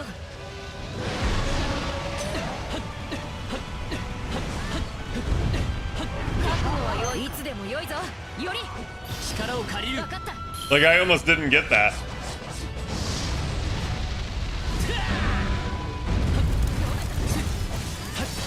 I'm very lucky that that didn't hit me. The fire still got me.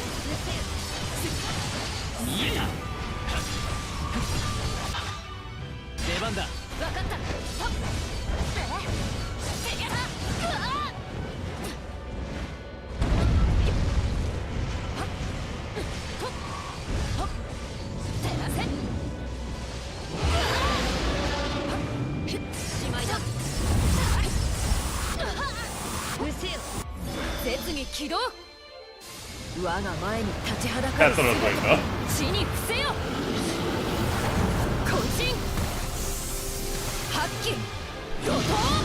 Fair amount of the in-game bosses are poorly designed for my impression. This is the only one that I've like really thought that like I don't like this type deal.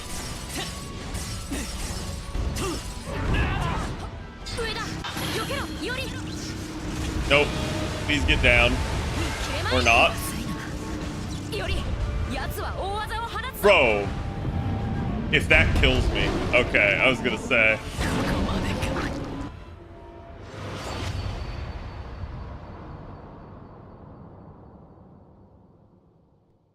Like, I'm sorry. I used an affinity technique. It couldn't be hit when it could be earlier. And I get killed because of it. Oh my god, I have to start this thing from scratch? So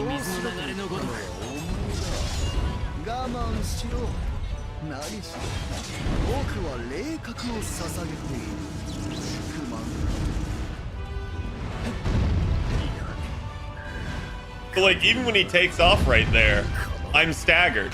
Like, that's ridiculous. And the conversation going over the bottom of the screen makes it so you can't even see the timing of things.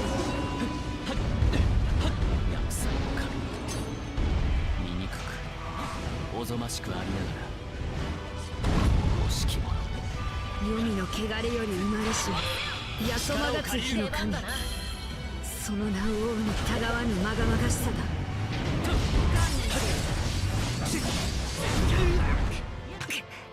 ちょこまかと飛び回る。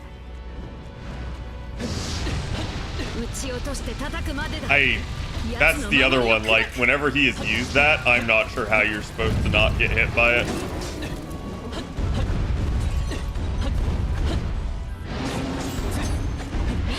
Dude, so...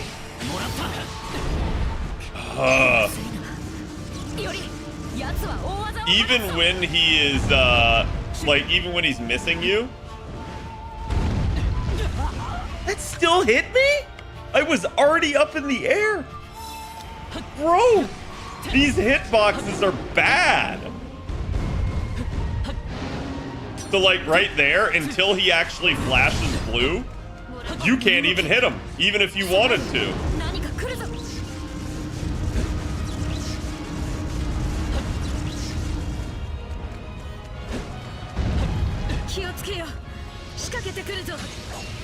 See, like, I can't hit him there either.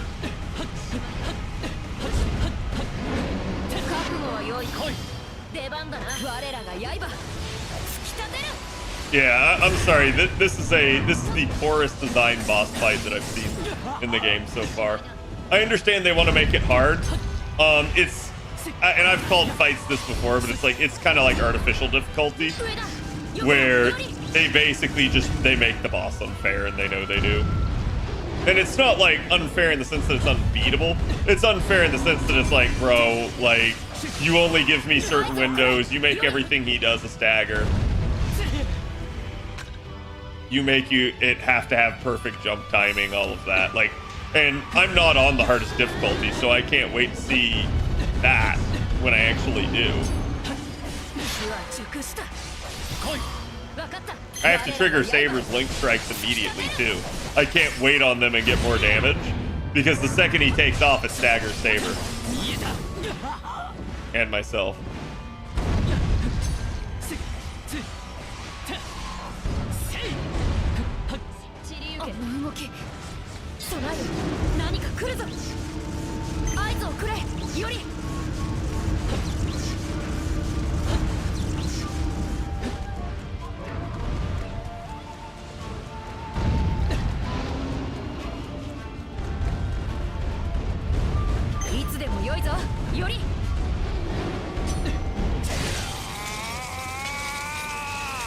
Bro, the fact you have to battle to break his bar, too.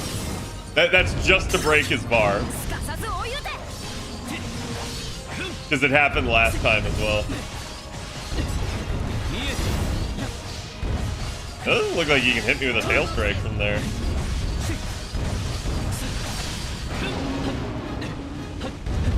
Looks like I found his weak corner. So you can see, that wasn't dealing any damage.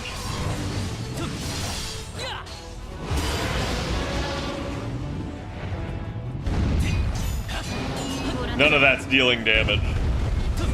That doesn't deal damage. That dealt damage.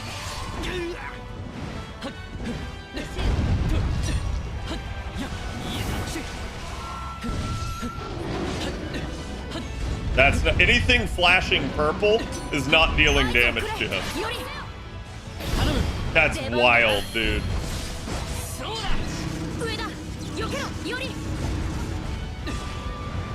Wait, did he break out of my Link Strike?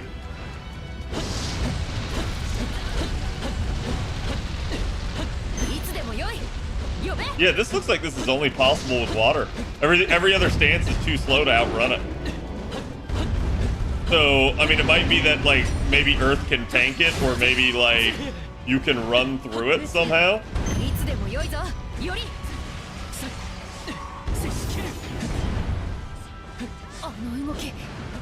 I'm taking a lot less damage this time, but it still just feels like if he gets me with the wrong move, I'm just womboed.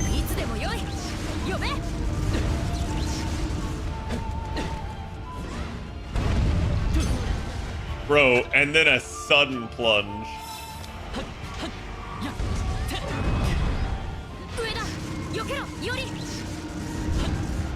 くれより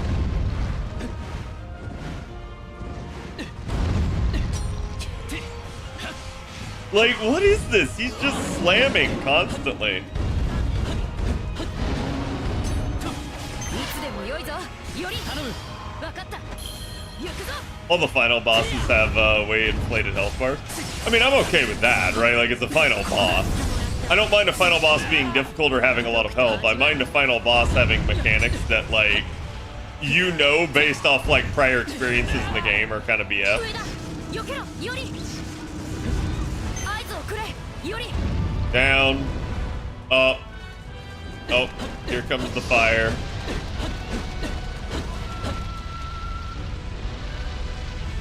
いつでもよい呼べ気をつけよ仕掛けてくるぞ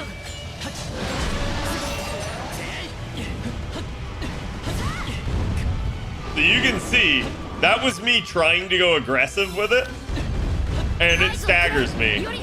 So his actual window there is not a real window. He goes like into his rest animation. You can't hit him during it. Not unless you earth tanked it and just ate all of your stacks.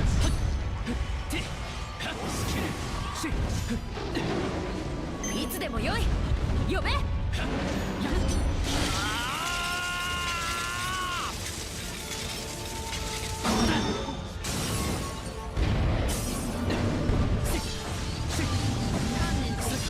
分かった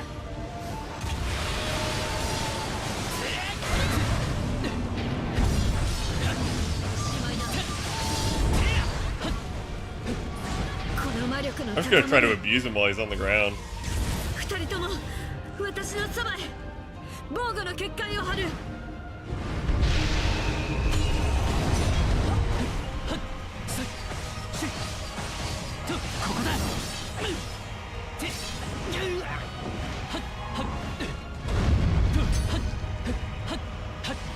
見せてやれ力を借りる任せろ我らが刃突き立てる Wish I was immune to damage when I was at rest, right? Yeah, don't care. We already saw it.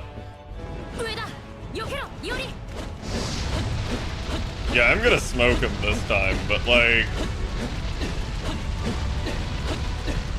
So dumb.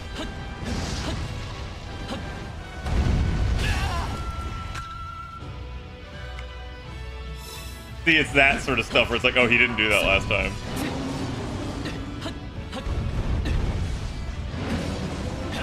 Is he casting fire now while he does that? Dude! Yeah, so I stay staggered longer now when he takes off. That's how he killed me.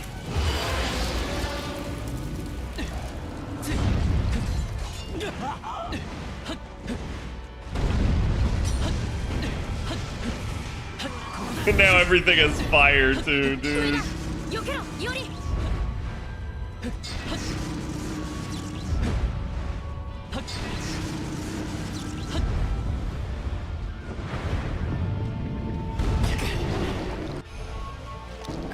I'm dead.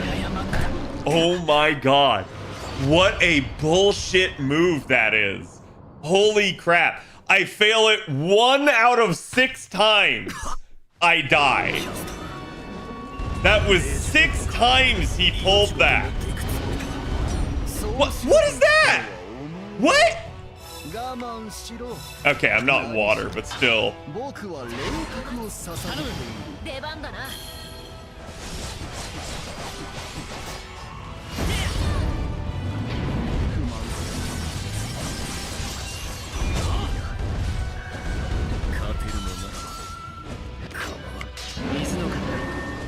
無駄な問答だったな。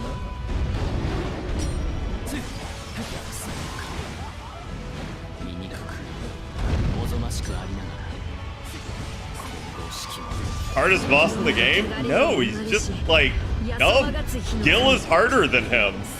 His hitbox is just ridiculous. And everything like perfect tracks and everything perfect staggers. 撃ち落として叩くまでだ奴の守りを砕く気をつけよ仕掛けてくるぞは熟した。 I couldn't even use Saber's strike there. あの動き、備えよ、何か来るぞ。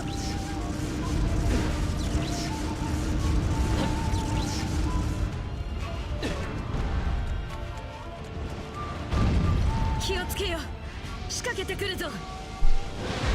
I can't get damage on him while he's like this.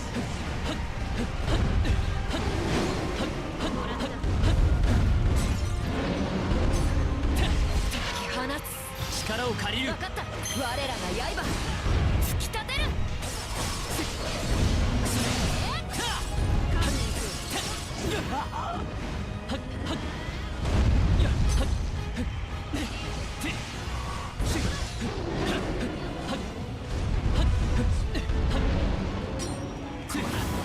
いつでもよい。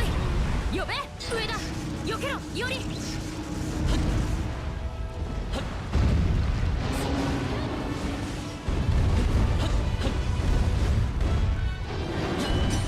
Yeah, the key actually appears to be to run away from him and bait him into that. I feel like that shouldn't be the case with the boss.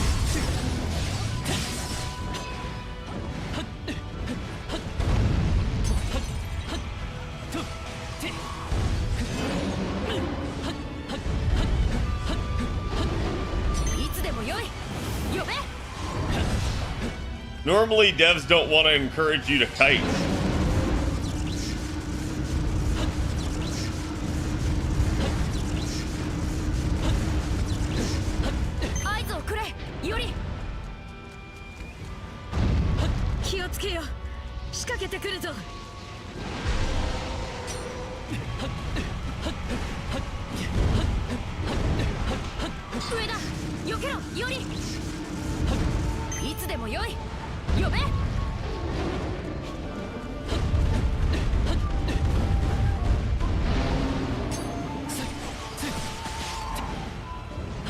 Bro, you get like no damage on him. It's wild.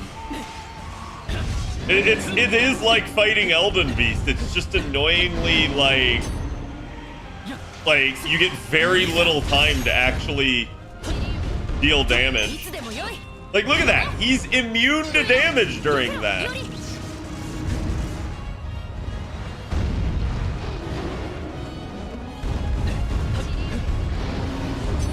So even parts where you can hit the boss, you don't get the damage.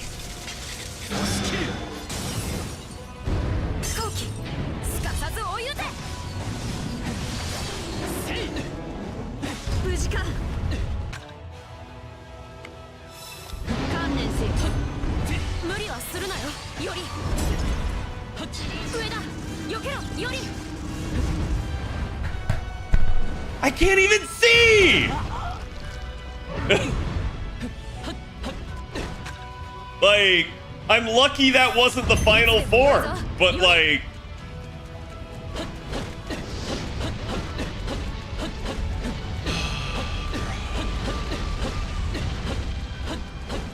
To me, any boss fight where you spend the vast majority of time just running away, not a good boss fight. And I don't mean like, oh, it's the player's choice to run away. I mean like, the player must run away. Like, you do nothing while he's immune and charging at you, waiting for your window.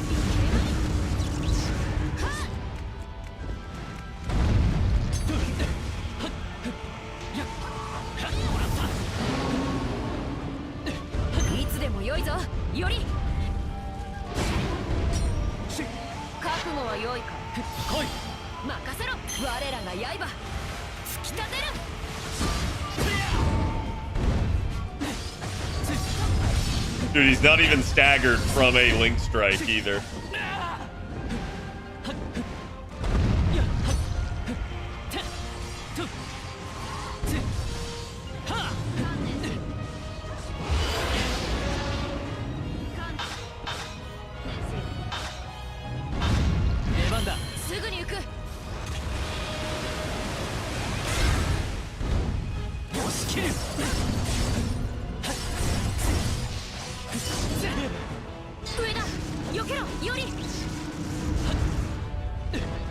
Okay, now I understand that move. That move, I get a little bit more now. 火は直した分かった我らが刃突き立てる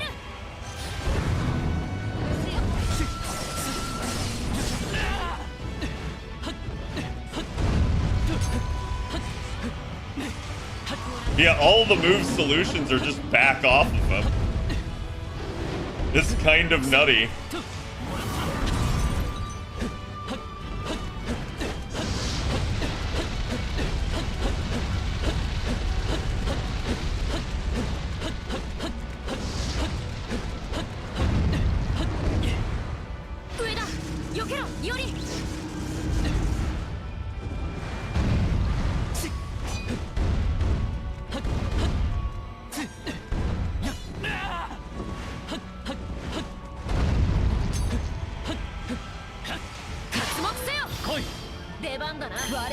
Frustration is the name for this type of fight. Yeah, I don't know what idiot looked at Elden Beast and thought, hey, you know what? That's a fun fight. Like, I think that's one of the criticisms of Elden Ring at this point is that, like, not all the last bosses, but basically Horaloo into Elden Beast. Sorry, Horaloo into Radagon into Elden Beast is just, like, bad. Because all the bosses in that one are just so full of, like, super armor constantly, and they basically just will one-shot you. He's already doing another move before that finishes. Wild, man.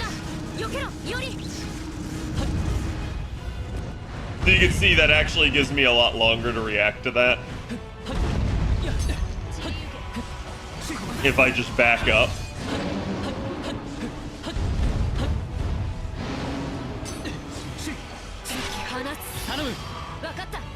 I don't think Shipwreck's gonna move him. Good. I can get caught on his backside.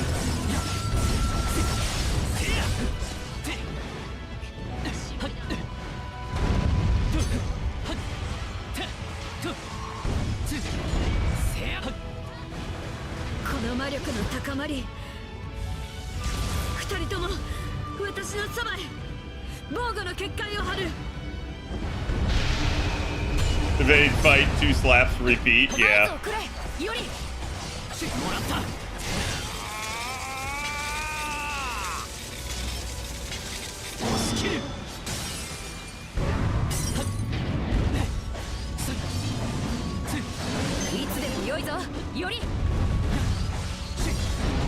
Oh, he's not immune because he doesn't have the break bar, thank God. Now it looks like he's got his fire crap.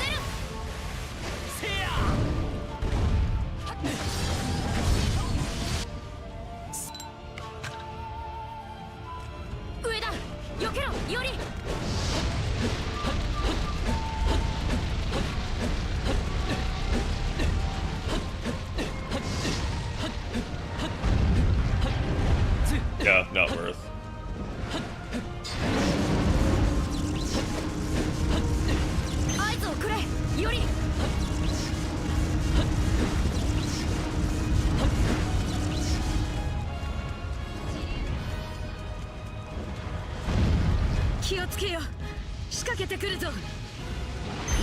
Interestingly enough, he does not actually seem to have a long-range insta-kill move like Elden Beast did, which is to my advantage.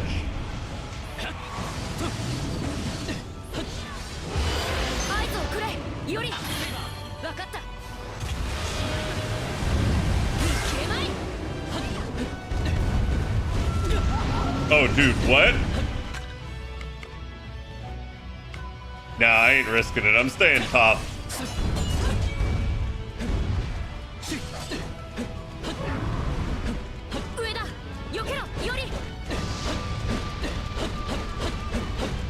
Bro, you can't even make it over here.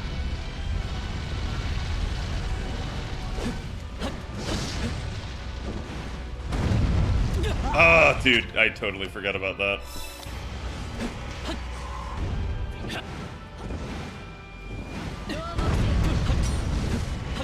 The fact that that also throws fire out now, that's just wild.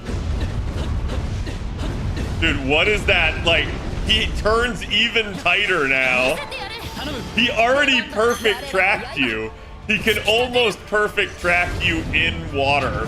That's freaking nuts. And the reason I don't like that is because it doesn't allow you any sort of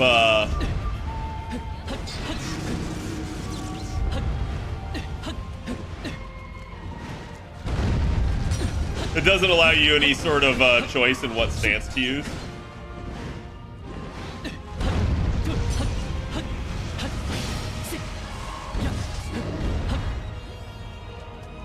Yeah, I feel like I'm not getting any damage on him.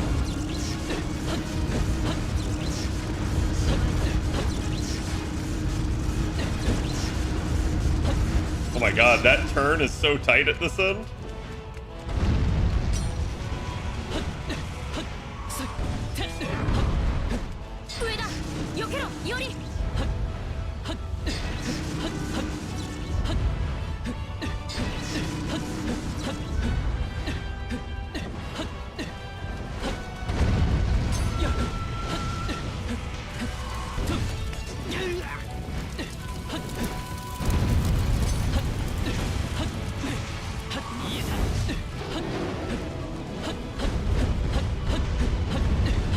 Oh my god. Oh my god, dude. Like, what the heck? Clearly you want to go to the left.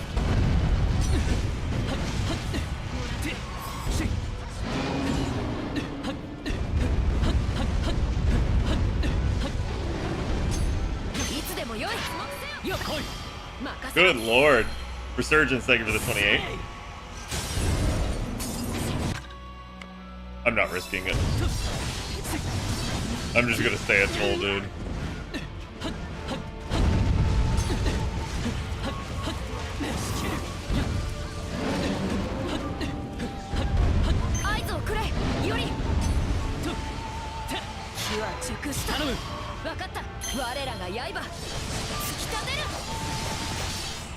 Like, I'm actually getting more damage out of link strikes than I am my actual attacks, it feels like.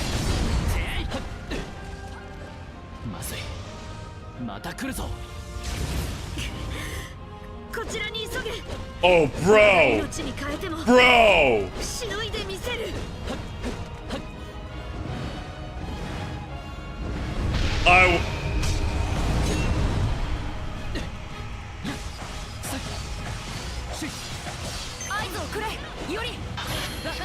Nope. Whatever you're about to do. No. Whatever you're about to do. No. Whatever you're about to do.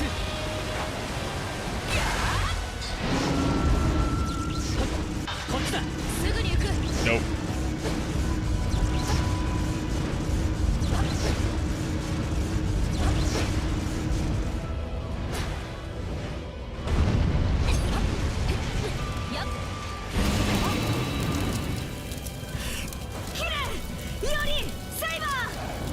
I can't even switch out of the stance. It's consuming my gauge.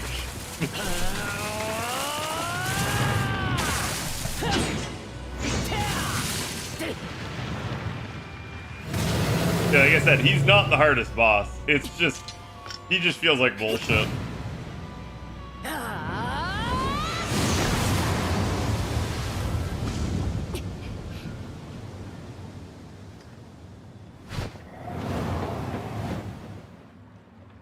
What now?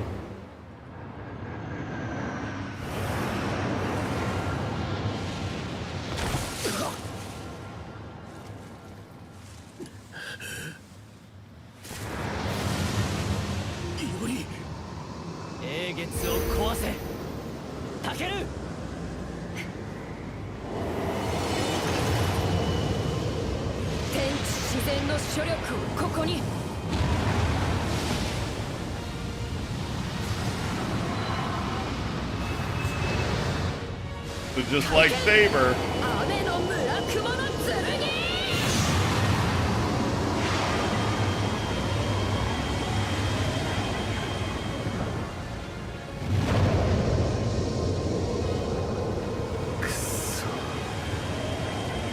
様を歴史に刻んだ時点で僕の負けか。 And before the recollection is just kicking a wall with toothpicks under your nails. Bro, like, I don't even want to do the recollection for that fight. That fight's just not fun.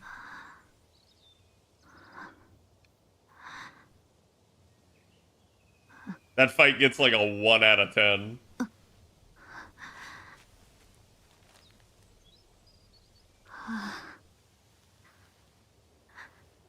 光だ。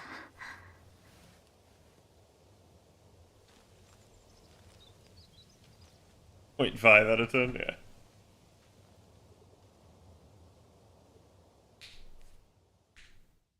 Yeah, like once I've figured out how to avoid the moves, and like I said, it's not fun because you just have to run from it. And there should never be like a boss battle where you just are fleeing the entire time.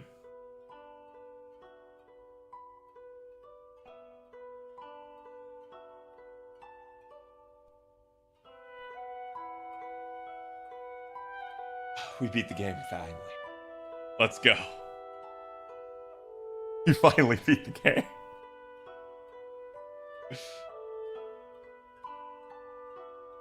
He did it. I did it.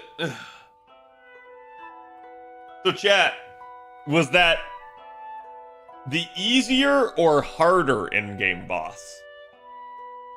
Because I know there's like, I assume there's at least one more.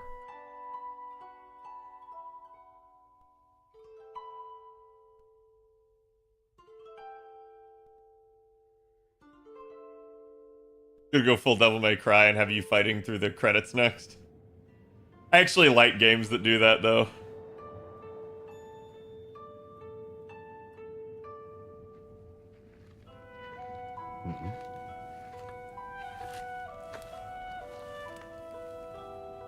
まだジパングにいたの？この町を放って帰るのもためらわれるだろう。 What town? 皆に迷惑ばかりかけてしまった。その上、結局勝てずじまいとは。英月の義なんて手段に過ぎないわ。ダメならダメで、 That 他の手 historically? 段を選ぶだけよ。 You guys think this is where the legend of Godzilla comes 他を from? 探したら？強いな、君は。当然よ。私はコイエットの魔術師だもの。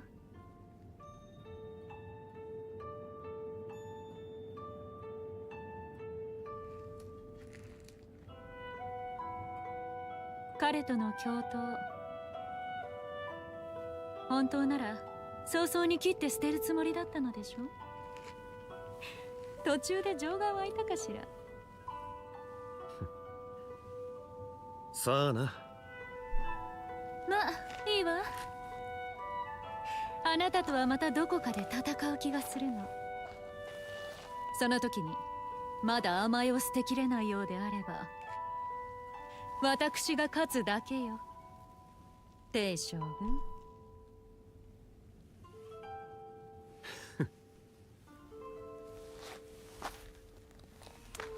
魔術師らしくないと笑われるわね。No, but you're not much of a mage now, are you?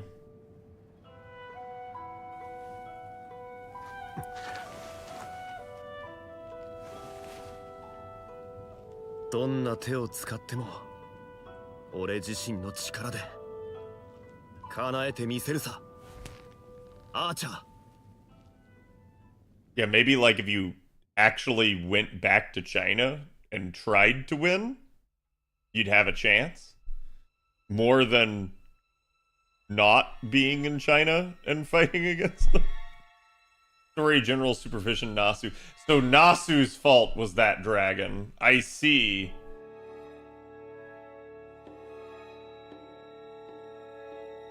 Takeuchi doing the stuff again.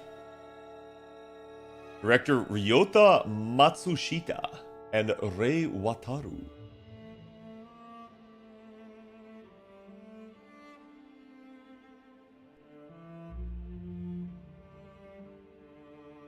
Damn it, Nasu. Dad, is there like after the credits scene?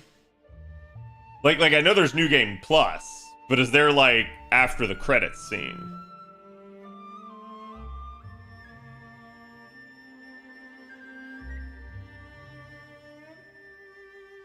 I don't think so. Okay. Yeah, no. I will say this, like, you know, I know I was complaining about the final fight there, but like, I still do really like this story. There's a lot of like allegories and stuff to actual like Fate Stay Night, but it still feels like it's its own self and it's unique. And the only issue I maybe have with any of it, ironically enough, is just how strong they made Iori. Like, Iori is at this point shown to basically be stronger than Musashi in her peak, and he himself has basically managed to solo gods and servants. So it's like, that's maybe my only issue with it. And I totally understand that it's also done because it's in the hands of the player, right? So it's like, I can forgive some of it because it's a video game. But I do feel like, historically, I'm like, nah, that's not Iori. But Face Day Night was in Japan? Yes. Just as this is? I'm confused. Anyways, like I said, I do really like it though, overall. And I will say this, I don't mind Iori being a stronger protagonist. I think that's one of the issues that you have with Fate, is Shiro is just so weak, and it's why people like the Heaven's Feel route, because he's not. So it's like, I don't think you need to tell a dark, edgy story to show a strong protagonist or someone with conviction and willpower. It just basically takes you actually, you know, making the character well developed. Funny to a stream set, okay.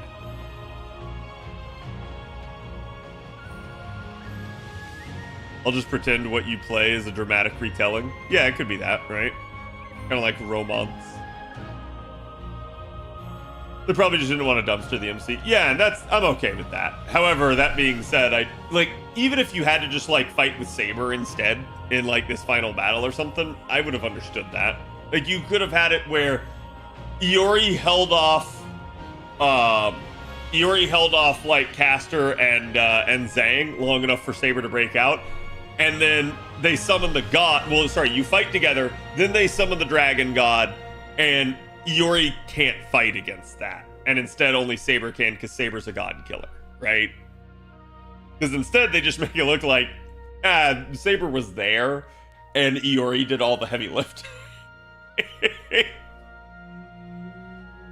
Servants should just overpower Iori. Yeah. Well, I think what they're trying to showcase, though, is that Iori himself is strong enough to be a servant. And I won't be surprised to see Iori get summoned at some point. But it is an interesting thing. A ray of light.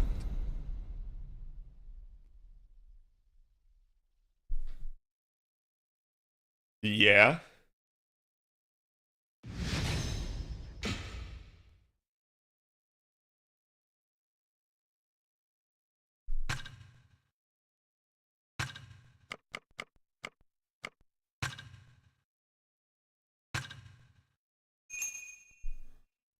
Completed.